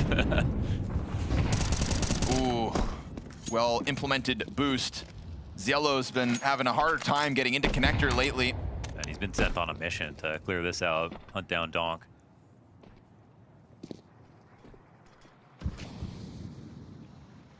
And every round, they kind of pretend to want to do other things, but it's always going to come back to this. Scary part is, Spirit aren't playing 4 guys here waiting for this. It's almost always been 2 with just, at best, fast rotations. This would be a great round for a double nade, obviously. Zontic's here. And they're going to hear where this is smoked from, but they might be... Oh, they're coming in. Ooh, yeah. Awkward catch on the boost there. Timing's not found by Spirit. Now you're scrambled. MP9 down in the water. Tanier keeps it clean. He's nadeable. Holds position, back Graffiti, rotate. They don't have one. It's burnt off. They're gonna have to wait an extra second here, Spirit, to add boots to the ground. Magix has been keeping his head tucked this whole time. Donk's gonna be found out in the open. He's fine with that. James trade's good. We've got Belchanok hunting down Magix. He will keep those headshots rolling. And now it's just a double up to both sides of Graffiti. All that remains here for Spirit. Bomb is near the site. That is a headshot and a half here from Shiro, and he's gonna looked to reposition up to heaven, but he really just stomps it and then comes back. And this walk up from Tanir, James gonna get blindsided. Short player doesn't peek. Yellow working with that 3 health from the early connector damage, and so Spirit, man disadvantage, still regain their bomb site. The micro on this round was just beautiful, and I'm not even just talking about Spirit. I actually like the way that that was approached, I think, from Noda and Pit to try to take out Shiro or Belchinok. That's a fight that's great for him. He recognizes that Tanir was on the other side, but as soon as Belchinok gave Shiro a little vision, of course he hits the op-head shot.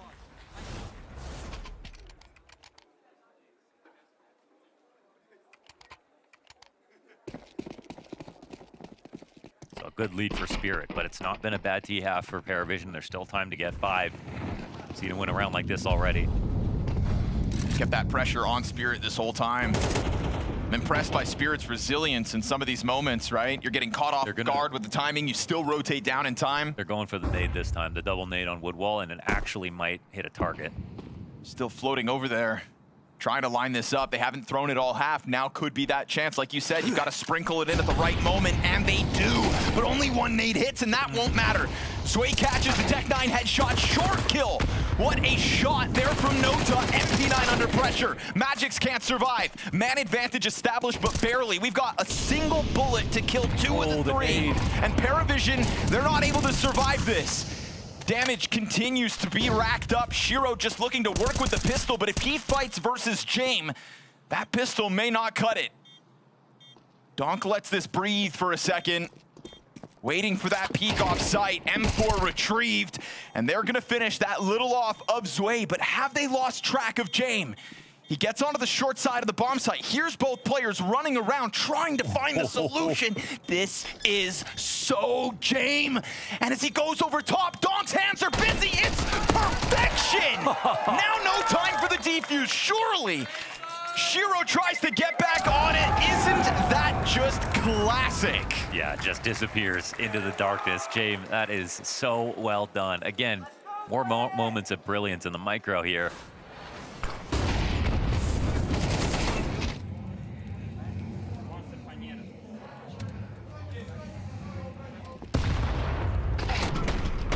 Wow, and with the HEs that came in, I was like, sure they were going to stop the plant.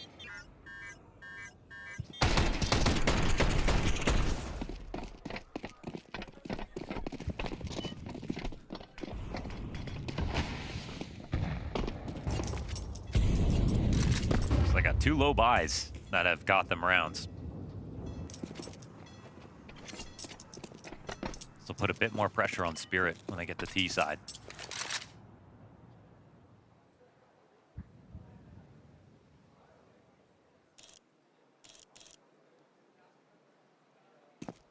What a contrast in that clutch, huh? Watching James just cool as ice, work his way around the bomb site while both the retaking Spirit players are stomping around the bomb site looking for the duel. The logic here for PARIVISION is all economy focused. They know it's last round of the half. I think they have a pretty clear idea of the money.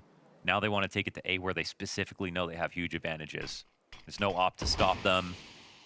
You can see the MP9 buys that have come for Spirit.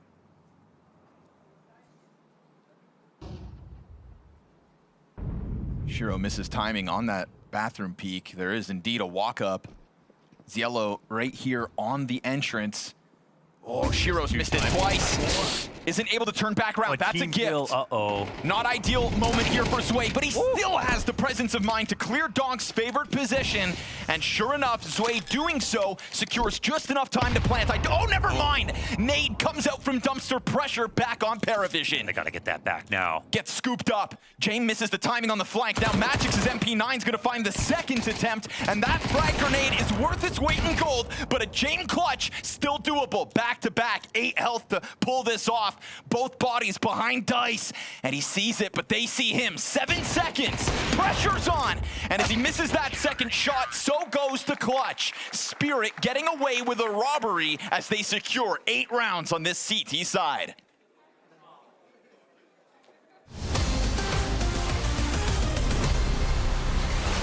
Linus springs his trap, but he's left as the last man standing. That was brutal for FaZe. I can't believe they get out so cleanly. It didn't... Yeah. Someone call an ambulance. Apex, they've been yelling at you the whole game.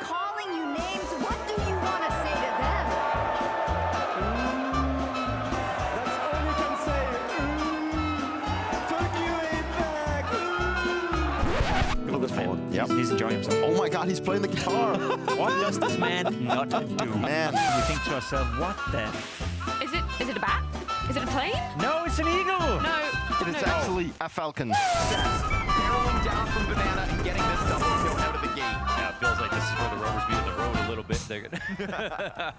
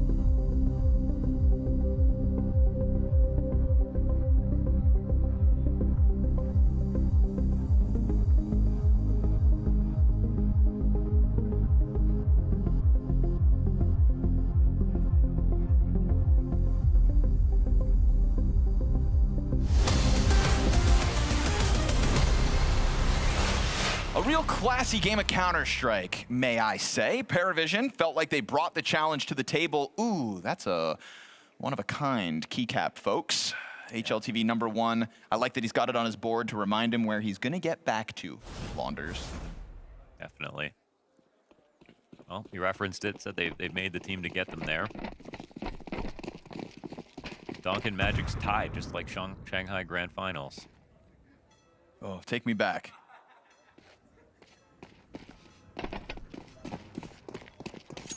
That was the most absurd thing ever, because Donk still had like slightly better game.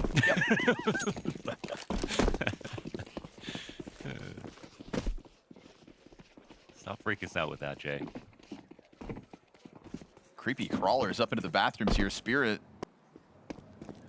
gonna take a real look at this A bomb site. James, for the moment, very much alone. Zway's gonna come rotating up. Zway, who is kind of struggling in the kill department. 4 frags to his name coming off of that first half. A couple critical kills.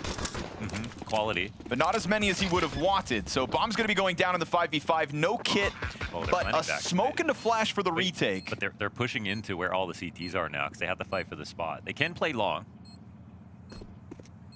Feels like they're hoping Don can just take heads off towards the bank. And if you control bank, then suddenly the dumpster push is compromised. And this dumpster push is going to be key for PARIVISION. Yellow trades out. Don holds on to his half of this, but as he comes back in for more, he gives them a chance to refrag on him. Now Shiro's got the responsibility because the bomb's not planted for the bathrooms, and that's fine by Shiro's standards. P250 for the back-to-back headshots, triple in the pistol, and a 9-4 lead with a second pistol in their back pockets. You know, I kind of like it, because Overpass in this A site is uniquely like a spot where both choke points right here are really nice to play close to. Like, let's say it was Beyond Dust 2. You could play up by the window and by the door, but the tunnel's just right behind you. They see everything. But on Overpass, you can hide behind dice. If anyone's coming up through bathrooms, you can't really be spotted. And it's really going to be confusing for the CTs coming up. Like, wait, they're taking over CT now? Like, if 4 guys here, it'll be hard to be prepared for that. even if you just win one side or the other, you can push down into it and suddenly win on time. Not like best case for PARIVISION. Getting a little bit on both ends. Magic's looking a little rambunctious at the moment here, jumping around top connector. PARIVISION no force in this half either. You know, the value of utility in their first CT buy, especially at the 4-9, potentially 4-10 deficit. James' ability to rock your world on the CT side of Overpass knows no bounds. This is one of those driving factors that won him his major in Rio. Playing Overpass throughout most of the best of ones at that event. That would have been a nice clip off to get. More bodies where the first one's found. Tanir's just gonna let that Galil rip. And Belchanok finds himself versus the entirety of Team Spirit. Said double digits likely. Well, that there's double digits secured. Gonna be hard to pull off an upset without the pistols, even if you won like a nice streak in the first half. Hopefully PARIVISION get a chance to show us what they can do on the CT side. I'm not going to just write off PARIVISION's gun rounds because they've yet to start here on the CT side, but in a world where Spirit do dominate this game, I think that everybody was kind of watching these quarterfinals to figure out where Vitality stood and where Team Spirit stood. Sure. As Falcons are coming into this with a stand-in, no coach, etc. We want to know who wins the first event of the year, and I think eyes are falling on the Spirit versus Vitality matchup. But I would think of the two games today, this was supposed to be the more competitive of the two. GamerLegion surprising us in a positive way. Yeah, we've had some good early surprises already this event with like the teams that, you know, we had no idea what to expect. Eyeballers, Foot, yeah, Heroic. We, I think, had high hopes for PARIVISION just because, you know, if we go back to Budapest, this is a team that kind of put themselves in the front of that pack. Yeah. If Eyeballers are going to have a great 2026. They weren't even at the major, yeah. Exactly. So. They're kind of starting that journey. The PARIVISION are very much clearly a couple of steps ahead of them on. But first gun round, and it is a man disadvantage to have to deal with. Well-timed boost, and Tanir keeps it clean with the Galil. On the reverse, you know, from the CT side perspective, you can boost up and wait. On the reverse boost, though, you have to pick just perfect timings, and that was just a good example of that. It's very cleanly done from Tanir, and he's got the cleanest scoreline so far on Spirit.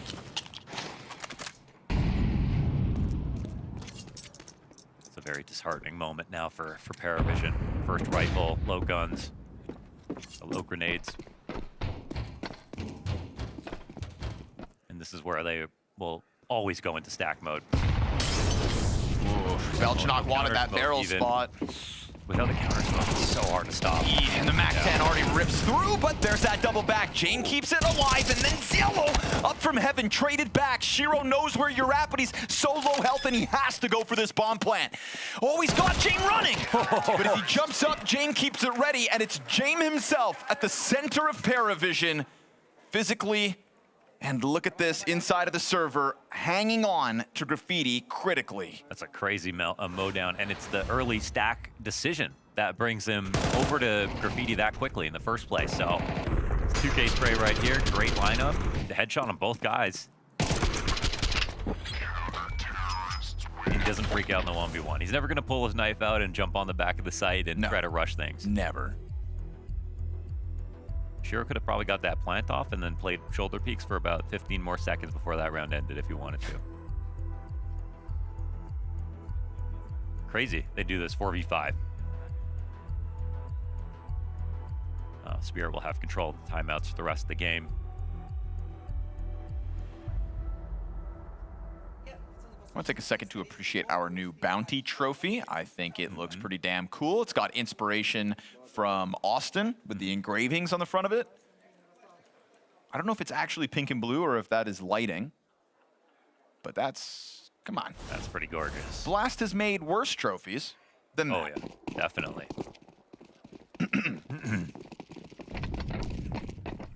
Nothing specific comes to mind, but you know. One exactly. Memory. Oh, God.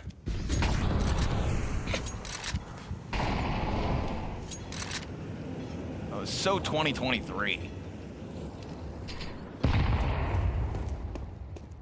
A bit of a bonus round in the last one for Spirit. They were coming into that with Galils. They still have a couple as they buy everything they can afford here. Round 16. And again, you don't want PARIVISION being given a chance on an early CT side to find footing.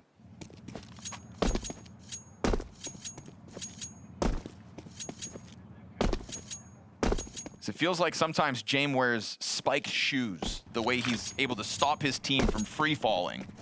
Just digs in his heels. You just saw a lot. Helps a little bit slow for the full exec that's coming in. Feeling like this could be a good plan. We'll see if Spirit will realize that. They'll probably play outside bathrooms. Moving up quickly though, Zwei adds himself. Looks like James gonna go for a bit of an info play. I think this round comes down to Zello, honestly.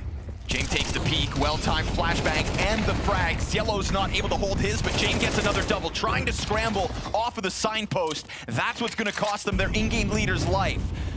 Nota's tagged and dealt with. Magix goes wide, hits the headshot onto Zwei, who survives on 10 for now. Belchinox crept out through that bank, and it's gonna catch them off guard, but Zontic's right there for the double. A 1v1 trade train squeezed out of Spirit, but they will still net themselves 11. So we saw James get vision, but they didn't have any other players there. There's no way to deny that from Spirit, because even though they spotted 3 on long, Spirit had already pushed up short bathroom. So they did like 70% of the job clearing things out. This play was key, obviously, from James, but unless Zello gets 2, he can't really help stop people from rotating in. That's the really important part. And his position would be obvious. It's a really strong spot. You get shadow advantage, and you have the inside of bathrooms to cover you, but you still have to get 2.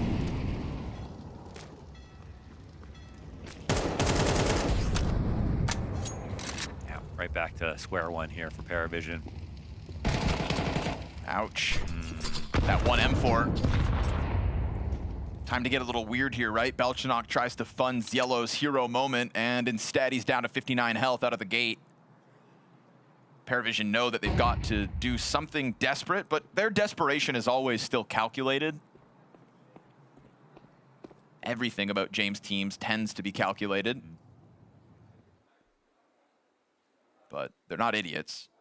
Obviously, they know this game is nearly done. And so try to sprinkle something special into this one. Unfortunately, Yellow's still up at that A site. Looks like he's starting to scramble down. We'll see if he can get to the scene in time, whether these pistols, unarmored, are able to offer any kind of a stall. He won't even consider waiting, just throws himself into the mud alongside all the others. And they are in anticipation of the all-in from Spirit, which is indeed exactly what's about to come inbound. You'd think no chance. You'd think. Zello gets done in by Donk. 2 taps over the ledge. M4's gonna change hands. USPs go wide with 1, but it's Shiro over the top rope. Flashbangs being eaten by their teammates. Not ideal. That thing gets sketchy. And yet still Spirit come out with a 12th round secured and 7 map points ahead. It's even jumping up there on default. Like, knowing that CT is clean, like how advantageous that situation gets for the Ts. You can have 2 backpit players, but you have to protect them. They can really do a lot for you, but not if there's no one up in heaven, no one in CT to stop the Ts from walking up on you. As this game goes on, I think take a second here to appreciate Tanir's performance tonight. 4-0 in terms of opening duels. Keeps finding his moments to just sprinkle in. Him, Donk, and Magix all tied at 17 frags, so it's not even like PARIVISION are just dealing with the Donk show. They are totally avoiding James' only information on A. He's really expecting them to walk into this, but he actually has no idea they're up here right now. And even worse for James now, his support goes down. My goodness. Insta blindside headshot. Really nice put together around here by Spirit. It's the perfect call for the very last setup PARIVISION seem to have to offer us. I mean, it's pretty much a wrap if they just smoke CT. And when the desk was emphasizing aptly the battle of the in-game leaders that was meant to go down tonight, a beautiful call in the final round of Overpass where PARIVISION's challenge comes up flat, bodes real well for this new look Spirit. Well, there's a lot of talk about how it's Hallie's system and Magix just has to implement it. Well, Magix's individual level has looked excellent this evening, tying that of Tanir and Donk right there amidst the best of Spirit. And on top of that, you get a masterclass counterplay to put this one on ice. Team Spirit coming into this quarterfinals looking excellent tonight. In the Battle of the X's, one is looking a whole lot fresher here on this map of Overpass. Spirit coming out storming in their first LAN map of the Blast Bounty, looking every bit the roster we know they can be. You know what is a little bit underrated? The fact that we never really spoke about Tanir. The fact that we spoke about Sway being, you know, kicked out of Team Spirit, coming into PARIVISION, playing so well online. It was between him and Tanir, and I think most people were like, yeah, it makes an awful lot of sense why Tanir is staying within Team Spirit, but in this game we got to see exactly why, and that's what I'm hoping for Team Spirit as well for the future. If Tanir is playing well, if he's elevating himself, we know what we get from Donk, we know what we get from Shiro, we'll see what we get from Magix, but if Tanir is coming back alive and maybe, you know, put all those conversations or at least shut down the question that you could ask yourself, did we kick the wrong player? I think Tanir was giving an answer back to that straight right here, had a fantastic show. Without a doubt. I mean, the holds that Tanir had in that first half were just insane, actually. I mean, it consistently always getting the first player on those entries as they kept trying to hammer his bomb site. I feel like between Zwei and Tanir, there was never a question for me, but I know the community out there was wondering, well, Zwei showed a little bit more on Namiga, perhaps, but Tanir just consistently was showing it on that heroic team. I mean, the opposition that he was playing against was definitely a notch higher than the rating that Zwei farmed when he was playing some of those online cups. And he talked about it in the online portion of this event as well, right? In conversations with Magix, they want to give him more freedom. They want to give him more space. They know the heights that he can reach if he's given that opportunity. And we see it here on this Overpass, right? He is delivering everything that Spirit could ask of him. That's the thing. I mean, when it comes to also just the bomb site defenses, we had it's kind of odd because some of the best moments, remember, of Zwei were the Falcons holds that he had. You know, the site defenses on Nuke, on Dust 2, but in my eyes, I mean, that's generally where, until that quarterfinal, Tanir was the better player at that kind of stuff, at holding down an extremity, at holding down a bomb site. He has just this rock steady aim where he's able to weave around utility relatively well because he has that heroic level experience. He's played a lot against a lot of good executes in the past, so he's not bothered as much when there's some good flashes coming his way, whereas Zwei just oftentimes was a blinded deer in the headlights. Now, looking at the PARIVISION side of things, right, Overpass can always be a tough one as your map pick because you start on that T side and we know how suffocating it can be. This one did start out very rocky indeed here. There was a few rounds you wanted to take a look at here, Maui? Well, I just think that the style that Jaime and Dastan went for here was pretty similar to how they called at the major. They went for a lot of B hits at that major, and the first 6 rounds of the entire game, they just consistently were slamming this site, and that's why Tanir was able to farm so many kills, because he was just doing such a great job. We're speeding through these because it kind of was the same story in a lot of them.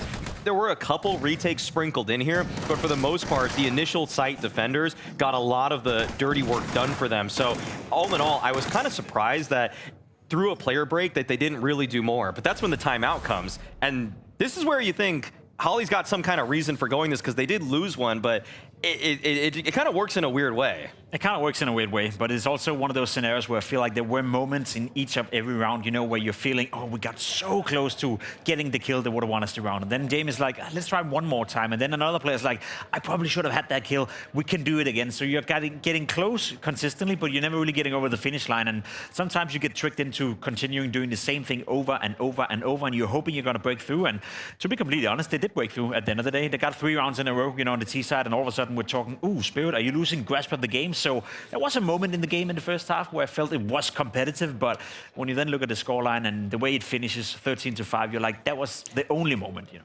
They did enough, right? They did enough in that first half that we couldn't just cite it as the reason that they lost, because there were 2 halves of play, and legitimately 2 halves that we did get to see. There's another round here, round 11, that we wanted to take a look at.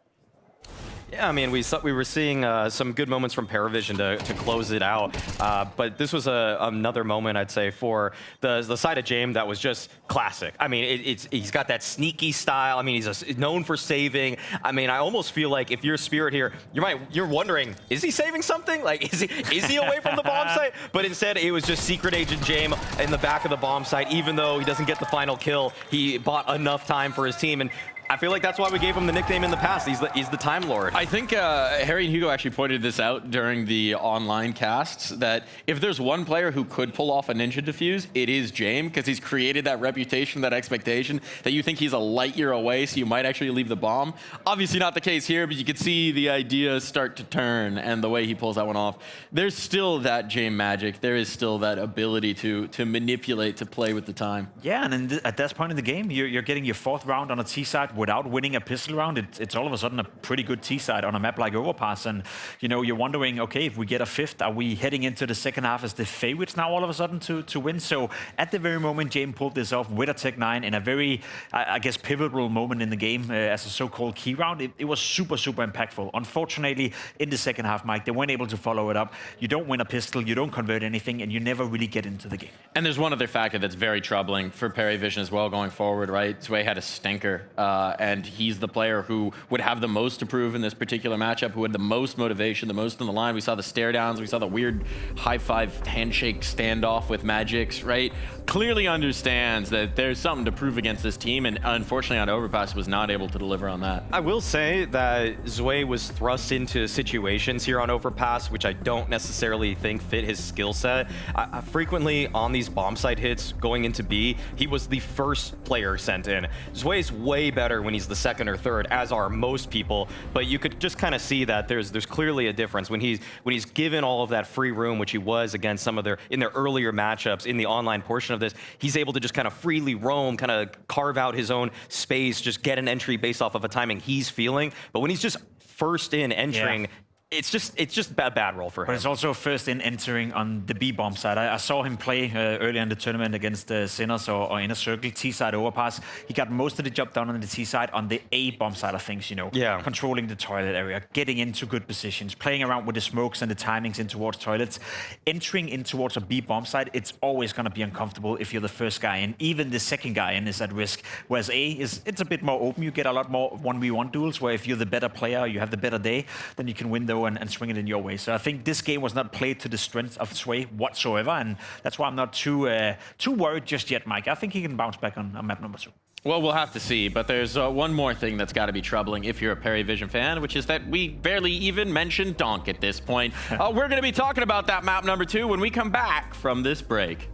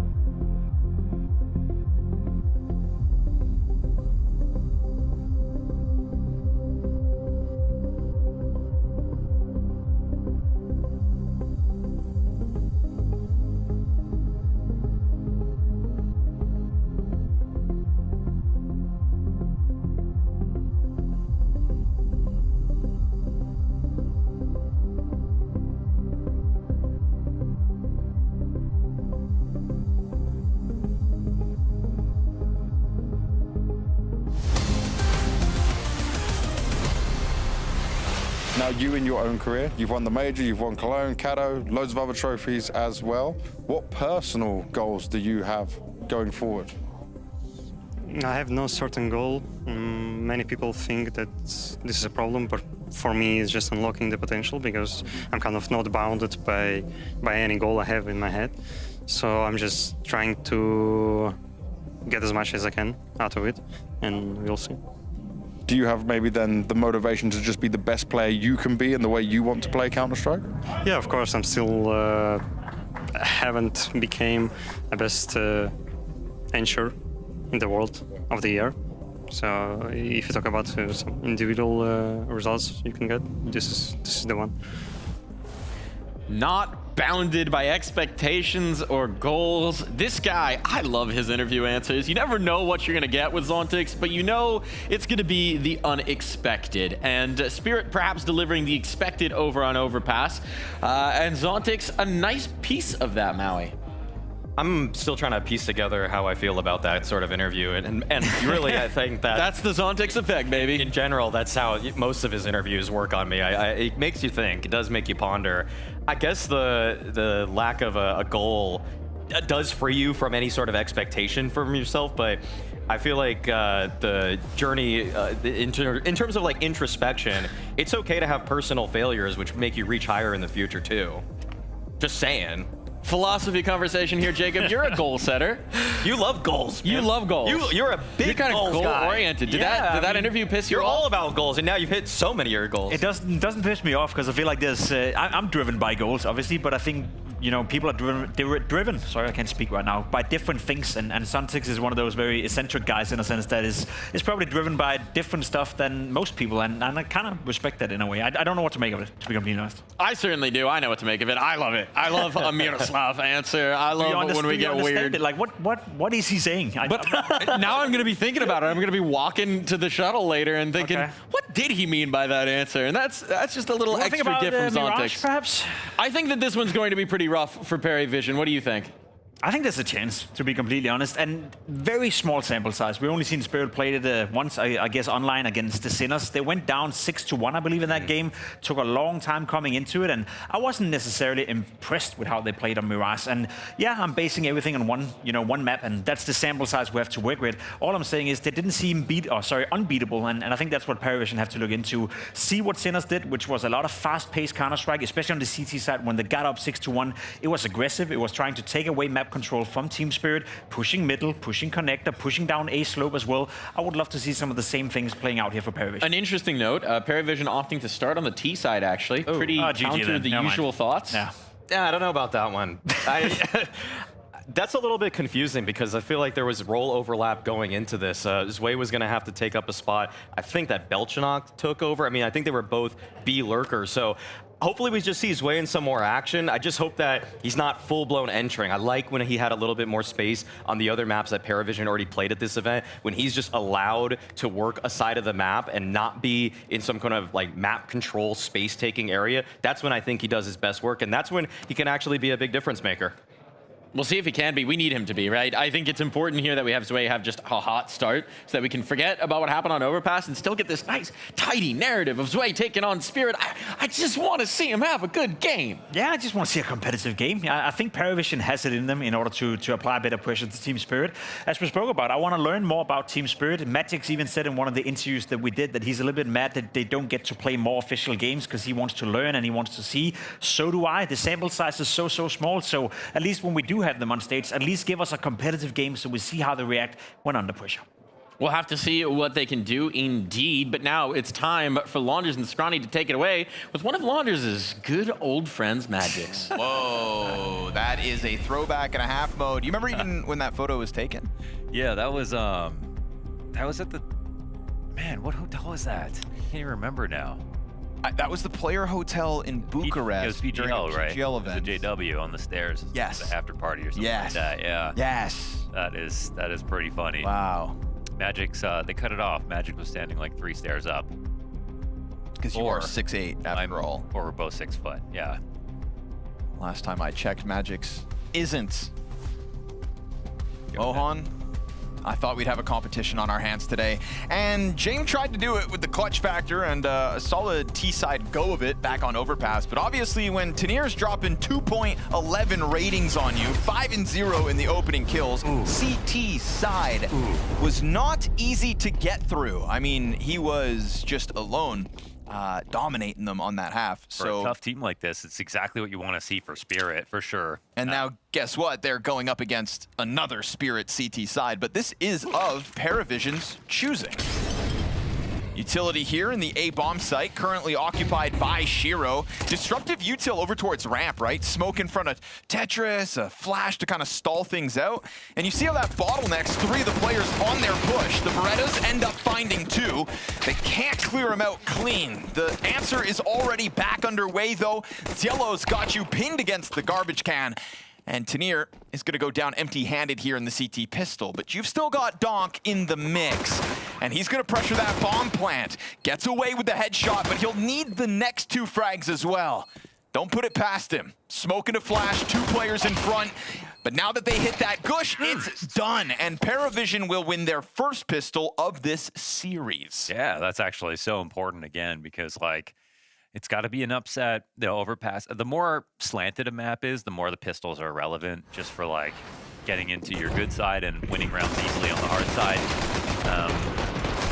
And just in this series again for PARIVISION, they're going to have to rely on them. We saw how strong Spirit were in basically every single situation on that last map. So nice response. It's a 3v5 for a second. They get back into it. And they get to Tanir on an auto shotgun. Yeah, why that the hell not? Crazy second round buy on a round after losing the pistol. Makes sense, though, sitting inside B site with it, just in case they were to swarm. And this is the new PARIVISION. They don't wait until the whole round to make decisions. Here's a quick exec. Flashes come after the fact. There'll be no retake, surely, but maybe they can try to see if CT gets taken over or something to look for a mistake.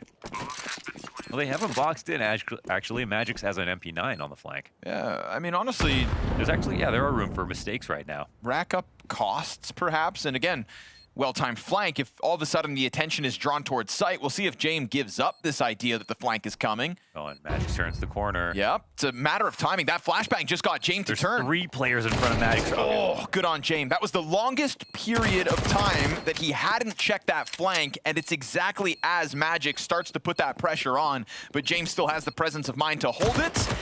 Little upgrade was what Noto wanted, and he's not going to get away with it. Yeah. So double Galil and an AK-47 held on to by PARIVISION, but a 2-0 start, really all they wanted. And James and Nashir will have his pillow. He better. They've got that synergy. Leave it to James.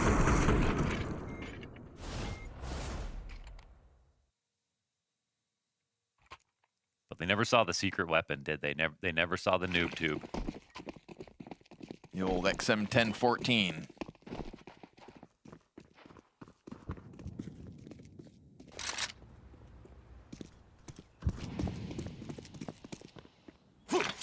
Beyond that auto shot, he's still a few threats. There's Kevlar across the board for everybody except Tanir. That's kind of funny, right?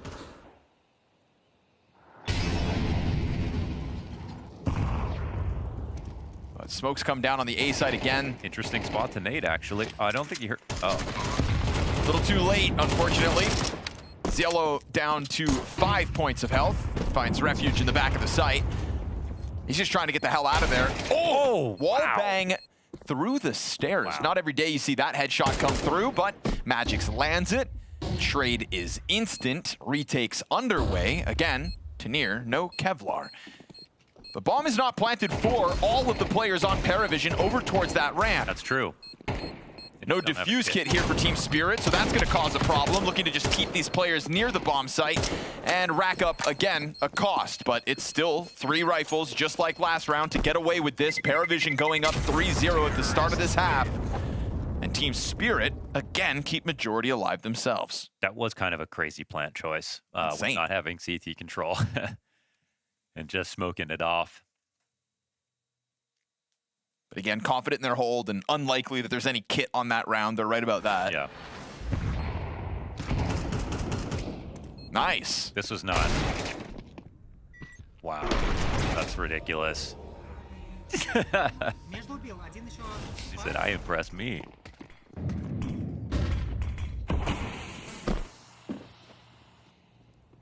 Just to be clear, that was not his crosshair, right? Most likely not. Okay. I mean, you might have it on a bind, and then when the time, you know, Blast kind of locks in the player crosshairs. Oh, yeah, he trolled him. Could have had the bind on. That adds up, considering the person. Hadn't executed his... But I think it was Naf who's now playing with a follow recoil crosshair. Yeah, I think I heard Harry and Hugo talking about that yesterday. One more for the club. Yeah, you've got that on, right? Yeah, I've played that for almost a year now. Me, Blitz, and Naf. Good company. Thank you. 3 IGLs. Imagine Naf calling. Sold. So what do you guys want to do this round? Smokes land in this 5v4. A deep op peek is going to keep Tanir's start on map 2 limited. And Shiro's going to find a robbery of an op shot back. Just escapes there unscathed. All's good as far as Shiro is concerned. Waiting for a chance at another target. Really Yellow. going for a default plant again. That's crazy. Yeah, he kind of wants this bomb plant, but you know the pressure could be reapplied from Ticket. A stray op shot goes through. All boils down to timing. Sway burns Zontix alive. They're waiting a long time, man. They need another kill. Donk headshot here off the stairs. They wide swing into him. Great challenge for Zway to get one back. And then they will find that plant on the other side of things. They secure the staircase, take over connector, and make sure that this double up on Ticket that Shiro clearly wanted the challenge never has a chance to thrive. 4-0 the PARIVISION start. Very well played so far. Very well earned. Right into the rifles. No stress at all. It was a clean pickoff from Shiro, but not much after that.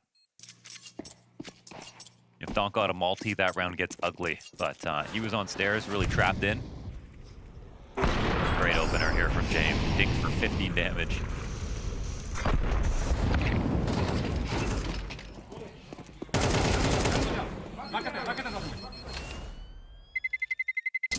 Terrorists win.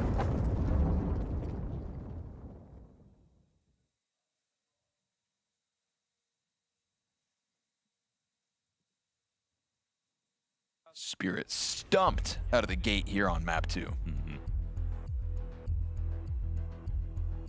Nothing fancy. It's full A exec. I was gonna say, it's how Jame is this? We go one site. 10 out of 12 rounds back on overpass going to that B bomb site. We switch over to Mirage and we're gonna go 10 out of 12 to A site now. Well, we'll see though if it's 5 in a row or 6 in a row. Yeah. Right. But I'm gonna say surely not. Right? Surely not. I mean, Mirage is not. That's what he wants offering you the meta of, you know, this just is a broken site right now for us. This makes sense to need to. Sure. But yeah, you're right. Like, hard man to predict. And yet so easy to predict. Yeah. Just impossible to play against. So they set up with their default mid grenades, and they are moving into. I mean, the bomb's going Palace here, so it's a different look, but it's still an A play brewing.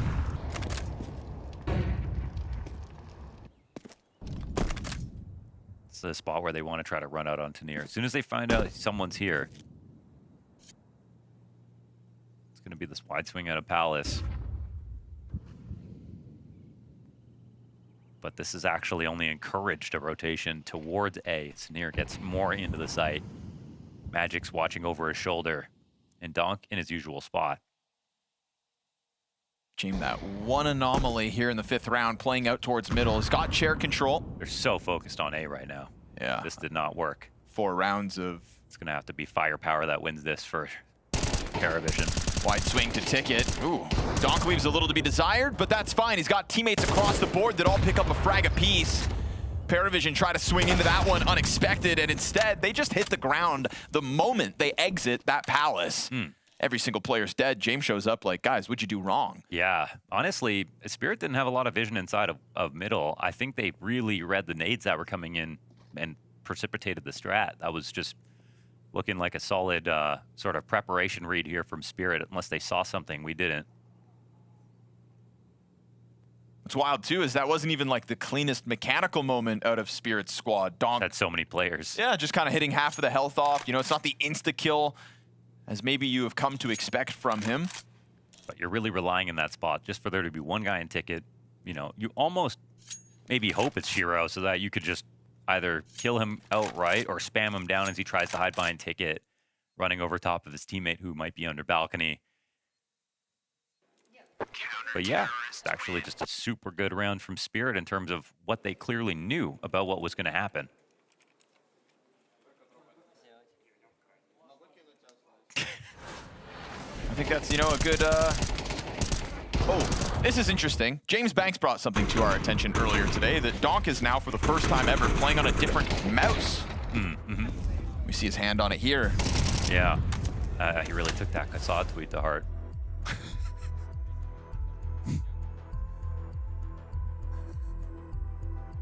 My mouse is black.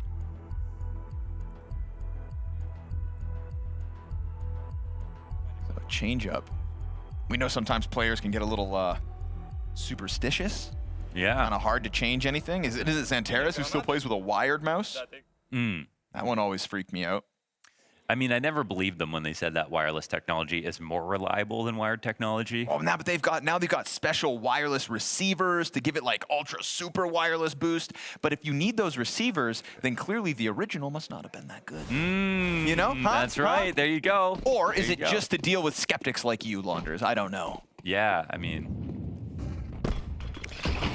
it's half confidence, half science. As a wireless mouse user, all it takes is me forgetting to charge my mouse, plugging in a wire for 1 day of gaming to be reminded why I'm wireless for the rest of eternity. Little tug, the resistance. Ugh. Get out of here. So we kick off this round with a missed window smoke and a lot of attention from the CTs in middle.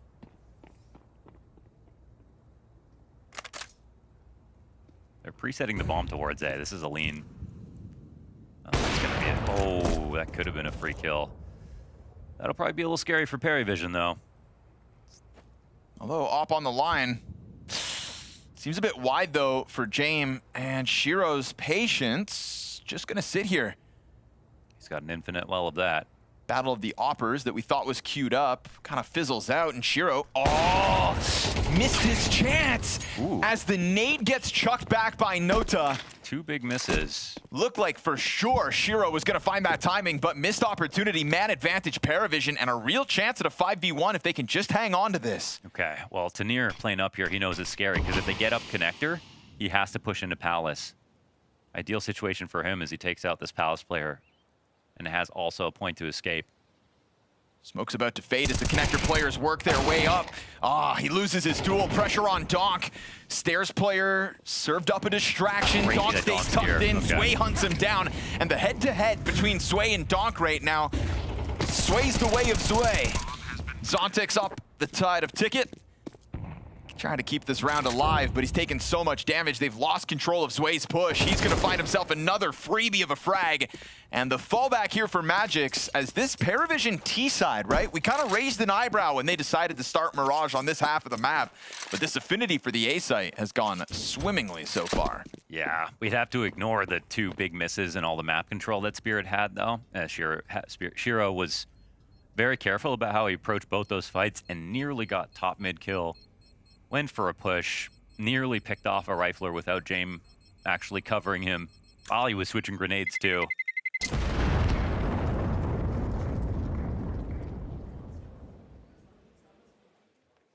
that's a bit of a fortunate moment here for sure for PARIVISION. But certainly one that still could have been lost if Tanir lost this duel in Palace.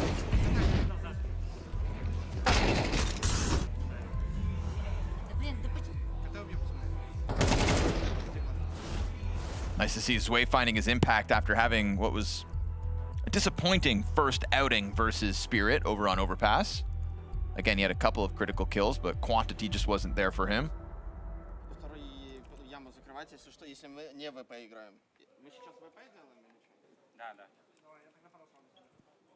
You know, and I think when the conversation had started today about the contrast in in-game leadership and the experience of James versus the inexperience of Magix. It's one thing like when you can't apply the game plan out of the gate, but now we talk about adaptation, right? Trying to find a solution to this problem. And we're just not sure yet if Magix has that ability. Yeah, I mean, again, barring that last round, there's 2 missed window smokes in a row here from PARIVISION. On James' team? And then, yeah. Might not ever know.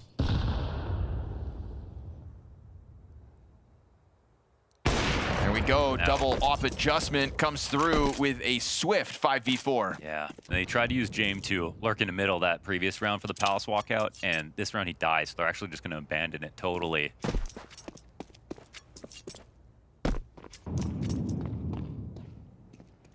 Last round was a second rifle for PARIVISION, and it was sort of a stroke of luck that they, you know, were able to bring home the win.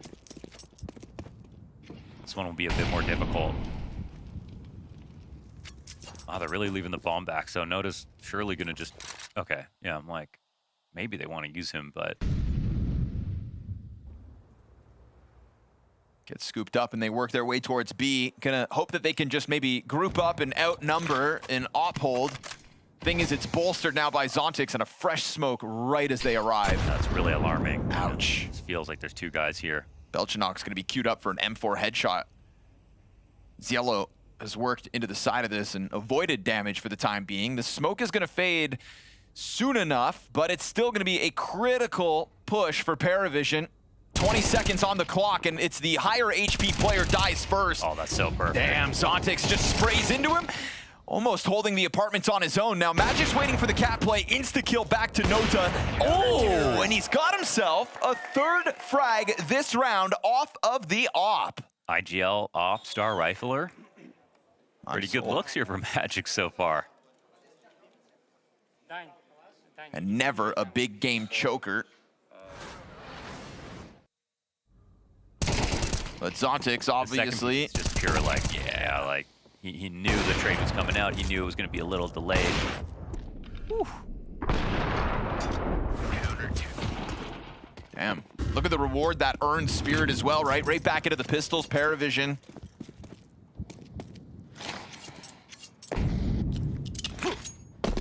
For a game that's had a whole lot of action towards the A site. We find ourselves with pistols clumping up towards B. Oh, perfectly timed. And if you thought you were gonna see that second op again, you are wrong, right? In a world where that op was still here in the hands of Magix, maybe this clumping behind the smoke could pay off. But because he has his M4, he's afforded a spam on timing, and look what it nets him. That's all the wind out of PARIVISION's sails. Yeah, totally. No, it's just going to be a really uncomfortable save situation. I mean, they're going to have to obviously go for it.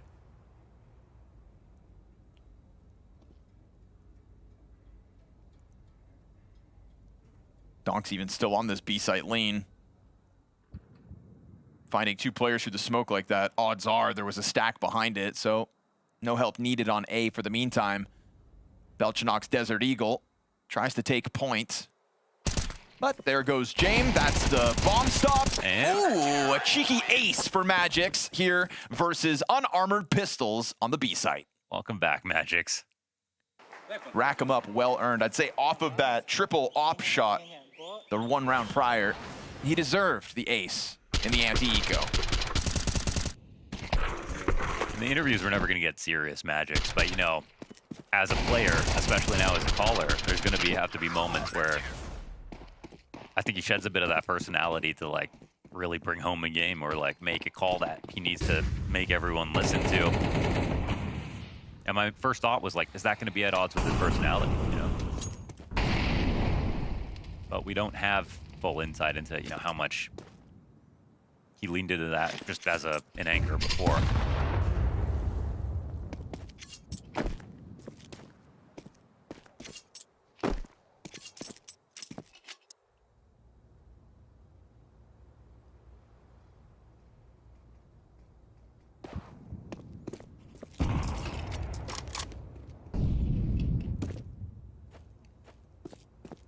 Not a bad time to go B when they're pulling out like this. If this becomes a cat smoke, it's actually kind of hard to get back into it. You typically want someone in the back of the site no matter what.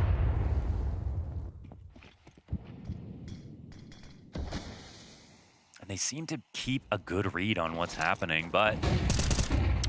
Just diving by. 50 damage as feet hit the ground. Magix and Zontic tear through everybody. Oh, they thought they had a chance, Launders. They thought they had space and timing. They thought that they had this hit in their hands. The fact that they can now anchor together, that's just terrifying. Oof. That one made easy. So, you know, one guy holding second window, and on that slipper angle over on Get Right, that's great. But you want to have some kind of crossfire in B, especially if you let them get out, or, you know, that guy gets mollied or flashed, and maybe it was too hard to read here for PARIVISION, but their lead is just about vanished. But they pulled off 2 rounds like this back on Overpass D side. Let's see what they can do. Easy pickings versus pistols, you'd assume, but Ziello still comes through with 1 at least. Ooh, and Donk's AK is gonna go dry. No way! Triple Tech 9 round for Ziello so far, just when stability was seemingly found. X Factor from PARIVISION breaks through again. Now hands on to AKs. And Kevlar in the mix. Did Shiro fake the run back, or did he go pick something up? If anything, it was just the flashbang, so it's really not enough. Magic's testing the side of this smoke, and that space given over. Ooh, this is going to be a sting of a result for Spirit to have to handle. We've got kits on both the CTs. Terrorists, as those smokes pop, take a look. Jane finds the frag to Shiro, and they break through. Triple Tech 9 round for Ziello, and pressure right back on Spirit. Yeah, that's going to be a salty moment. Would have been just their moment of reprieve. They can have an eco to farm off of, and right when that's about to happen, PARIVISION chime in with another force buy victory.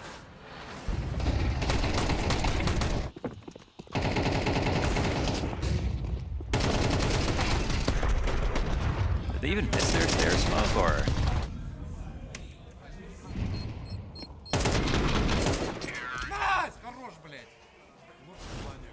Not a super solid track record of smokes landing this map for PARIVISION.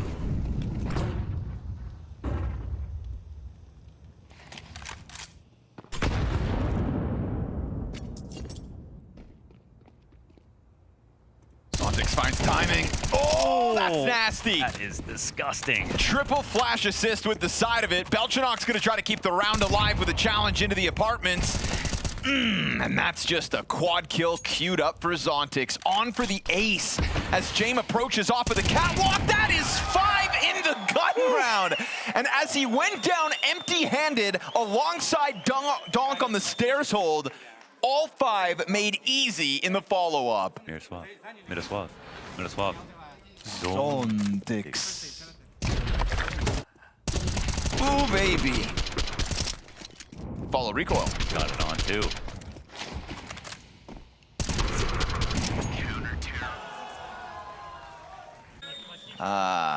Gut-wrenching moment there for PARIVISION, who probably felt like they had just kind of secured the half. They had a 6th round ready to go. You really don't see PARIVISION versus anyone get red so often. It feels like Spirit have been reading them extremely well. Yes, I agree with that. Go back to the end of Overpass even, right? That perfect T-side close in a gun round.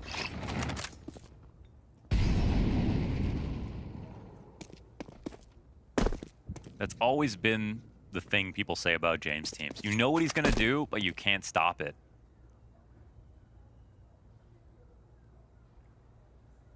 Well, one go of it again here for Zontix. Top middle challenge sent towards him. And it's another multi-frag, although not as dominant. Donk is here to clean up. Taps into the head of Jame. You just feel pinned against the wall if you're Jame in that moment. It confirms the bombs down towards middle. And timing versus Shiro on cycle. But everything's stacked up against him. Belchanok versus 4. Doesn't have bomb possession. And very quickly on the scene is Donk. So tied half at the end of this one. But a great challenge comes out of the gate for PARIVISION. That was once a 4-0 start. Spirit clawed it back.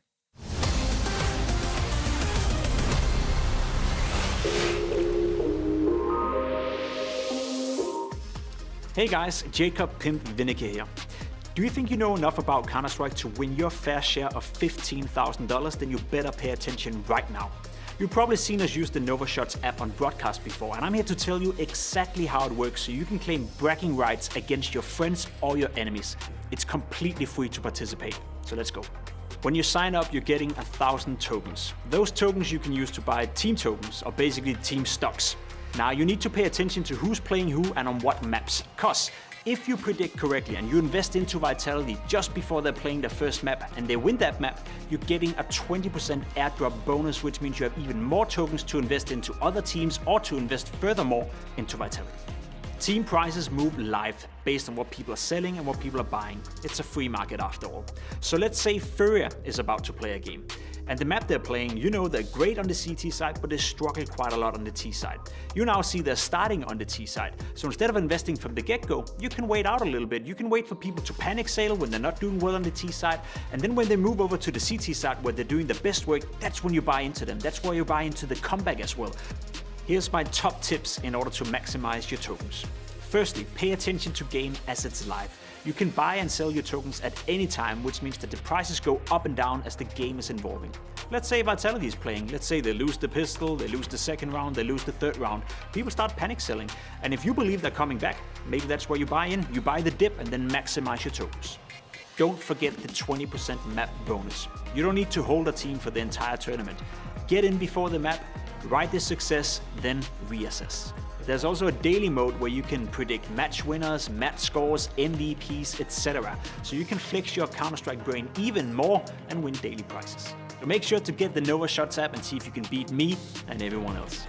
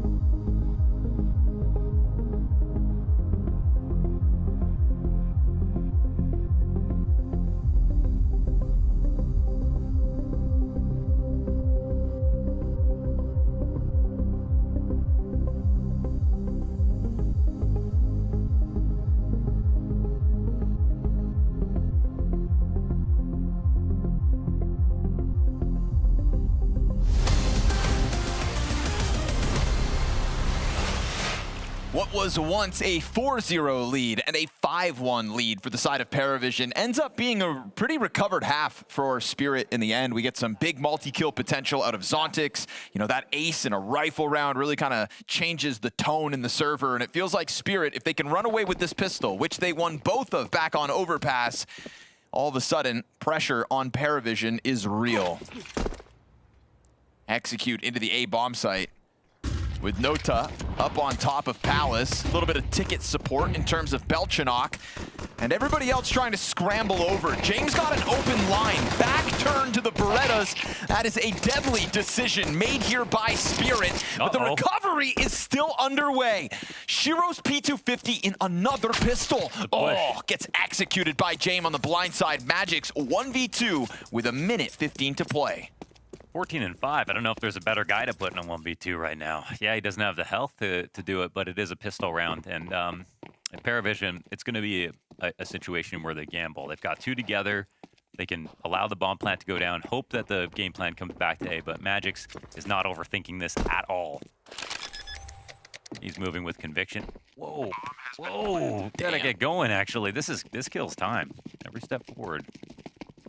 Magix decides to play it back into the apartments.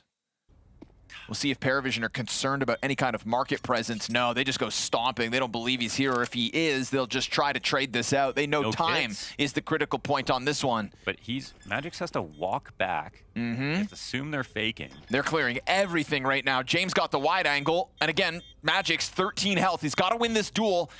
I mean, he's playing this one down to the final seconds. Now he's got to clear off the diffuser. Oh, so close. 5 HP from 39 to 5. And if that diffuse gets stopped, that round is Magix's. Yeah, was actually played as best as he possibly could. Read the no-kit situation, held for so long. That James gave up. Right? You got James to give up on his idea. And usually when James has an idea, he gets locked in on that moment. He second guesses it. James almost died. Valiant effort there for Magix, but it's going to be both pistols, PARIVISION here on Mirage. Forced by out of Spirit, bolstered by the bomb plant. Triple Tech 9, double Galil. That's what they'll have to try to upset this early CT momentum. And they're able to get themselves towards win. Oh, very awkward. Cielo goes down with nothing to show. Spam through the connector smoke.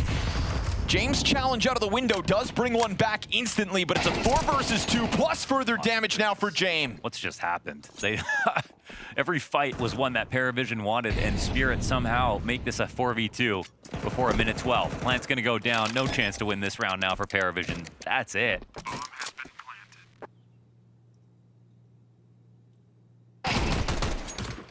Can't even explain that.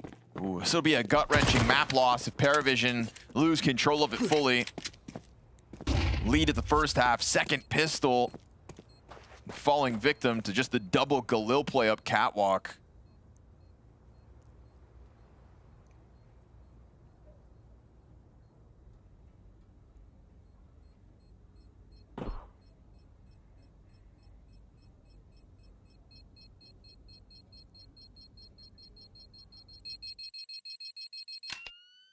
Takes confidence from PARIVISION to challenge Team Spirit, picking their opponent for this quarterfinal.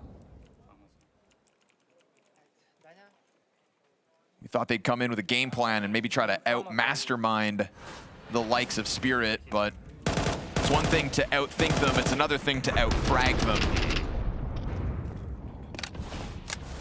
Unfortunately, right here on Mirage, the fragging's making all the difference once Spirit were able to take control of this game. Tied up at 7. But economic pressure here for PARIVISION as pistols make an appearance. And a few bucks saved from Spirit.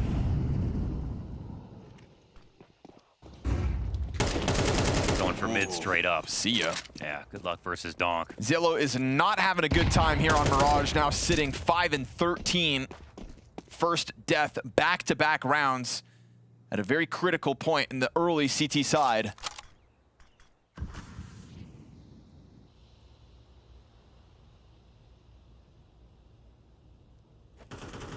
Uh-oh. That's not getting flashed, yeah.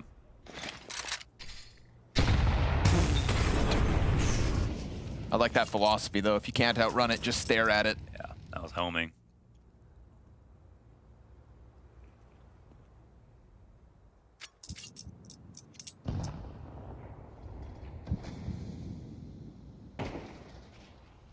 Molotov out on the jiggle, Donk on the walk-up. They're getting cramped, but they don't even really have a stack either. 3 players inside B. Frag Grenade's gonna chip down Zway. Pistols here for the defenders. Spirit are gonna have to forget about someone. They don't have great spots. Donk comes running upwards from catwalk. Tanir with the insta-kill already. There is still, that 5-7 that you'd think would get something going. Tanir and Donk just have their way with this bomb site. Oh, but Belchinok's 5-7 finds a couple of kills. Unfortunately for him, he's being squeezed from the flank and doesn't even know it. So Magix makes sure that his fun ends with only those 2 5-7 frags. It's when James spotting, he's got his smoke out and or whatever it is, and he's falling back. It'd be better maybe to just try to fight, because like once you let them up cat with the full split, with the guns they have, everything's gonna get cleared.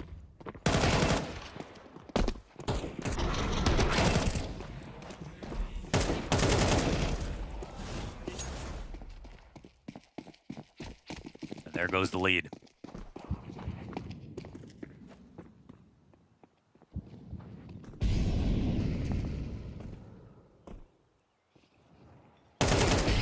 Easy pickup for Donk here. Unarmored pistols inside of the A site. Team Spirit feel like they can just kind of stamp their play onto these rounds now. And that is why Donk and Tanir just combining for some more easy entries. James tying his shoes inside a connector. I don't know if anyone's going to spot him, but... Surely James wears Velcro shoes. It's just that much more efficient. More efficient, yeah. Let's be real. He min-maxes that. Absolutely, I could see that. But at the same time, he might be the kind of guy that like really wants to take his time in the morning. Oh, true. You know, some people slip on their shoes. I bet you James unties and ties them every day. He definitely puts his pants on both feet at a time.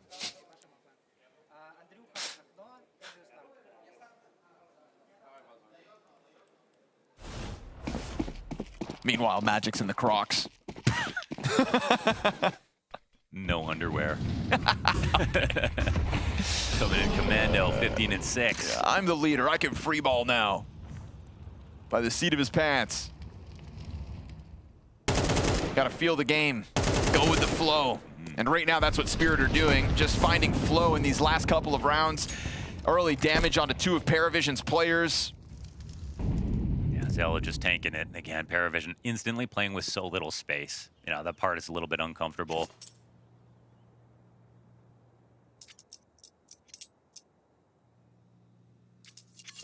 They can go back to their stacky game style, but that won't work towards B. It can towards A. And the smoke lands. Spirit hit their window smokes.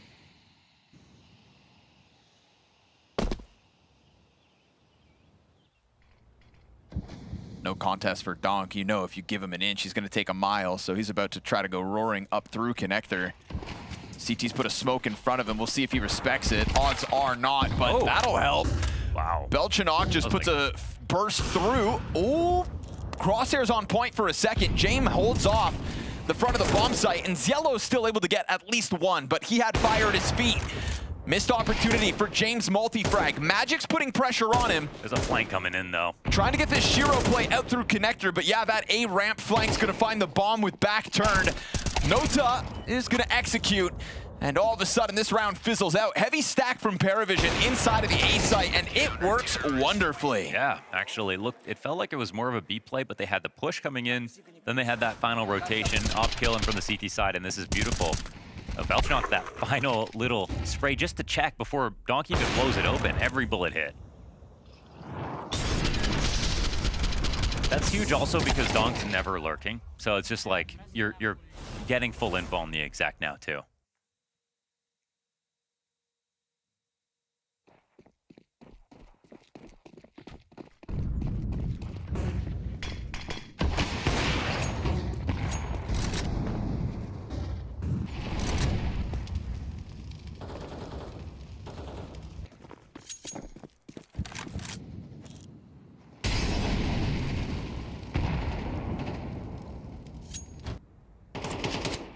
Chance to tie this. Oh, I mean, that's what happens. You spam Donk through a smoke, he's just going to start shooting your smokes. I mean, he just called out perfectly when that nade was going to get thrown. My goodness. And it's just such a good gun down, plus a connector player. James in an interesting spot. Maybe someone walks into him, but there's not really incentive for them to split up too much. Zwei just dunked that nade on Magic's. Ooh, Magic shot a bullet. Willing to confirm he's down there. James on the fallback, gets chased. Pressure up from Catwalk. He knows that he's in a bit of a pinch, but luckily he's got teammates to help out. Ziello catching that spam from A site through connector, and that gives just enough space over to James to reposition and now happily come back at the apartments. Bomb's been confirmed back there. Enough time to maybe run away and go to the other site, but I don't even think they're considering it. They have the op to save. It looks like James saved the day. And really made all the more easy by that A to Catwalk smoke spam. Because you felt James pressured by Catwalk as he just kind of took up position behind the pillar of apartments. This round fizzles out. PARIVISION able to come back from a 4 versus 5, hanging on to every other life, tying this game at 9 rounds all. Yeah, it's very impressive. So they were trying to ready the exact, and James so deep that if they had, you know, already crossed into B apps too deep, he could get instantly traded, but that risk was perfect. They weren't ready just then.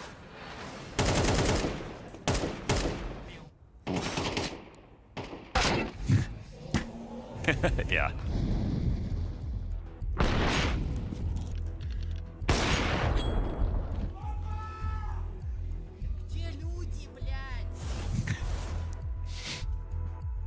goes around, comes around.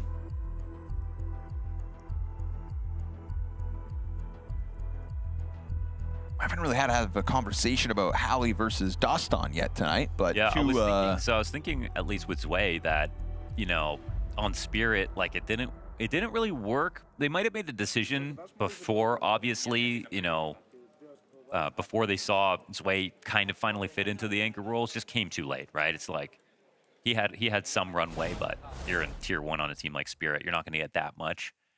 But playing under Jaime and Doston, like, you know that you're going to have to play with way more discipline. You're going to have to learn to play a certain style, and you will be under a microscope because everything moves so slowly that you can really see everyone's actions, I feel like, on PARIVISION more than any other roster. So I think it'll be good for him. Oi. Uh-oh. Oh, just regained vision. Almost felt like that CT opened the smoke a second sooner than Nota wanted it to be busted open, but it's a 5v4 regardless. It hurt Tanier quite badly, too. Utility to the bottom of middle as well is going to keep Donk at bay. Oh, great nades this round. If only Nota was able to finish off Shiro, but still, you're happy about this. 5 versus 3. You'd think it was all comfortable. Zwei actually gets caught out pushing the B apartments, but it is now all 3 of Spirit's remaining players at half health or less. And the op from Jaime will not miss its chance to strike. There's Ziello in with a headshot, and Tanier, an unwinnable 1 versus 4. Double digits secured by PARIVISION as they try to power up and push this to map 3. And by God, I think we did see a smile a little bit. Jaime with a grin on his face. Yes. I mean, this round's won on tactics, which is like perfect utility. 3 of them. Nade flash, Molly here to push him back. Everything's just excellently timed. Exactly how you want to win a round. Ooh, and look at the reward for that one as well. Ooh, if the analysts aren't right now pulling that round aside to replay on the desk, then they're not doing their jobs right. Talk us through that one. Perfect utility and momentum secured off the back of this. Pistols in hand. Careful. Oh, but hang on, because sometimes, sometimes all it takes is a couple Donk Eagles. He's unleashed. Looking to threaten this bomb site. Oh, and now he's in between what is a double op setup, right? This is a bit of an adjustment here from PARIVISION. Ooh, how is he just showing himself so many times and living? 2 ops and an AK, both firing inside of this B bomb site. And now Tanier is already out onto the A play as well. Donk, though, just takes 1 risk too many. The bomb is going back. Of course. Look at Tanier up through jungle. Oh, he made noise. Nota trying to keep control of the rifle and also find vision into the apartments. Ziello is able to catch the next kill. But this one gets a bit too stringy. Spirit trying to send the bomb back through underpass. Look what's coming. It's 2 ops. One's in ladder room, one's outside a window. The rotations are actually super slow because of this. So obviously Belchinok's here in ticket.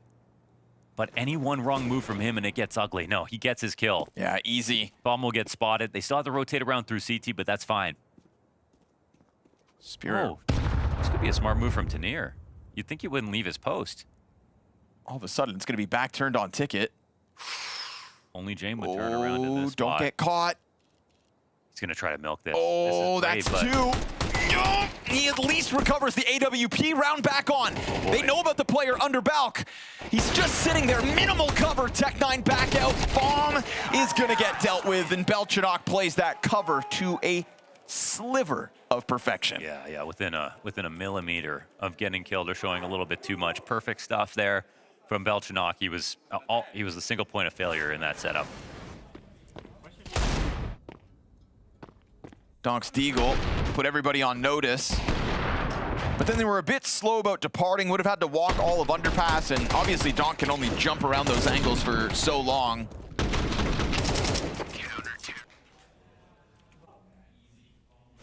Not able to make that round anything more than just an original threat. Ziello just kind of stuck on the connector. He's feeling stranded at the moment, and there's a challenge coming in from underpass. Him versus Donk queued up. Ooh, Donk gives it a jiggle, but without the gun, Ziello's given a chance to actually depart. Really didn't expect to see him there. He wanted to get back into connector. It was just the molly that stopped it.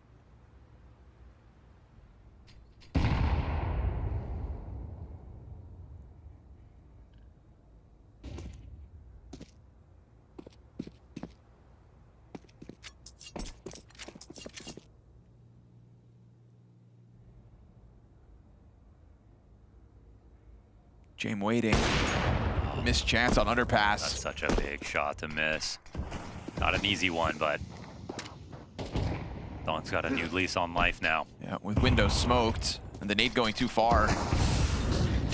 Tanier's able to slip out through ramp. Great spray from Bolt Belchanok. Tanier's got the trade back. He has been kind of the other half of the entry power for Spirit in these later rounds. They don't have a molly or smoke for jungle. Tanier's gonna have to try to find a gap here, take the space, create the space, create the opportunity to cross. Trying to bait for Jame to get back into this, but can he get out? Oh, doesn't matter. Easy. Nota able to hold off on that one. Shiro goes down to the Sway headshot, and these rifles finding their marks for PARIVISION. Easy. 1, 2, 3, just like that, and no further success out of Team Spirit. This is going to be a 12th round secured by PARIVISION by straight up duels. Yeah, and their Spirit are totally broke, man. PARIVISION are gaming right now. Aging like wine in this match. Especially winning that last round off of some very nice tactics. Oh, dying after time. Yikes. Dying after time, and could have brought that up to Shiro. That had to be the main chance to be able to bring this game back.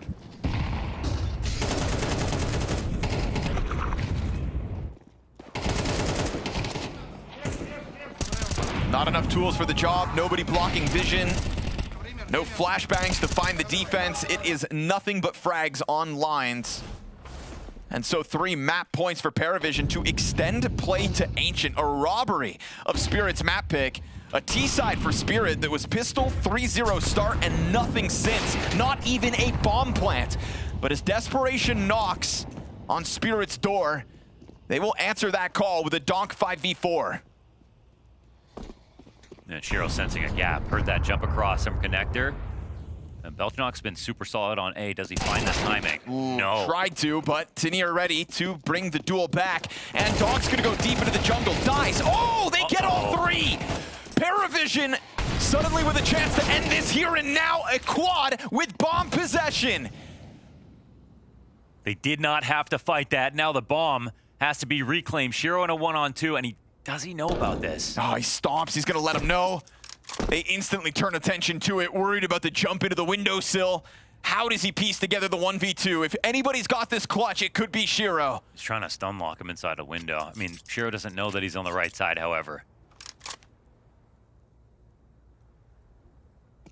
Oh, the step. Oh, the step made by Yellow.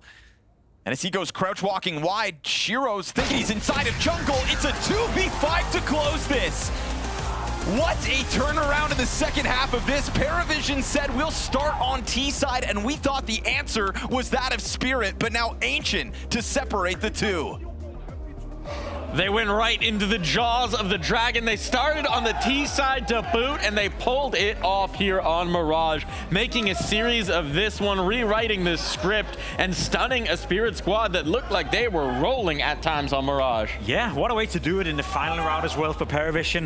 Shello, Nota stepping up massively, combining for all 5 kills.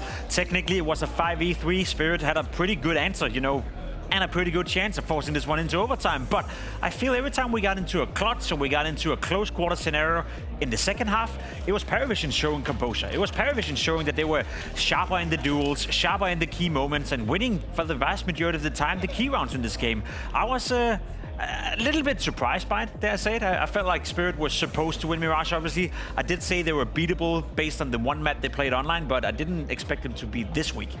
That was the surprising aspect of it. And I feel like PARIVISION came into this one with the right level of proactivity. I feel like they didn't want to just play out a round and let it go default from start to finish. I mean, they were in Spirit's faces. Their bomb site holds were also really well coordinated. So all in all, I feel like they really earned this win, especially in the second half. And I mean, this is what we were talking about going into it, right? If there was one thing that PARIVISION had the edge on over Spirit, it's the mid-rounding, it's the IGLing, it's the experience of seeing these situations. And we saw it play through in a few rounds here, Maui, in that second half as well, where Spirit have some momentum. They have something going their way, and it just, they can't stick the landing.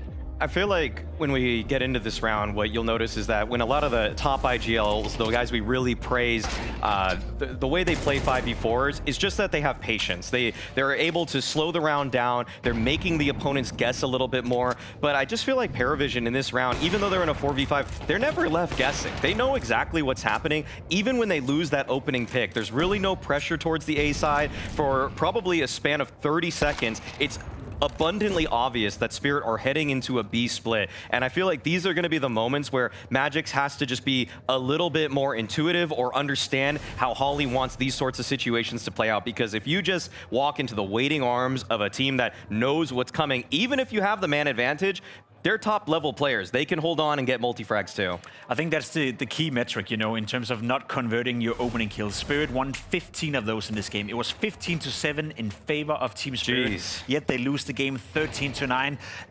It was lackluster, you know. Whether you attribute that to Magic's, whether you attribute that to some of the Spirit players getting a bit ahead of themselves, whether you attribute that to PARIVISION being very, very comfortable and very good at being proactive in the 4v5s.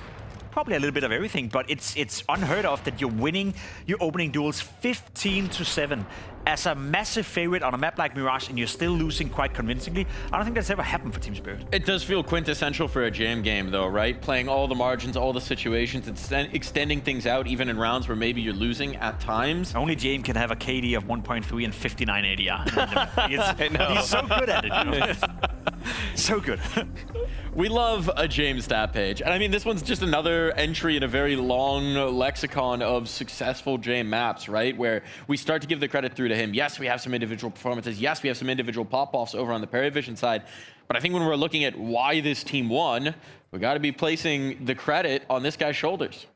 Definitely him and Dastan came up with some great defensive ideas. I mean, I think the round after, the one we had already looked at, had a great level of proactivity, which is kind of what makes PARIVISION also exciting when we're looking at what made that defense so comprehensive. I mean, they get it aggressive. I mean, Pimp, when you were talking about the Sinners barely losing to Spirit, it was off of the back of some proactive plays, and that's exactly what PARIVISION did in this kind of round. I mean, they get aggressive towards middle at the very beginning. They use a molly to kind of stun these Spirit players paired with a flash. Even though they have the 5v4 advantage, they go for another. Maybe a little bit of an over peak from Zweig, like actually completely unnecessary, but they still are able to claw this one out because they just already did all of the hard work in the beginning of the round by just being so active and making sure that Spirit could never get middle too easily. And they succeeded with something very few teams have been able to succeed with, and that is neutralize Donk, you know, to the degree that, yes, he found opening kills in this game. I think he won 6 out of 9 or something like that,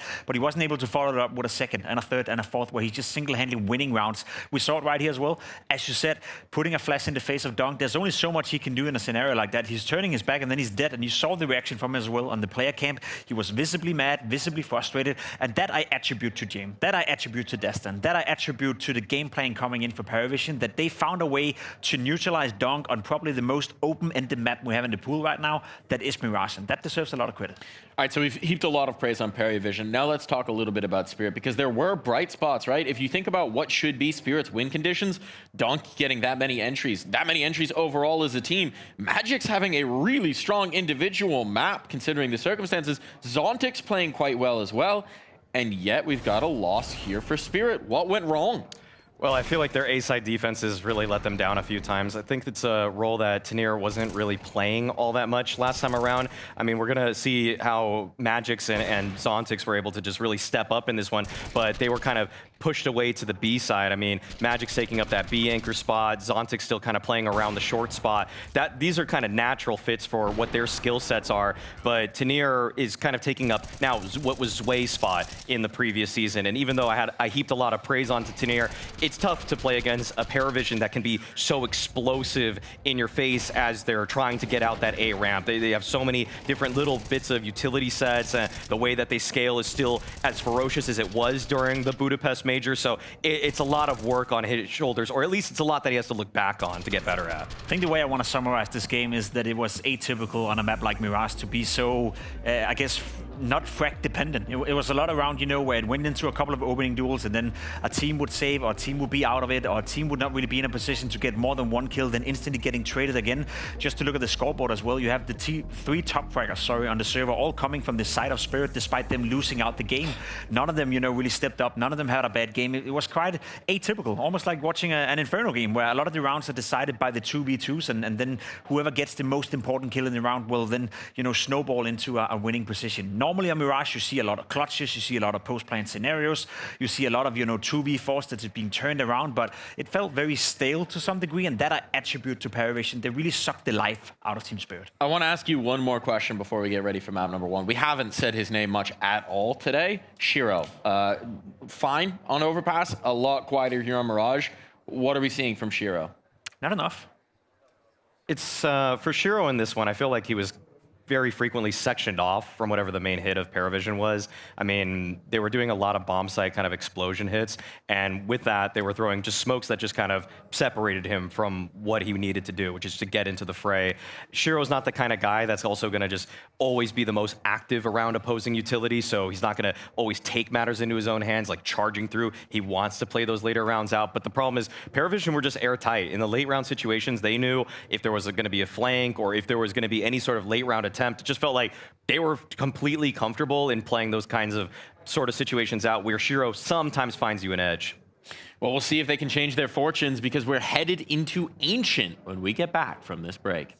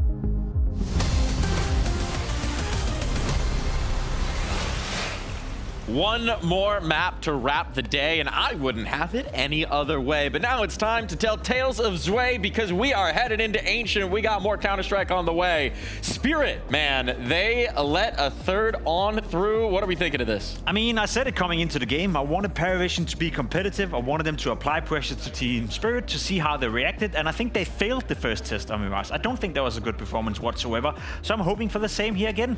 Obviously, Spirit are the favorites to win on Ancient regardless. Shiro in particular is having a good time on Ancient. They've only played it once with Magix, but Shiro was fired up with the AWP both on the T side, but even more so on the CT side. I would just love to see Spirit being under pressure once more, so I get to see how Magix is going to cope with that, because I don't think they did well on Mirage in terms of walking out of the pressure applied by PARIVISION.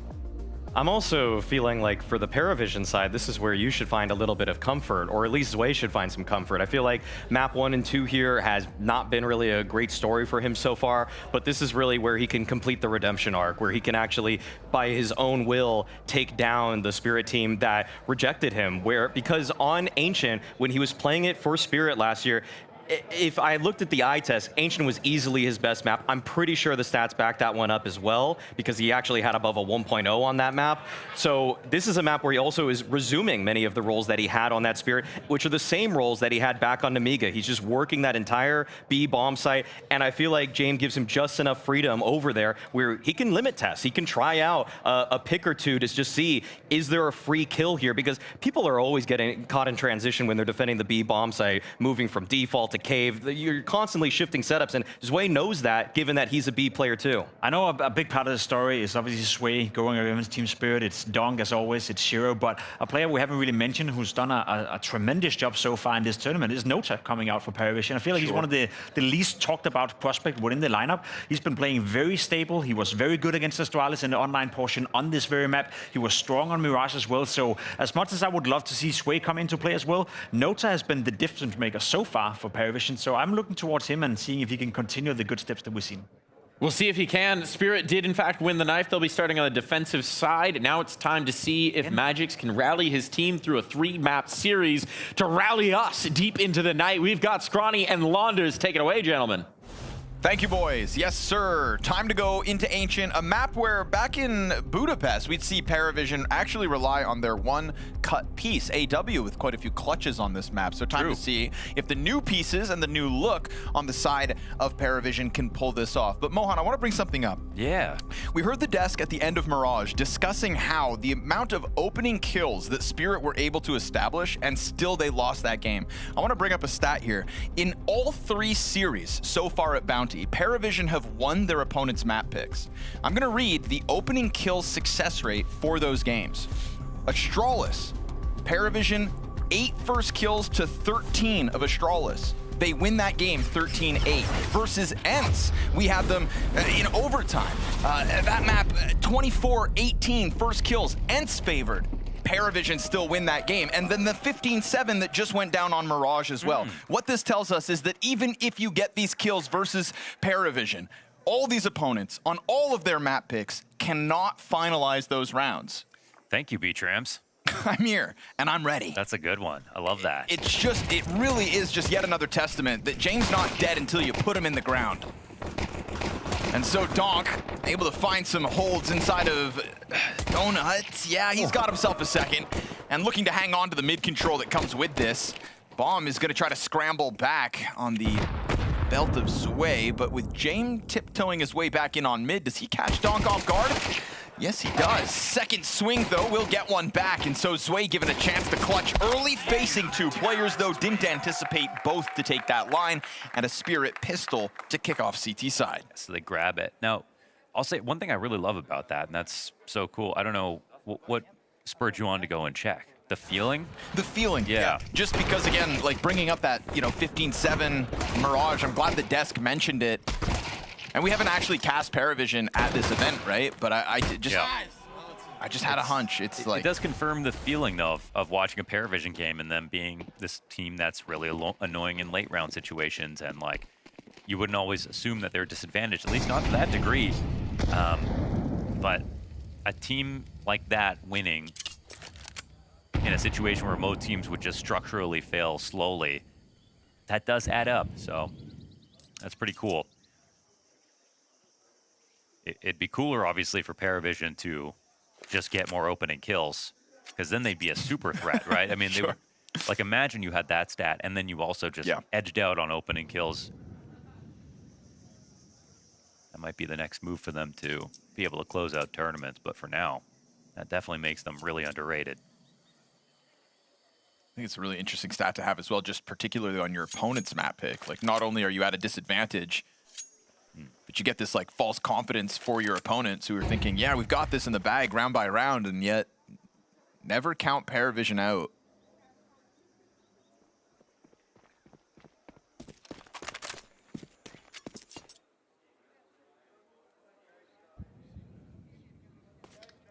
And here feels another situation where Spirit know what PARIVISION want to try to do.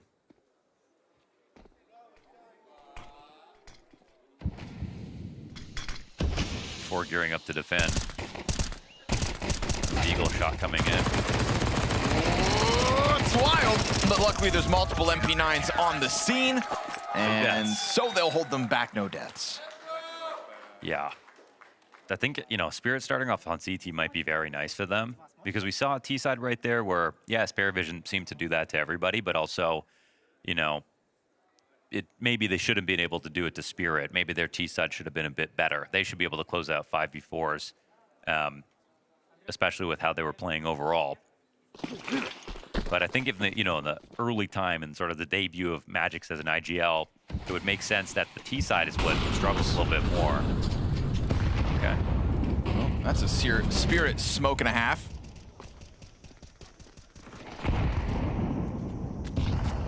Luckily, they're not swinging mid off this one.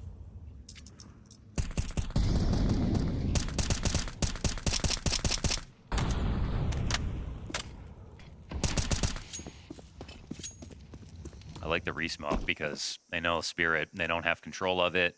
They don't even have to play into mid necessarily.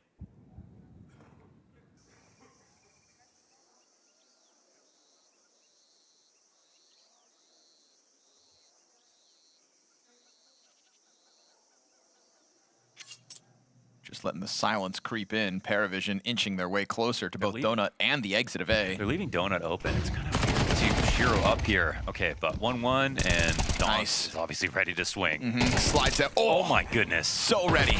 Cielo gets deleted. His teammate still able to emerge out through that Donut smoke. But as he dives back in, James is suddenly uncovered. And Shiro's just going to quietly creep around, denies the bomb plant. They get a little too stringy here. And Nota, trying to hunt down the MP9, has now been found out, sits at half health, has no bomb possession. And Spirit's third round win queued up off of a solid Donk 2K inside sight. It's not even a perfect setup, really. I mean, the fact that Donk was ready to swing main and then come back to Donut was kind of crazy. I was wondering why Shiro's actually leaning towards B in this spot. They don't know what's happening in middle, though Shiro comes and checks it, so maybe he just feels like nothing's actually here. There's no lurks, but obviously Donut was getting taken over. This is a bailout from Donk. A huge second kill. And just another spot where like the mechanics are everything. It's instant. It makes it look like he came into that fight favored. He absolutely wasn't.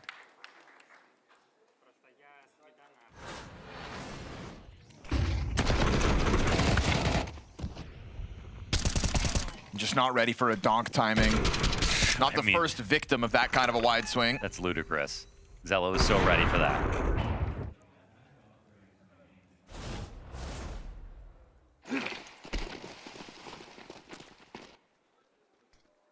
Nota coming through with a buy. We got an AK on the field here for PARIVISION. They want early success on this T side, and they're willing to run a bit of a risk for it.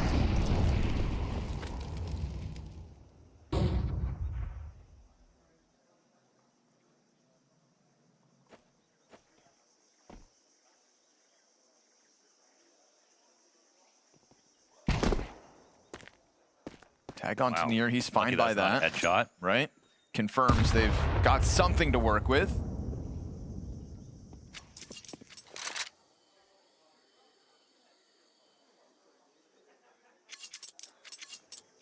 Spirit not afraid to leave mid wide open. Now it's just about trusting their stack. Shiro's here and B.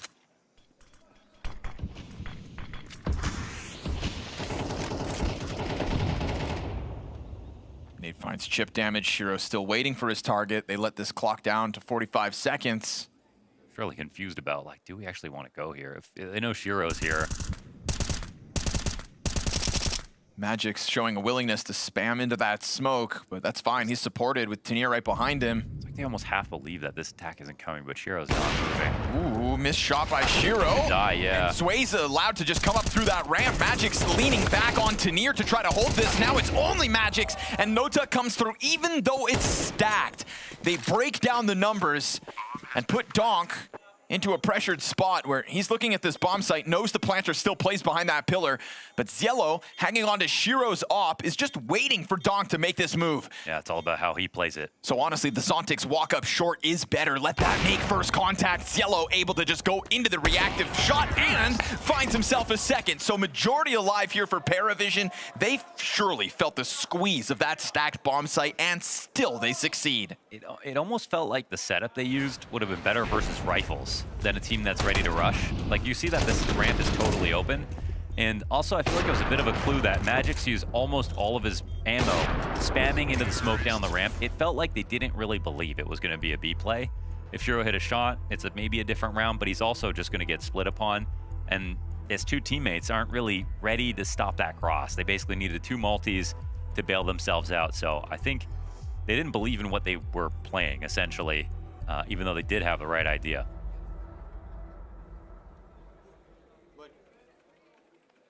It's a lot of rounds with Jet Tac 9s that, well, we're up to 3 now that PARIVISION have won in the series.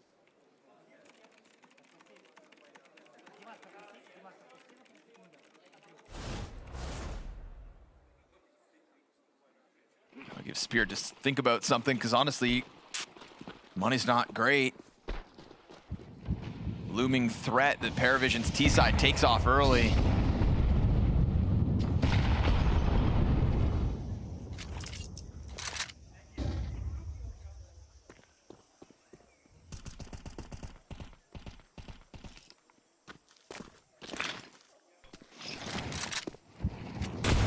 It's on Shiro in red room. He's got a teammate ahead of him. Yeah.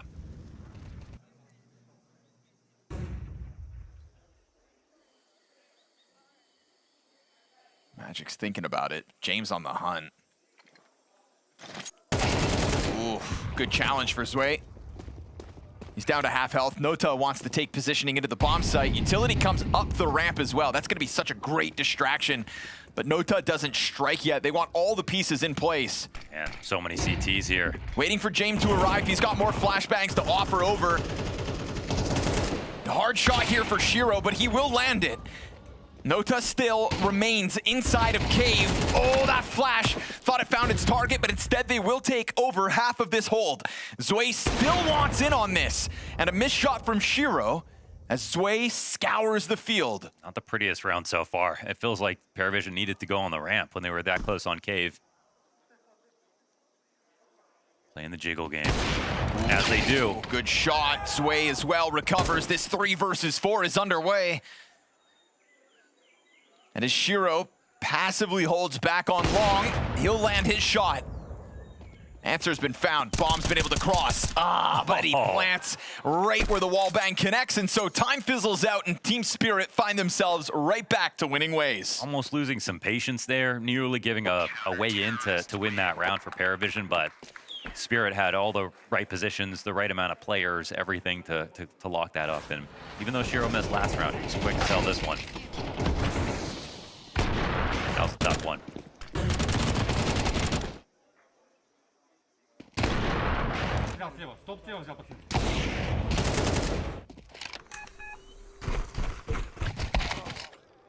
Oh. There we go. Oh. Still no exit through it. Fire threatens James. He peels back. Interestingly, Spirit are just not really playing in middle this game at all so far. Not worried about it either. Yeah, we've had like Zontix tucked in red room once. Right now he's tucked inside A main. Does this free up Shiro fast enough though? We go 3 strong for Spirit inside this bomb site. Smoke at the top of ramp. Patience has been the real killer of Spirit in a couple of these spots. Even on the round that PARIVISION won. Careful, they're about to test this. Oh, the flash is bad. Donk comes through with a headshot. Tanir's the one with the double kill. They were banking on that flashbang, and it's a late answer out of Belchanok instead.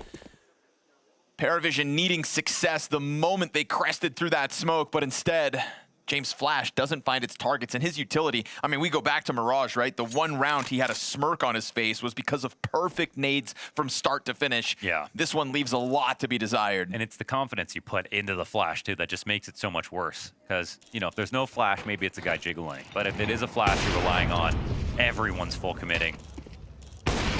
Ooh, and a bit of a sting at the end of that one. Lose the op. Tip of the hat to Tanir. Rock solid shots out of this round. Big time. All while Shiro quietly climbs this scoreboard as well. I mentioned that just because the desk had kind of alluded to the fact that, you know, we didn't have to talk about him all too much, but finding more and more impact. Not as much as Tanir. Huge multi-frag on that hold, all him. But again, made easy by blinded terrorists trying to exit a smoke as he has full vision. It definitely feels like a tailor-made game plan to PARIVISION, and what we're getting out of Spirit. I don't, you know, we've seen them go head-to-head with teams that want middle, running it down, fighting for elbow from beginning to end of the round. And here they haven't tried it once, and it's been totally fine. PARIVISION like the extremities. Spirit know it, and that's all they're focusing on.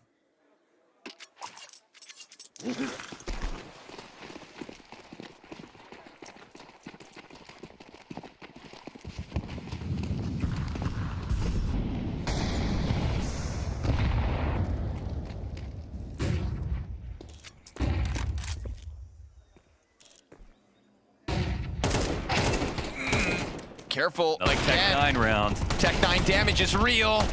Low health for Tanir on that fallback, and they've lost Magics already. Again, they're gonna seemingly pull this off. Oh, but he still gets himself a double off at the top of ramp hole. Now Zontix quickly onto the scene. A 1v2 demanded of him. He just unloads his utility. Oh, so close. And almost kills Ziello. You've got James deep on long, holding this angle. Ah, and he lands his shot. They will pull it off again. Oh, man, they've really got to tighten up when it comes to fighting against those Tech 9s, but also so impressive that PARIVISION can pull this off so consistently. That's 4 rounds now in this series.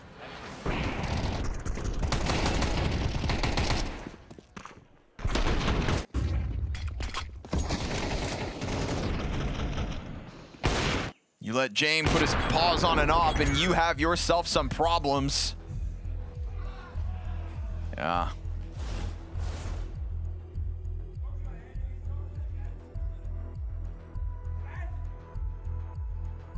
Second Halley timeout. We're 8 rounds into play. It's not enough from PARIVISION to win rounds like this and really show us that they can take the map. I think it's another game where, again, you look at the game plan from Spirit, and it's just so perfect. Like, I didn't expect PARIVISION to get out-read so many times in this series. Right. So I expect them to get outgunned in a few rounds. Maybe Spirit to pick up some of the Tech 9 rounds. So it's really superseding my expectations, the outcomes of these situations. But I'm not seeing the sustainability from PARIVISION to, like, really overwhelm Spirit. Like, those ones could be gifts. But now they've got to win something off the back of a good default. First map of 1.34. Okay. Just a different kind of animal. Looks like a typo. Nade down bottom ramp's gonna find chip damage. They're gonna see that as an invitation to just go right through that smoke, and it works wonderfully. Okay, tear through it again. 1 Tech 9, 1 op out. And the plant in. Off the spear attack.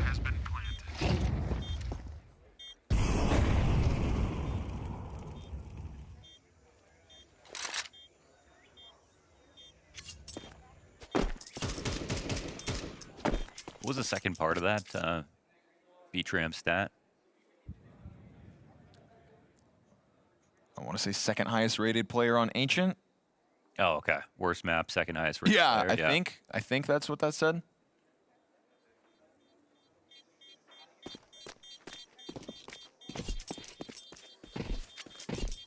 Yeah, looking at everything Daunt does is just shocking.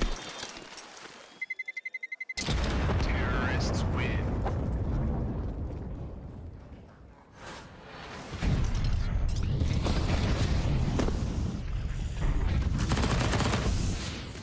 Not a comfortable duel for Shiro at the start of the round, but see Tanir just caught off by the timing. Staring off into the wall.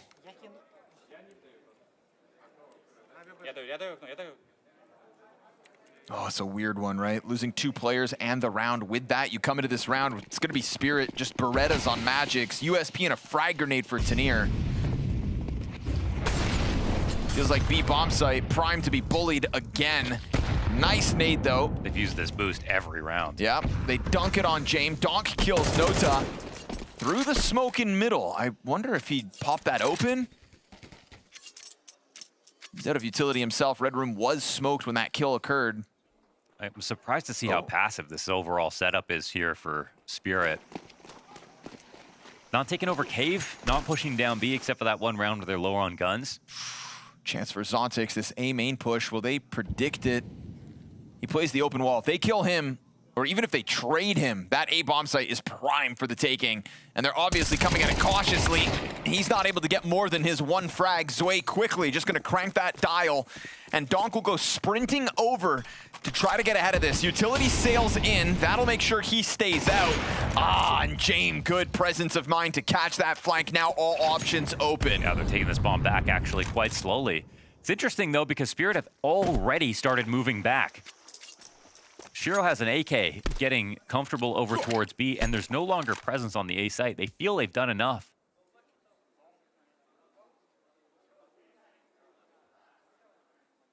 I think if they threw one more piece of utility over towards A, that would be enough for Spirit to want to believe it. Okay, even that. Just doubts pause, yeah. Just doubts it. An extra half second spent here by PARIVISION, collecting themselves on B, and they're going to find a vacant bomb site prime for the taking. And this just turns into a save. They came into this round with 3 rifles. They'll seemingly walk away with 2. PARIVISION have done an excellent job of building momentum off of their unlikely rounds. Didn't feel like that was happening yet this game, but off their Tech 9 plays, it's a streak. Really?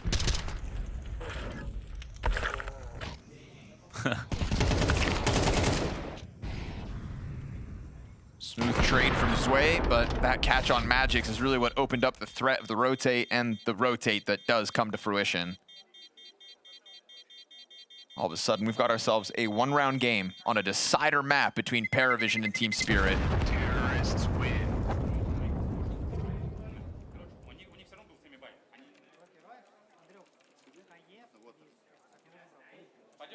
Probably going to be frustrating for Alex. His tac pauses. It's been like the Tech 9 round right after, and then right. Yep.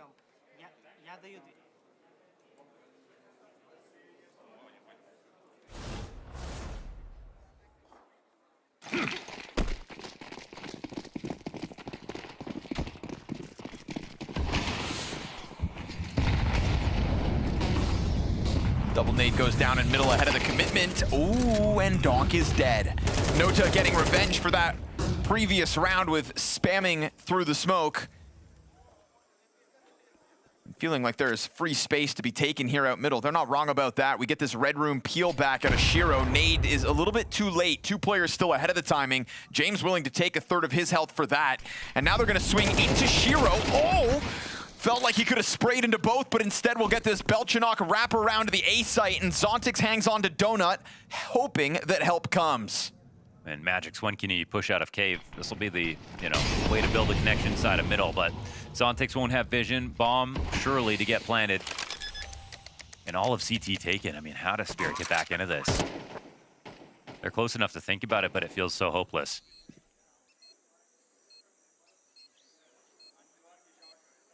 Will they risk another death, to be honest? Not sure if it's worth it.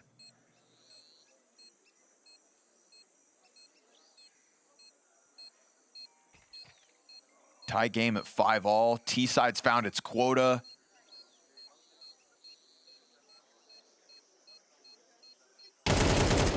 And another catch to make sure that it's not majority alive this time around. There's no guarantee Zontix gets away with this either. They know where he's at, and Belchinok, great trade.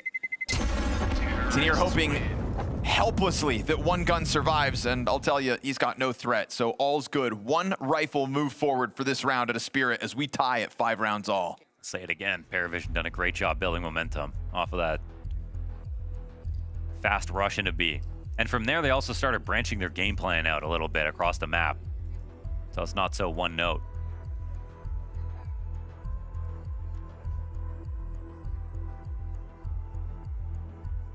One final time for Hallie to choose to speak here. Burning through timeouts here on CT side.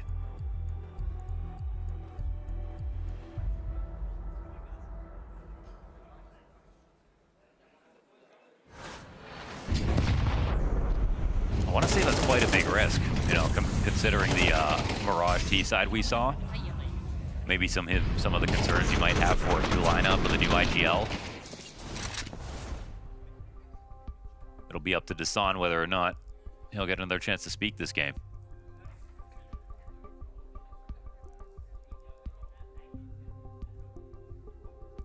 Lost his mojo.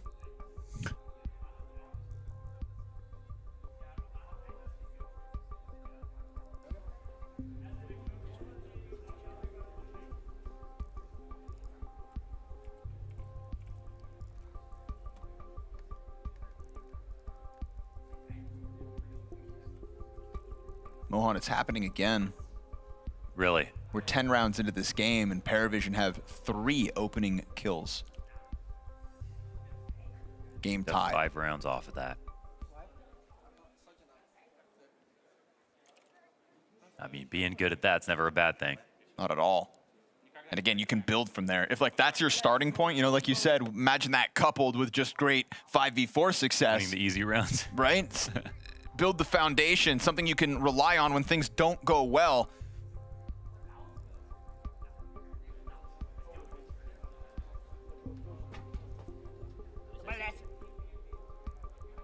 PARIVISION's resilience is real. I think Donk's just thinking about cat TikToks right now. I think he's thinking about how much he hates the feeling of losing. And the fact that this isn't a loss yet, but it's getting dangerously close. Because he was winning. It's third map now, real chance for an upset. It was a 5-1 lead at one point for Spirit, and we are all tied at 5 rounds each.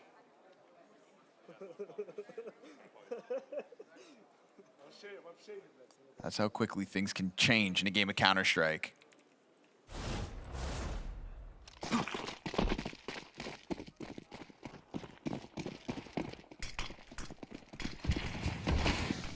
See if the time to think did harm or good.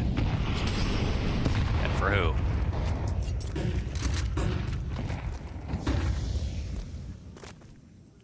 Again, a pretty free walkout for Nota. You know, he's actually had a couple of free moments to do this ever since he was able to kill Donk that one time with the smoke spam. Donk gets him from Red Room. He returns the favor 1 round later. But James is there on a silver platter. If Donk takes this timing, oh, into the op scope. Oh, he'll kill Nota, but still burn to a crisp. 4v4 off that one. Double up inside of the cave. Shiro's gonna find the difference. This Yellow's got support here, but he's gonna have to go wide. What a spray! He just commits to it the entire time. And now they will find space to play inside of this B bomb site. Flank is already underway here by Shiro. And he's not gonna go for the cave play, but rather wants ramp. Chance of the lead now here for PARIVISION.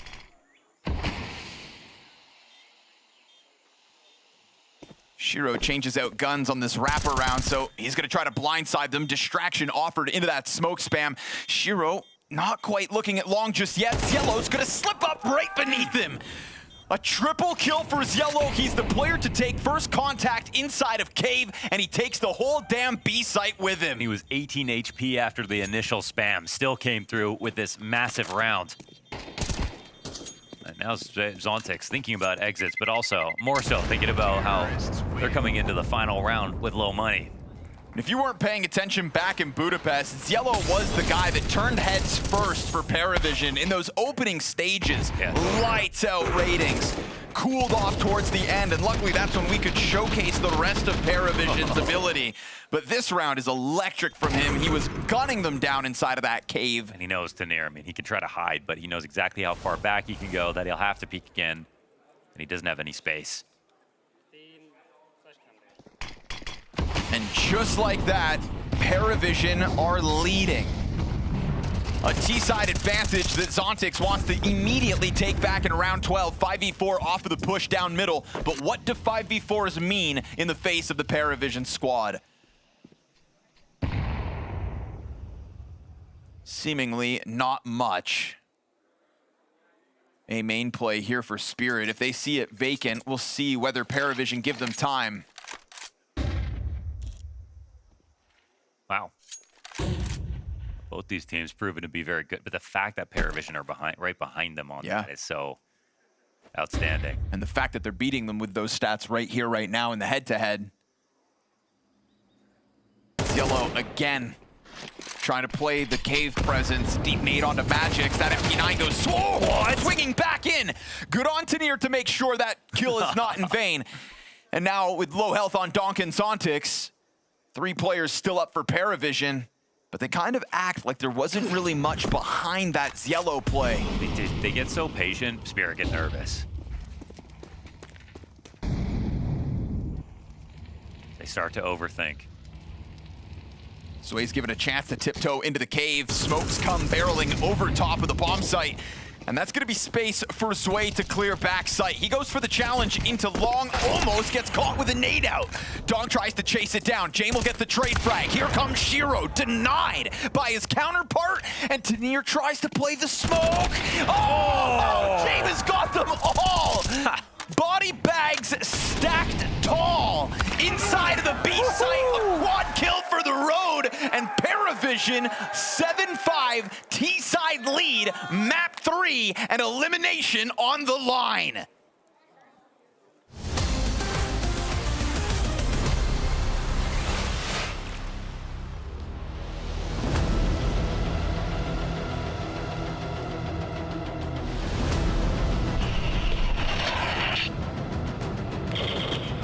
What's going on, guys? We are here at the Multimax Entertainment area, and we're about to have an epic day of fun with 3 amazing Counter-Strike fans in here. We got Vlad, we got Nathan, we got Roman, and they have the amazing opportunity to come watch the games at Blast, come here and play some laser tag with me, which is basically like real-life Counter-Strike. Just wait till we get to that. And on top of that, they'll also be getting to meet some of the players and getting a jersey signed as well.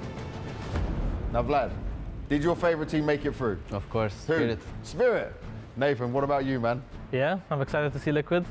Roman, who are you rooting for? I was excited to see FaZe. Unfortunately, didn't work out. You guys ready? Yes, sir. We will need to split up into 2 teams, red and blue. Who wants to be with me on blue? I'll take blue. Yeah? All right, come on. Vlad, man, that gun looks a little bit too big. You much of a gym guy? No. No? Seems pretty simple. Easy scope to see through. Yeah, that's heavy. Oh my God. Yeah, see? It's just got a little laser scope on as well. This might be a bit of me. Best of luck, guys. Good luck, good luck. You ready for this? Let's fucking go. It's gonna be fun.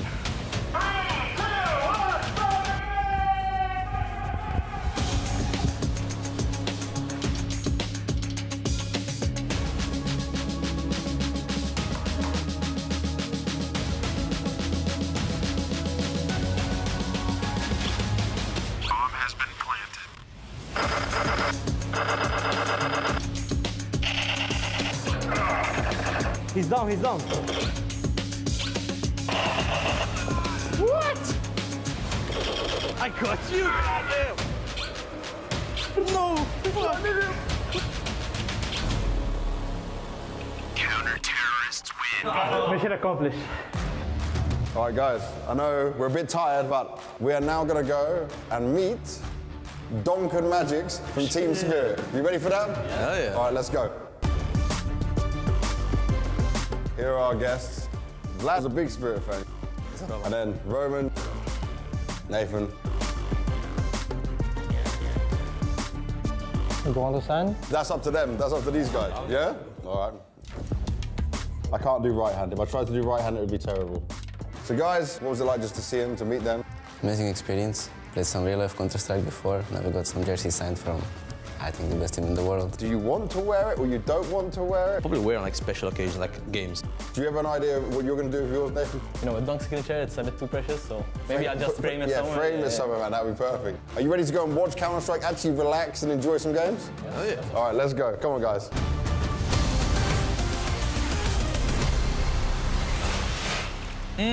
We gotta watch it back, folks. Quad kill for the road off of James hit into this B bomb site. And I think, to me, the shot on the smoke to deny the Tenier push, that's the nasty part of all of this. It's the awareness, right? Because he has the belief that someone's here, so he's just kind of ready, and then boom, he hits the hard one. That's the James special. Big adjustment on that, and, you know, leave it to James.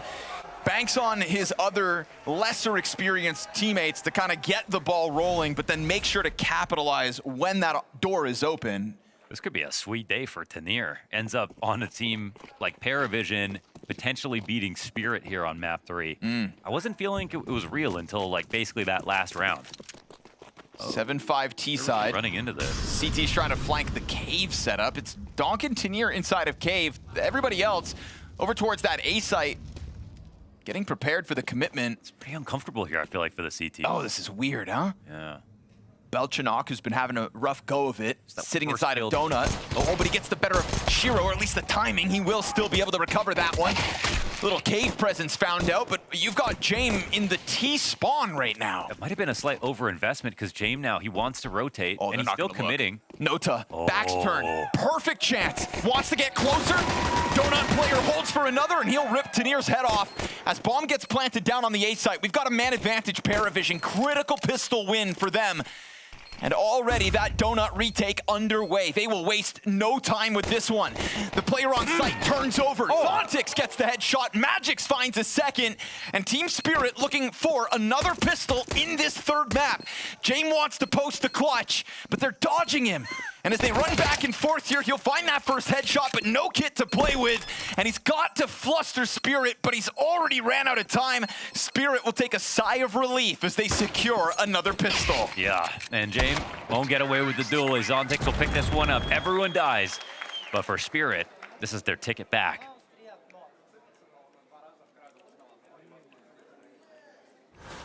Maybe Zello just a little bit too much confidence. Like, there's two guys here waiting for him. He's taking the duels. Could have potentially peeled back. And also, as cool as this was from Noda, his teammate died before he got that extra kill. It might just be the micro. One or two small decisions that tips the scales in this game.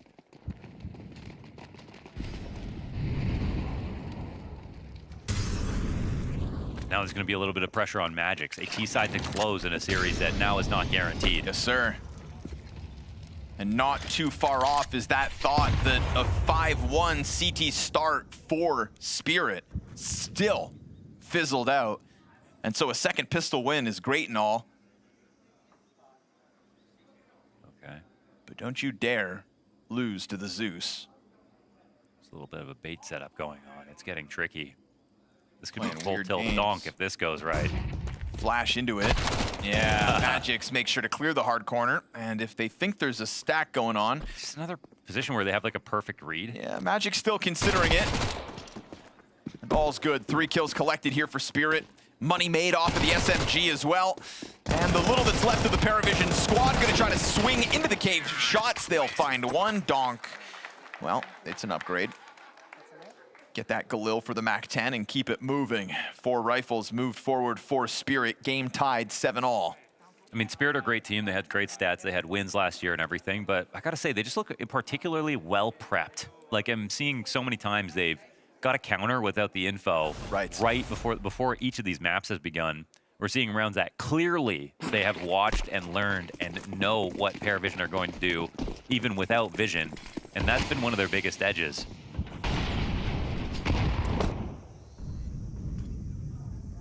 Pretty simple this time. We're going hard into this A bomb site. Belchanok. Oh, he's still. Finally got traded. Noda gets an extra. Tries to jump away into the temple, but can't survive it. Bomb onto the site, hands busy for Magix. The plant comes through, and Zontix just flirting with the threat of Temple. He'll lay down utility in the meantime. This is no donut control. Oof, and more pressure onto the Temple play, but this is 3 players strong, going for the swing. They know Zontix is back on this platform, and they find their trade frag first. Guns here in PARIVISION's hands, and this retake is underway. He's got to pick the perfect moment to get out of this. We've got 1 kit, and it belongs to Ziello. Nota is the one actually going for the defuse. They switch inside of the smoke, and good thing they do that. Cover comes through, and the 8th round for PARIVISION as Guns find success early. Yeah, it's the full retake. It's the perfect spot for Belchanok. He's out of view. They don't double flash him there on that big box, and so he's here sort of clear on exactly what to do. They want to try to get him to jump back probably to Temple and then get the molly in, but just good enough between him and Nota to keep this round alive.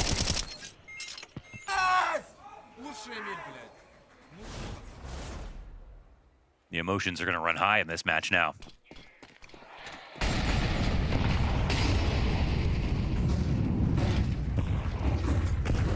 Donk trying to slam himself out into middle. He'll find nothing. A wide swing SMG.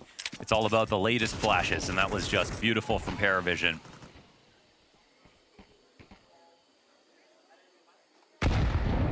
You cut the head off the dragon with a frag on Donk. And watches the rest of Spirit try to desperately slither back into this round. All the time in the world. But when PARIVISION succeed in so many 4v5s, I think it's smart to just call back that B-Tram stat he was able to drop us, right? PARIVISION just behind Spirit in converting these kinds of rounds. So do not scoff at Spirit's chances despite this man disadvantage. We'll also see if that rings true with the new lineup. And if there are any growing pains. Very fair. Belchanok on this big push, right? This is just feeling like they're tapping the nails into the coffins. We're missing on their site defenses. Right. They relied so heavily on the 3B players, never went for a full flank. And as we see Spirit set up their utility, PARIVISION dropping flames inside of Cave. Tanir tests the top of ramp, but still Belchanok inching his way onto that flank. Zwei down to 5 HP, gets bested by Magix, but here it is. Belchanok has played this one down to perfection, and they have not considered this at all. The shots get sloppy, 7 to the clock. Shiro surrounded, dealt with swiftly.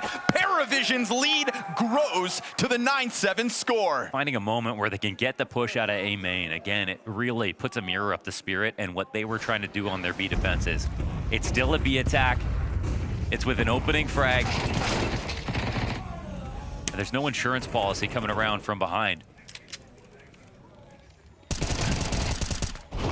And it's pure frustration from Donk, but it's actually PARIVISION who steal the show. I mean, again, they want to fight down into elbow. It's about who has those last trailing flashes to make that guy holding turn. Ooh. Tanir gets blasted away. Easy round here for PARIVISION. Confidence comes through in the mid setup, and this game is starting to very quickly snowball. This is PARIVISION taking a confident take towards middle, multiple rounds, shutting down Donk already in the gun rounds, and doing it without either pistol. This would be a statement victory when, again, you consider the fact that PARIVISION picked their opponent tonight. I mean, at Budapest, like, we immediately were like, we hope to see more of PARIVISION next year. We didn't know how long it would take. They picked up Zwei in a spot where we were pretty high on AW. Some risks that are paying off, it feels.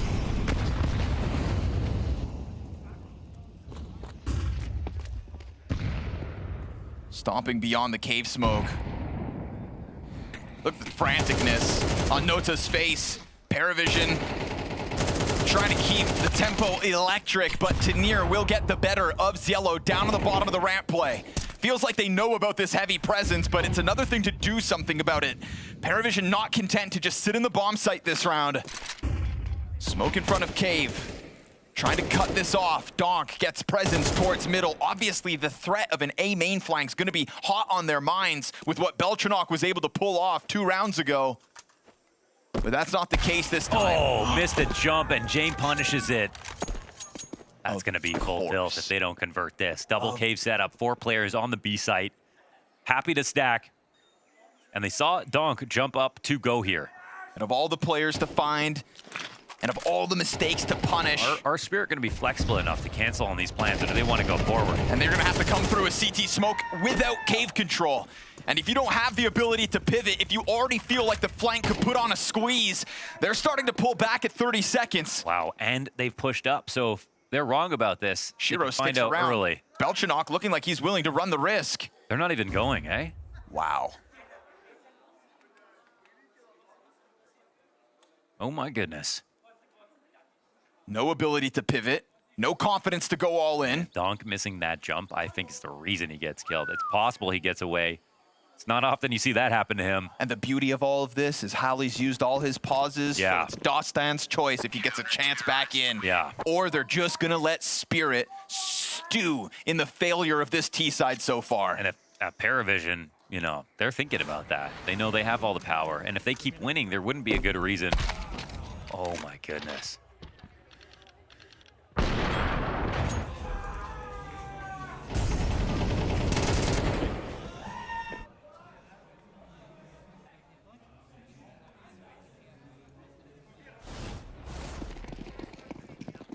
Look at the buy. You wouldn't have had to save those if they just were more solid on their anti-ecos, essentially. PARIVISION really punished them.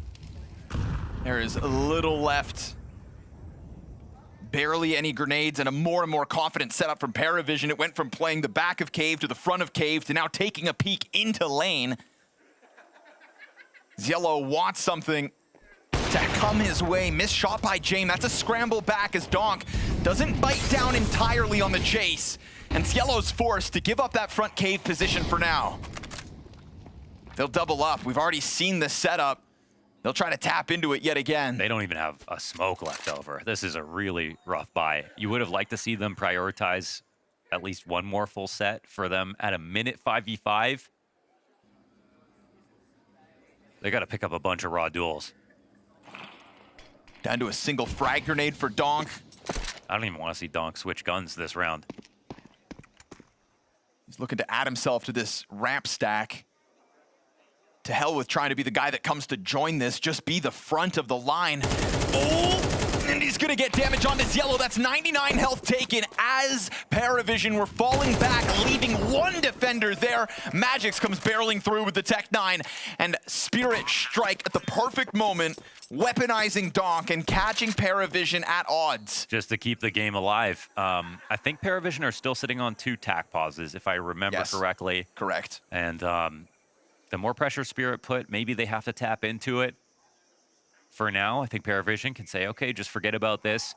Spirit actually did the same thing that PARIVISION did to them. They won on patience. They came forward with a late B play. PARIVISION actually did doubt themselves too. They too are human. And I'm thinking for the first time, it's a win on a lower buy for Spirit. I mean, they have a lot coming into it overall, but it's really the Tech 9 that brings this home. Question is, where do you go from here? What's up next?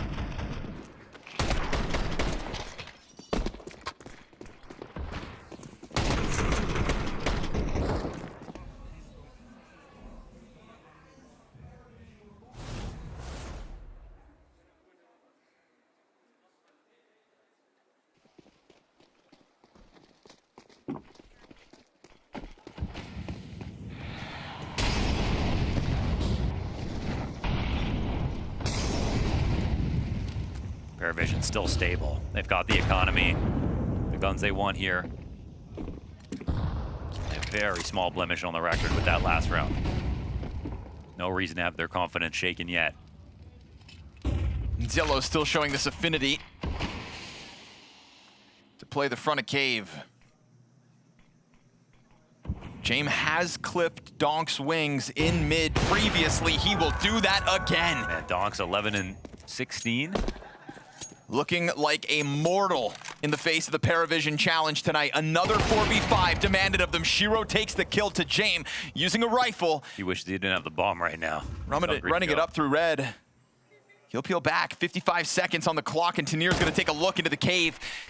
Cielo just drops the smoke and then just peels back. Doesn't want to be a casualty. Belchanok thinking about it. Almost caught Shiro on timing, but now he's able to just tuck in silently instead. Yeah, and in Donut, that's a good spot to be. We've seen what he's done with the flanks. The later this gets, the more it goes into it. You want to see some conviction here from Spirit. Magic's left in red room, 2 players into cave. Oh, it's the same lineup. They're so happy to just lean on this layered defense, playing off the boxes. The bomb has to get here. Magic's now turning this into an A play. It's gonna scramble. We didn't see it last time, right? But instead, they just tucked and saved. Belchanok's been given this chance inside of Donut. They've got to come around and clear it, and he will strike Zontix off the play. And if he's happy to hang on to the 4v2, then they will take their test to the retake. Shiro, quick kill onto Zwei. You've got low health on Belchanok, cleared out. Temple player denied. Magic's on 15, 17 on Noda. And as he comes up from Donut, working with that kit, he's playing off the smoke. Does Magic swing? Does Magic's hold? Oh, he goes for it. Noda denies. It's PARIVISION for match point. Tried to read it right before the tap. Could have held on to that signpost and had an advantage. One bullet would have made the difference. Instead, it's another clutch for PARIVISION.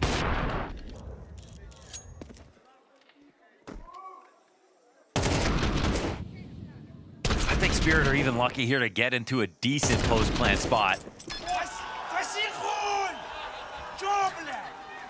They lost a lot of control. Had to give a kill back over on B just to have the idea to go, hey, we're in a lurk spot with a time remaining, though. They had to skip so many angles. Bomb barely got by Belchanok.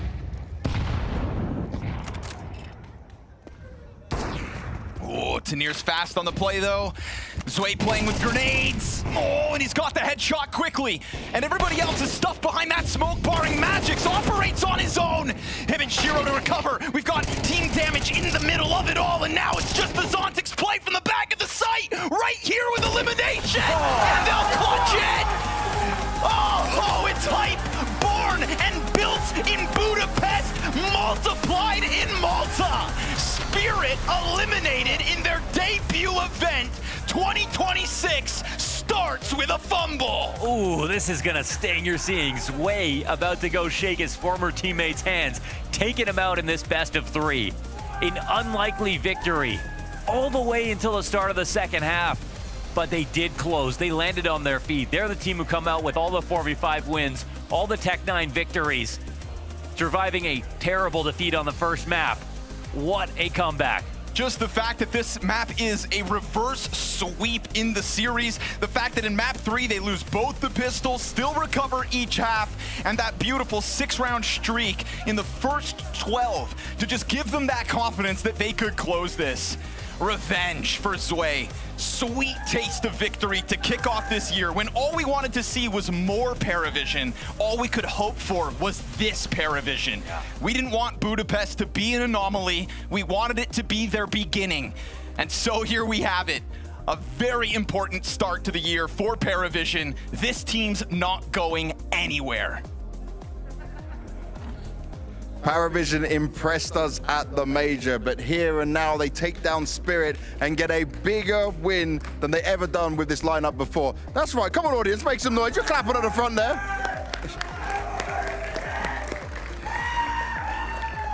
Now James, looking at the overpass, it's a map you guys often go for, but for you, why was it not connecting? You were very stubborn, hitting the B-bomb site like you like to do again and again, but Spirit was shutting you down every step of the way. I think we just nervous a bit. It was all our situation, I think. Okay. On overpass, we have B-side, and I think it's just because we're young. It's our first match versus, I don't know, tier S team. Yeah. And looking at that, what do you say to your players when they're in this situation, when they are feeling nervous, when they're not playing their way?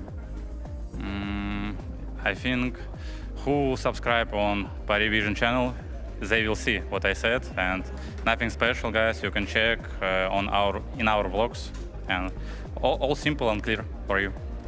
All the very famous vlogs that we love to see from you, but then, okay, going into Mirage, it was actually Spirit getting a lot of the opening kills, yet you were still able to turn it around. What do you put that down to? What was the recipe for success in Mirage? We just play our game, I don't know, we just face it, Mirage, nothing special, you just communicate, yeah, go push B, I cover you, let's okay, nothing special, let's fight middle. It's not like big mind games on Mirage, it's simple. Did you notice a change in confidence from the players? Like, were they playing more like you expected them to play in the next two maps, though? I don't know, I didn't expect, I don't think about my expectation, I just did my job, that's all. Well, you're doing your job very well. Are you proud of the team, though, especially you add Zwei and you managed to take down a big team like Team Spirit? Is this a positive for you guys now to fill you with more confidence? Of course, it's positive. It's maybe, I think for sure it's our first big win in Tier 1 CS, but tomorrow we have one more game versus, I don't know, maybe legendary team. Yeah. We need to focus on next opponent. Focused as always, James. Thank you very much and good luck tomorrow.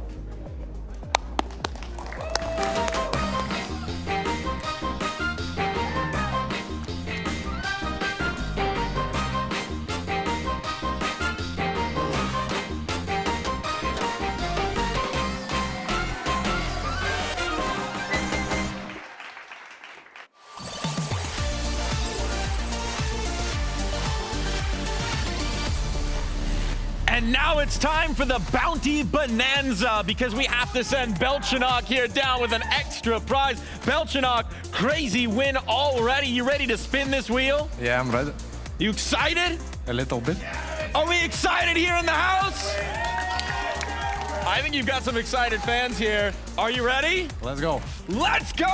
Bounty Bonanza, off we go! What's the number gonna be? The wheel's coming to a stop right on in. Lucky number. Oh, big Bonanza! Not quite over the line. It's gonna be 3. You have won prize number 3, and that means prize number 3 will be... You have won this very soft, very squishy chicken plushie. These guys have been through a lot, so please take them home to a safe place. My lovely assistant Ryan joining us here on the stage. Doesn't he look cute in his sequin jacket? A beautiful chicken plushie for you. Free range, high quality chicken plushie right there, complete with the bomb. Thank you. What do you think about our beautiful chicken? Nothing, to be honest. Nothing, to be honest. He's awestruck. He's speechless, folks. That's chicken. I lost my energy on game. Understandable. Well, you are not the only one winning that chicken. We got 4 more of those to join you back with your teammates. You can go ahead and join them. Congratulations on the win. Thank you. Maybe we'll see...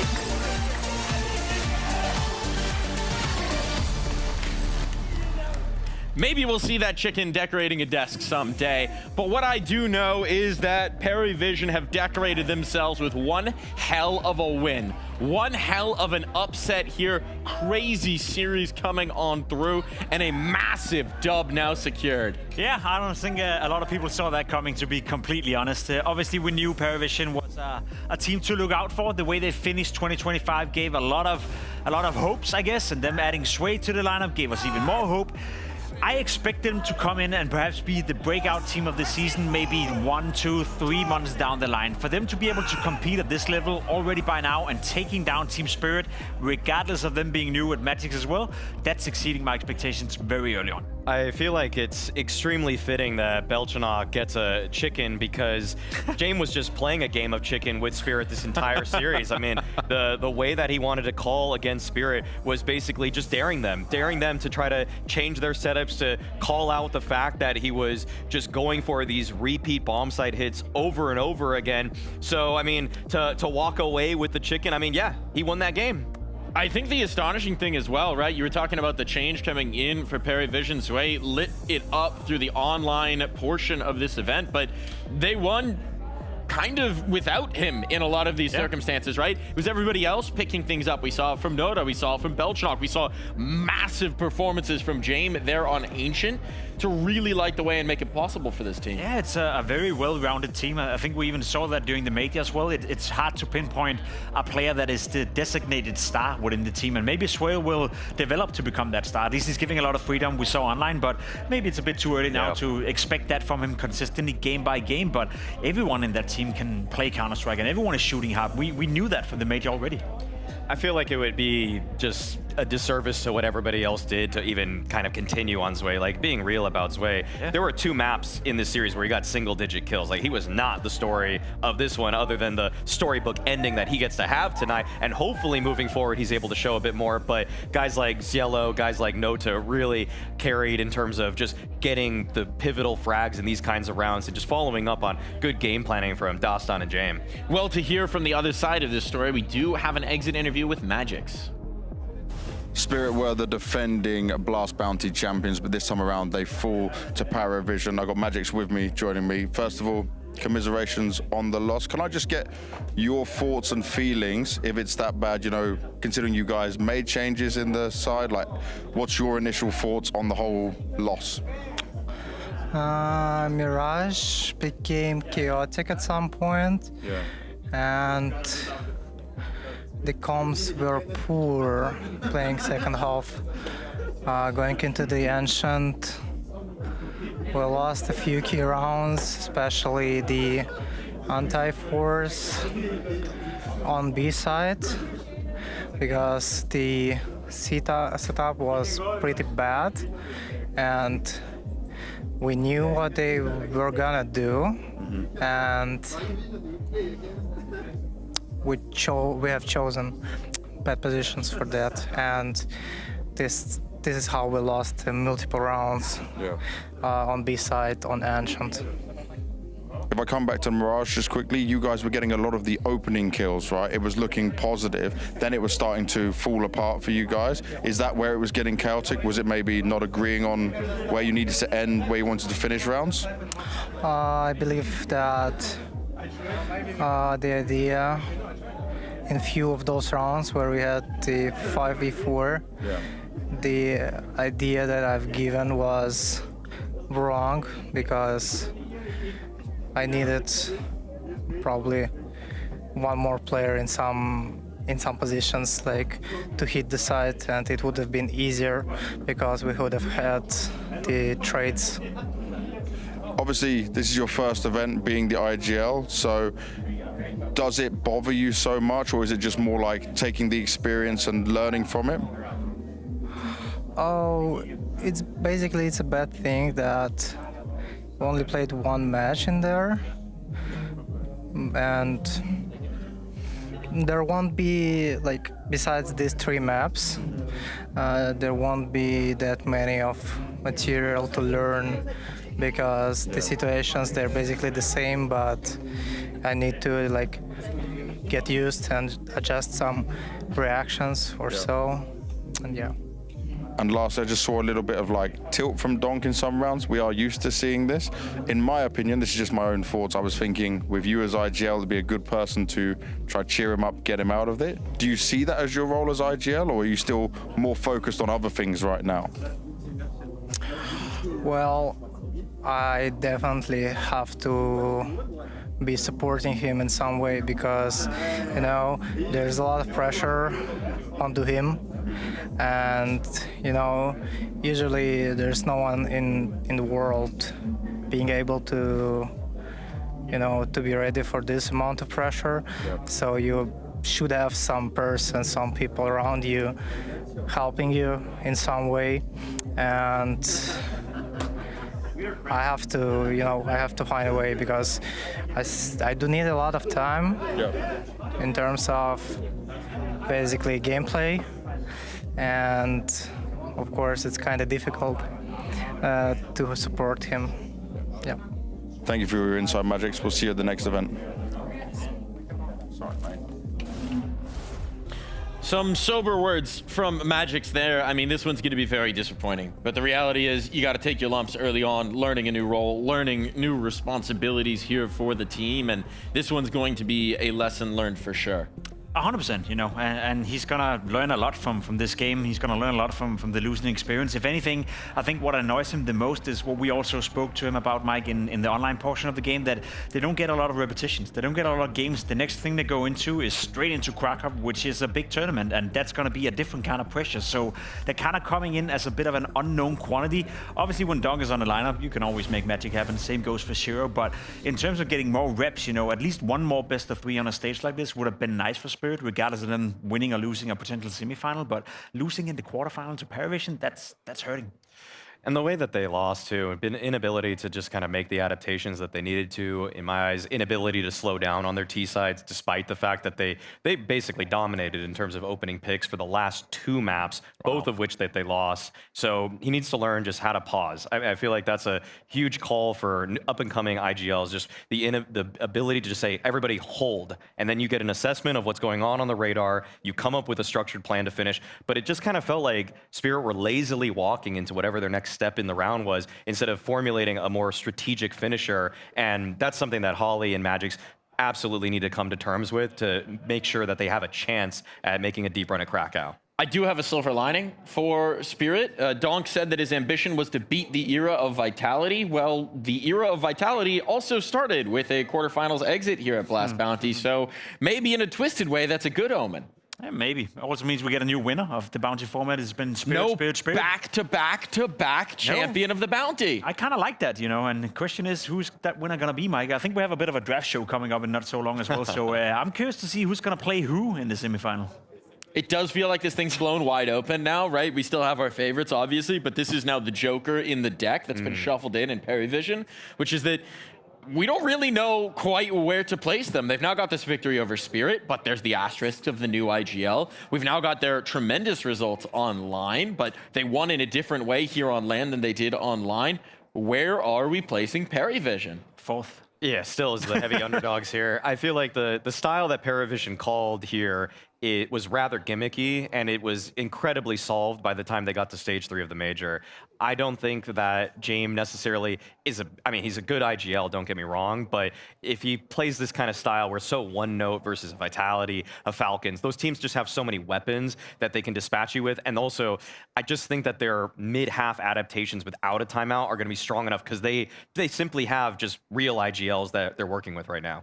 Yeah, I'll echo that sentiment. I think the most amazing thing about the win tonight for PARIVISION was the ability to win from being a man behind. We spoke about it. They lost the opening duels quite significantly on Mirage, even on Ancient as well, couldn't really get it going. If you play 4v5 for the vast majority of time against either Furia, Falcons, or Vitality, you are going to lose no your chance. Counter-Strike, even if you're PARIVISION and you're doing well in those scenarios. Well, maybe they've got no chance, but there's always a chance if we've learned anything tonight. And there's a guaranteed chance that we'll be seeing a new champion. We'll choose our matchups for the semifinal in the draft show with James Banks after this.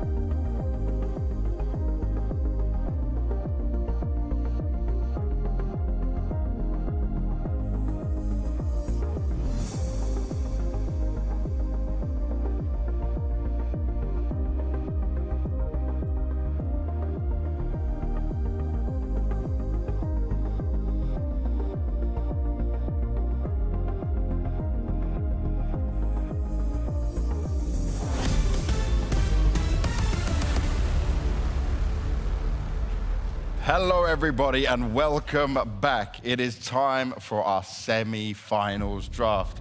We know which 4 teams we've got, ready to get themselves into the position of understanding of who they are going to face. And yeah, for some, it might seem quite easy.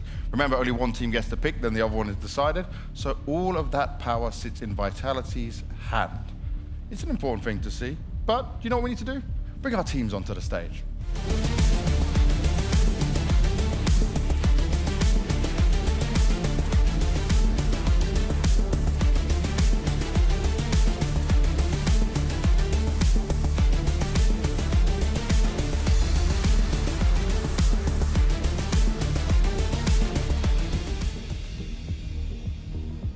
Hello, guys. Hello. Hello. Smiles on everyone's faces. You're always smiling. You're the happiest one possible. Just enjoying the moment through it all. Every time. Every time. Sid, Fury has not been maybe at its strongest right now. You feeling good? You nervous across all of this? We need to warm up sometimes, you know? And I'm feeling great. And maybe we play a series before the actual semifinals so we can warm up and then we can come in. So a quick practice game. Quick practice game so we can warm up and then we'll be good, yeah. You're going to do a 3-mapper just in case? Yeah. Yeah, 3-mapper practice just to make game. sure we are warmed up, yeah. I like it. Okay, I like the tactics with it. Amenstein 4, obviously Nucleon's coming in. He showed up pretty good. He wasn't a liability. Are you happy with what you saw from the stand-in? Yeah. We knew that we were bringing someone solid, someone that have firepower and that can help us also. Yeah. Of course, he's not as good as Kyosuke. He's still learning, but we have some good upcoming talent. Oh yes, we definitely saw that. Extaz. Yes, mate. You feeling any better right now, or still a little bit under the weather? It's okay. It's okay? I pick PARIVISION. You're going to pick PARIVISION? Yes. Oh, you know what? It's not time to pick, but you also can't pick them. So take some more time, think this through. Zwei, he wanted to pick you. Would you like to play Vitality? He asked me to do it. Oh, he asked you? Oh, okay. Zwei, you're also calling the show. You guys are they're trying to break the system up here. I can't allow that just yet. But Zwei, you beat your ex. Yes. That's pretty damn good, right? Yes. Biggest win for PARIVISION. You joined the team. Things are going very well for him. You are a Blast Bounty champion as well, so you feel like PARIVISION can go all the way? We will see. We will see. We'll see who you face, that's for sure. All right, it's time for the draft. It's time to see how this is going to go. And Extaz, all the power is in your hand. You make the decision. Everything else aligns. Wow. Yeah, I know. You feel the most powerful man in the room right now? Oh, yes. Oh, yes. It's good. It's good. It's a good feeling. Take that energy. Feel it good. Yeah. There you go. And people will not expect what I will do. No? No. It's going to be a complete shock? Yes. But it can't be PARIVISION. Just making sure that's clear. Okay. Okay, I got it. good. All right, let's get into it, Extaz. Who is Vitality picking? We pick Falcons.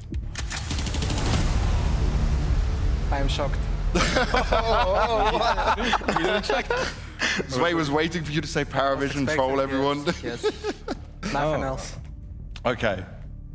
Do I need to ask you why? It's an obvious reason, the stand-in situation? I mean, yes, and also with the map pool.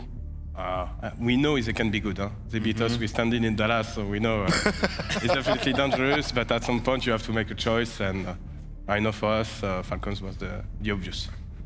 Were you already preparing to face Vitality? Have you done the homework already? Of course, we were ready, and we received actually a special gift yesterday. Oh. Yeah. Oh. And I was very ready for it. Honestly, I like it. So, I'm proud of him right now. He's advertising for you. This is great, right? Free promotion. As you know, that doesn't want to suck me, so. One way or the other, you know, anything can happen in Vitality. No, with all the respect to Dan, it was a good joke to make. Yes, today. no, I like it. This is good. This is what I want from you guys. Thank you very much for keeping the entertainment flowing. Zwei, you're going to get Furia. Give me your thoughts on just Furia currently, who have been struggling. Does it feel like a team that PARIVISION can play well against? I don't think it's about the team we're playing against. Okay. I mean, Furia is a top 1 team right now, as I know. and we can't underrate them in a way, even if they played not their best on online stage. But Malta showed yesterday that they can beat anyone, I guess, and it's gonna be a tough game anyway. So we'll see how it goes. That's it. Yeah. Can we get the version of Zwei we saw online against Furia tomorrow? Can you bring that back, Zwei? Can you give us the full power? We'll see. We'll see. Okay, I'll take that. That's a win. Sid, you get into face PARIVISION. You got to take him quite seriously now, mate. Yeah, we always do, man. We always do. We have big respect for the guys and for James as well. We have one of his students in our team, so it's going to be the master against the student tomorrow. And I mean, of course, it's going to be a great match. Yeah.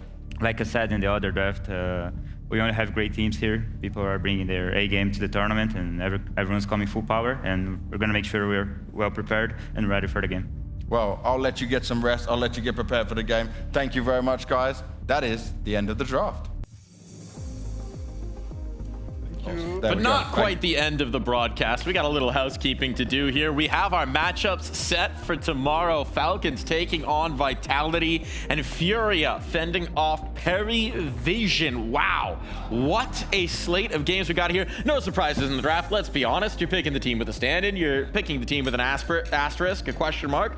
But yeah, Vitality's going to bitterly remember the last time they faced Nico and Monacy with a stand-in on a stage. Yeah, I mean, there's been a lot of big duels between Vitality and Falcons. I remember a lot of the games in 2025 that really came down to the nitty-gritty, even Falcons winning a couple of those games as well. So I feel that's a cool matchup. Obviously, the asterisks with the standing coming into play, and another asterisk that I'm going to talk more about tomorrow. But the fact of the matter is that Falcons, they've beaten Vitality a couple of times, but they haven't really been able to collect a trophy after beating them, and we find ourselves in the same scenario. Are you referring to Dallas? Dallas! Are you referring to Dallas? Last time Nico and Monacy had a stand-in? G-Stu. It was a generational run, but one that's going to be pretty hard to replicate with the form that this Vitality has shown lately. I feel like this is still a really strong pick for Vitality. I know we want to get into the callback to what happened there. To be fair, though, that I'm pretty sure that was a BO3 grand final also, and this will also be a BO3. So I'm not ruling out entirely that it's going to be competitive. I hope all the games tomorrow are competitive, but Vitality, they're pretty happy about this. The American copium going on over there. Always refer to the Dallas event. You know, something happened 9 years ago. Exactly. What could that possibly be, Kobe? I don't have any Americans left, man. I'm just referencing something that actually happened. It's a fact. It's the history books. That's okay, Mike. Facts don't care about your feelings, Jacob. Now, moving on into the facts of this. He started the broadcast by saying, "What the F is a kilometer?" That's true. You're American now. You can't switch up on me like this. Let's talk about Furia taking on PARIVISION as well, right? I mean, I think we've seen some worrying signs for Furia. We've seen some encouraging signs for PARIVISION. Where do we think that goes? I'm not gonna lie. I feel like Furia have been winning out on these draft shows every single time so far. With all due respect to Heroic, they also came in with a stand-in, came in with a bit of a surprise. Probably on paper the easiest matchup they could have gotten in the quarterfinal. Definitely PARIVISION on paper the easiest opponent they could have gotten in the semifinal. So if you're Furia, you gotta collect, you gotta cash in on the fact that you're getting a quote-unquote easy route to the grand final. I just don't see PARIVISION doing what they did to Spirit against Furia. They got one of the most tenured in-game leaders we have even competing in Tier 1 in Fallen. He's going to be able to make all the live adjustments necessary. He is a master of the mid-round, so I am supremely confident that Furia, they're going to be punching in their ticket to the grand finals tomorrow. Even though the story with PARIVISION has been exciting thus far, I don't know how the road gets any brighter for them moving forward. James? I don't know, man. What about James? Look, Brazilians remember a James play. They remember a James clutch. They know he can be the magic man. So we'll see if PARIVISION have a little bit more magic to come. But we are going to say good night. That's a wrap on the quarterfinals here at the Blast Bounty. You've seen the draft. You know the matches that are set. Only 4 teams remain as we stride into tomorrow and stride into the top 4 of Counter-Strike.